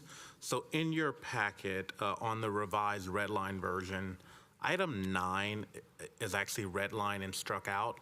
That was the section related to donations that basically said that if a donor wanted a property to have specific restrictions, that we would honor that. That was struck from this policy, consistent with the direction at the committee, and that someone can make that request, but that request will come through to governance and to the city council, and it will be subject to the city council if that request is abided by. And so, Councilmember Park, you're absolutely right. That was a discussion in governance. It is reflected in what you have. A separate policy was not developed because the articulation at the committee was that you did not like that section, and so we struck that section consistent with the direction, and that's embedded within what is before you. Yeah, but my issue is this. The simple removal of that section doesn't change the expectations, meaning unless it's explicit, and this is the same thing that we talk about why we want ordinances and policies, why we want council policies for things that could be interpreted many different ways. The simple omission of that does not change the expectations. At some point, I thought, and I have it in my notes, that there would be something that comes up that sets the expectations. If I can, Mayor. The committee was very explicit that that section should be removed, and we did that. I think consistent with one of your other comments about having very detailed actions. At times when governance and our other committees have a discussion, one council member may have a desire, and they may even articulate that desire. But if that desire is not reflected by the body and is not within the action of the body, staff does not take that one council member's opinion or thought to be direction to staff. And so the direction we took and incorporated in the item that's before you is the direction of the committee. Totally understand and totally respect that a individual council member may have a different thought or a different desire, but if it's not directed by the committee, it's not something that we address. And again, I regret that we did not make the motion more explicit, and I think that we will try to fix that in future meetings. But I have this discussion. It's not just about removing expectations. It's about removing public grounds to protest. It's about, we talked about private versus public institutions. We talked about a lot of things that I thought were going to be brought forward. I can go through the notes here. And you're right. Perhaps it not being in the motion, you take it as, well, the rest of the committee is not in agreement, but that's not how I wrote it down. I mean, I can go into a lot of the issues that we did talk about. I can tell you about what Committee Member Chahal and what Committee Member Jane talked about. Jane was talking about everything's just a guideline. Council can override it. Right? Only way to go about this is to put it into the charter, which is a little bit too far. I mean, we talked about all these different things, and there was agreement. And the fact that we don't have it in the motion, and you can claim, well, there wasn't an agreement, we didn't see it as agreement, so we didn't take it as an action, to incorporate. I see the problems here. Right. So again, now I'm thinking, holy cow. We have these governance and ethics discussions. We have a lot of thought put into them. I've asked several times in governance ethics, can you repeat the motion? Because I am very cognizant of this. I know that the city attorney likes the actions to be in the motion, because if they're not in the motion, they're just suggestions. And those I've seen, as we've seen, are just going to be dropped. So I think I will be a little bit more explicit in how we go in governance and ethics, but I can't help but be a little baffled, not confused, because I know exactly how this works, but a little disappointed in the process that you're telling me you're changing the narrative on to say, well, the rest of the committee did not agree. I don't see it that way, and we'll check it, but here we are. Thank you. Thank you. We're going to move on now to the public. Do we have any members of the public that would like to speak on this issue? Our one member of the public. No one online? I don't see anyone online. All right, so we have a motion. Is the motion for staff recommendation? There was a lot of other stuff that went with it. Is it for staff recommendation, Vin? And second by Councilmember Gonzalez. Motion made by Councilmember Chahal. Actually, I heard it as motion for staff recommendation and have a defined donation naming policy. That's what I heard. Yep. And I said it can be brought forward subsequently. Okay, so that's different than staff recommendation. So what is? I added that to the motion. You didn't hear my. The second, did you agree with that? So if there's a policy that I think that for donations or something happens, I'm assuming that council can look at this later, not that it would be brought forward with some changes to this, because there was that item 9 that was struck from here. I'm not saying that you want to bring back item 9. Policy for donations to define it clearly. Clear definition of that. But it was taken out, but it mentioned proposed remove. The section is already addressed in a current process subject to council approval for donation. What is that current process?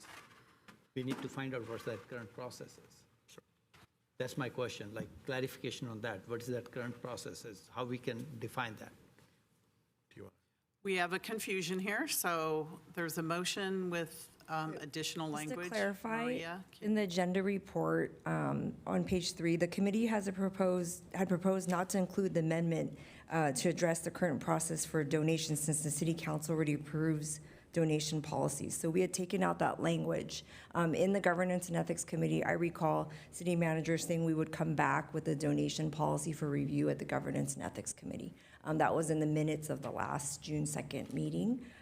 So it's part of our work plan for the governance and ethics to come back with a clear donation policy. So that it wasn't completely addressed that we would bring that back in this report, but it is noted that that amendment that referred to donations was removed per the committee's direction. Does that clear that up? Are we back to staff recommendation or staff recommendation plus? That is what the staff recommendation is, basically. They will bring that policy back, and that's what I'm asking. They should bring it back. So I'm just trying to be clear on the motion. Is your motion just for staff recommendation?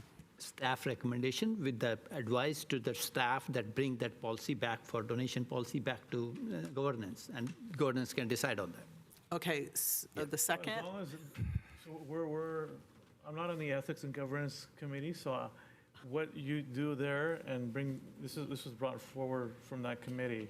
You did the good work to bring this forward. I think that if you're saying that they're going to deal with that there, that's fine, but not that we're going to hold this up. No, we are not holding this up. Okay. We are not holding this up. I'm saying bring it back, and then council can decide about it. Yeah, I mean, in the future, we can change any of our policies, and council can decide on that. Any policy can be changed, right? Yeah. Yep. So I'll second that. But it seems to me that if... Excuse me, it's not your turn. Vin, do you have that motion? Can you read it back, please? The motion I have is for the staff recommendation and direct staff to bring back a policy on donation. Staff has to bring back the donation policy to governance and ethics, and then we'll bring it forward to the council for further action. Yeah. Okay, Councilmember Park. So it seems to me that if we're going to review the donation policy and we're going to rewrite that and we're going to consider that, then we should put the text back in that refers to the donation policy. Like otherwise, we're going to come up with a donation policy and we're going to have to come back to revise this to say, oh, this should be in line with the donation policy. I think at some point we do one or the other. We say we refer to the donation policy and we update that to something that's acceptable. But removing the donation policy from the naming and then coming up with a naming policy, a donation policy for naming, doesn't make any sense to me. Vice Mayor Cox. Outside of the donation policy, I just want clarification that with this motion, when the one name is brought forward for recommendation, that the other names are included. I know that that was mentioned, but I want to make sure that that's not us hunting them down in the minutes, that it actually will be within the recommendation text, the alternate options as well. Thank you. I find that when the, did somebody answer that? We will endeavor to do that, but I think it should be incorporated within the motion. That way it's recorded. I find that when these are names of typically people and sometimes deceased, sometimes maybe alive, but it's awkward if the committee makes the recommendation for one name and then there's the other names, and they're all good names, and you don't want to fight against the one name because the family's probably there thinking that they have it. I've been through this before. It's very awkward. I believe that I'm not going to support the motion because I think that the recommendations should come straight from the commissions to the city council. Again, I have no problem with the Governance and Ethics Committee checking compliance, but to have the decision for a recommendation, which is difficult to change because we're talking about people, being made at a committee that is really not accessible to the public because of the times that it meets in the middle of the day on a weekday, usually in the morning or early afternoon, for the decisions to be made there. Public input is what we want in these situations, and public input builds trust. And I think doing it this way is going to attract backlash. And I think that we would avoid all of that if all the options came to the city council at a city council meeting. So I will not support this because I don't think it uses our best practice in the city. Okay, so we have a motion. Do you want to read it back, Vin? Yes. The motion I have is a staff recommendation and direct staff to bring back a policy on donation to Governance and Ethics Committee and then council. Okay, I think I see a nod from Councilmember Shah. Can there be a friendly amendment that, as the city manager has said, that even if governance committee brings something forth, that it's still have the other options within the council? I think we always get the minutes of the Park and Rec We do department. get the minutes. And Councilmember Jain already mentioned that council has a full discretion to discuss all those names, basically. If you specifically want that all the names should be mentioned in the staff report, I'm okay with it. Yeah, I would make that.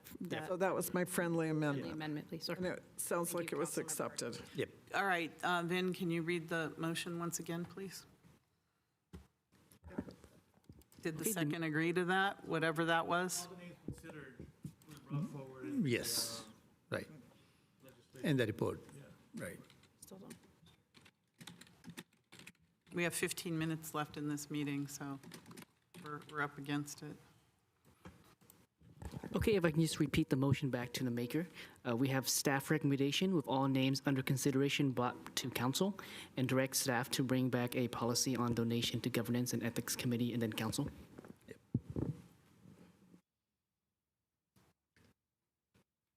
All right, please register your vote.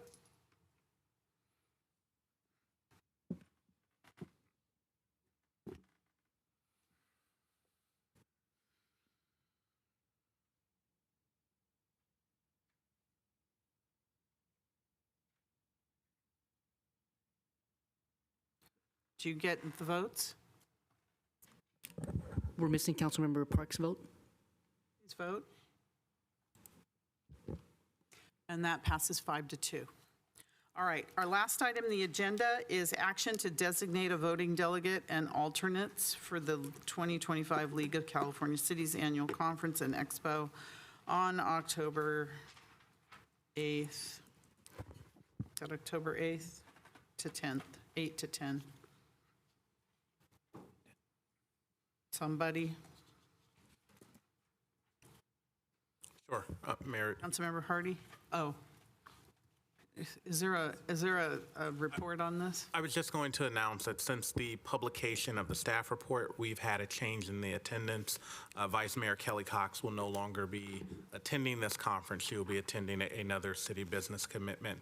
And so the attendees will be Mayor Lisa Gilmore, Councilmember Albert Gonzalez, Councilmember Raj Jahal, and Councilmember Kevin Park.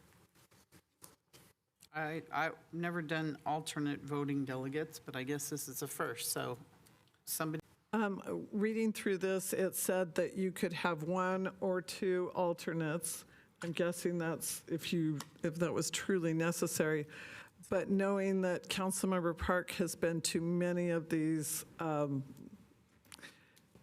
conferences, and in most cases we have the mayor do this, I would like to make a motion to have Mayor Lisa Gilmore be our voting member and Councilmember Kevin Park be our alternate. Second. All right, we have a motion and a second. Is any member of the public like to speak on this? Anyone online? No? All right, Vin, when you're ready.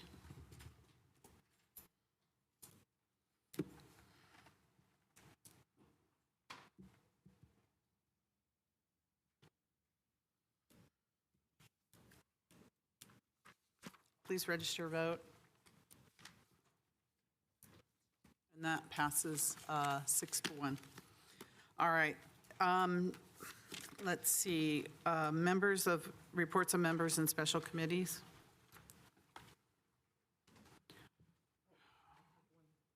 Vice Mayor Cox. The Stevens Creek Steering Committee met last week at San Jose City Hall. Right now, we have progress in the fact that Santa Clara, San Jose, and Supervisor Susan Ellenberg have signed off. Cupertino still has not. We'll find out tonight if they did. Staff's next move on that is to create suggestions of stages for the cities to see what immediate implications there could be and start really talking about the collaborative efforts of the city. I also wanted to state that the LAC met this week, and I won't bore you with the 4 motions we supported or the 4 bills. If you're interested, I can certainly send information. Thank you. Councilmember Park.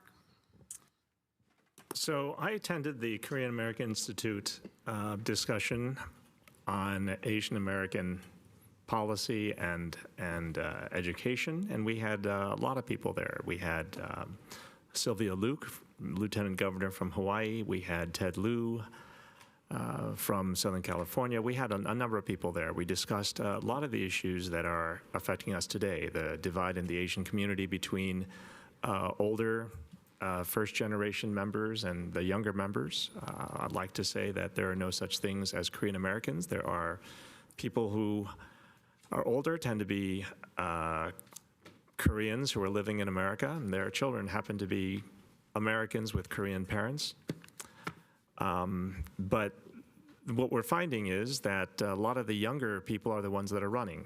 I mean, everyone votes, we'd like to think, but it's the people that are younger, the younger generations are running, and the issues that we had 10 years ago, even 5 years ago, are very different with every 2 or 3 years that passes.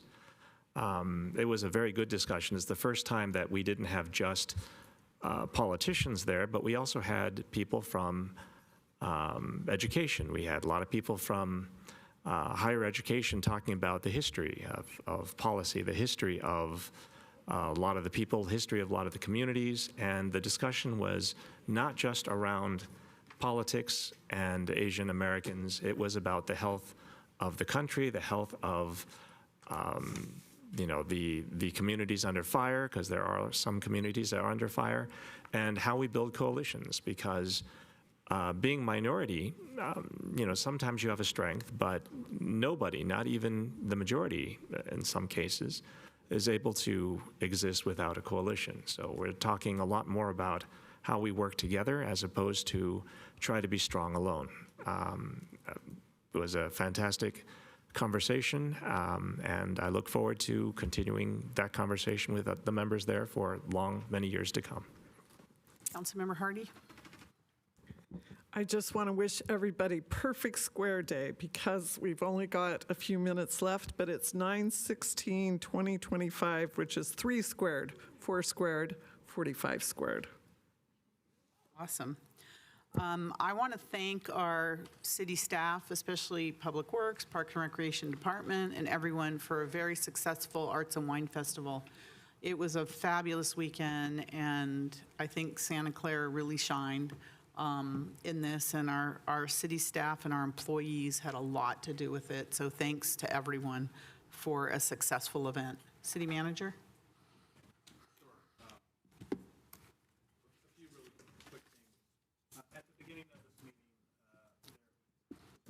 Oh, mic was off. A few quick things. At the beginning of this meeting, there was an item that the mayor recused from. I just want to note that staff did, during the meeting, rerun the conflict check. In fact, the mayor did have a property within 500 feet.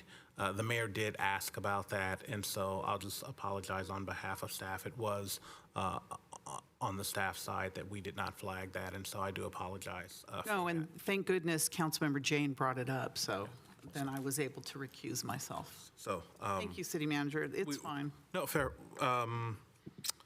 Another item for the resident that came up and discussed the county expressway. Right. Staff does have an email that we will send to council, but I do believe that there's additional detail that's needed, and so we'll find the appropriate way to communicate that to you.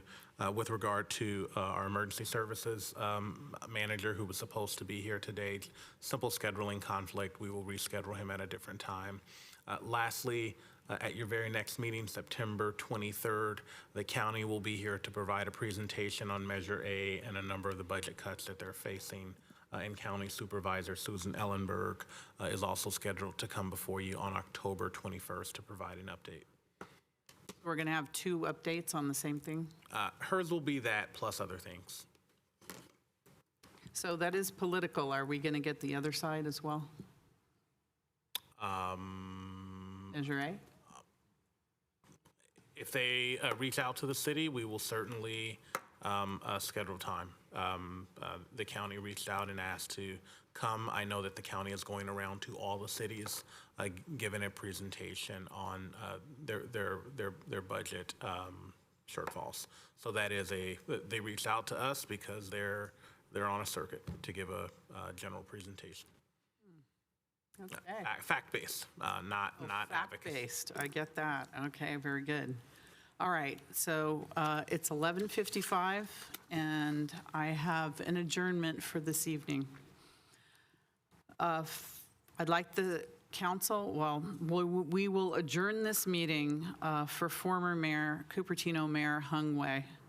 Former Cupertino Mayor Hung Wei passed away on Thursday, August 28th, 2025, and is survived by her husband and her 2 sons. Hung Wei was a Taiwanese immigrant who graduated from UCLA and moved to the Bay Area with her husband, Ta Wei Chen, in 1981.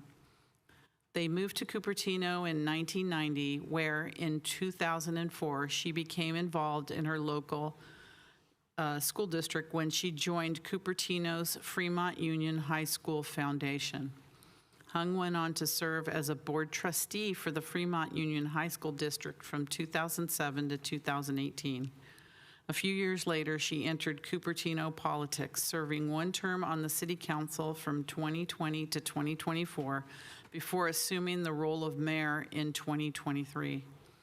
Hung also served as president of the Rotary Club of Cupertino in 2013 to 2014, district membership chair from 2017 to 2021, assistant governor to Area 8 in 2016 to 2017, and lieutenant governor in 2021-2022. After the death of her daughter, Hung founded Verdadera at Monte Vista High School, which is a student publication dedicated to mental health and wellness. Former Mayor Hung Wei was a committed public servant and a source of kindness and strength to our community who wanted to be remembered as a happy and energetic person. So we will be adjourning this meeting in her name. If I can say just a few words about Hung Wei. So I've known Hung Wei for a while. It turns out she was also on the YMCA board of Northwest YMCA in Cupertino, which is where I go often to go swimming and to do other things.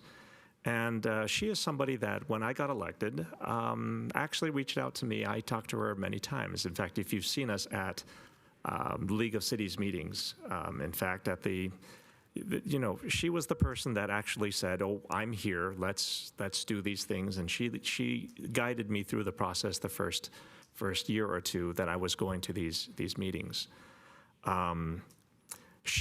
We talked about a lot of things. In fact, the mental health issues are the things that we worked on together. We hosted a mental health forum. We worked with Kaiser to host an online mental health forum, and we didn't always agree on a lot of issues. We actually discussed. We had longer and shorter discussions on things that we wanted to do, and she will be greatly missed. I mean, it's one of the things when she announced that she was sick during her election campaign last year, I reached out to her several times, and at one point, I stopped reaching out to her because she was very weak and she wasn't sure if she was going to stay in, and ultimately she made the decision to leave. I was never able to contact her after that, but I want to say she will be sorely missed. We had a lot of other mental health forums. We had a lot of other things that we wanted to do, and I'm sad that we will have to do them in our time. This meeting's adjourned.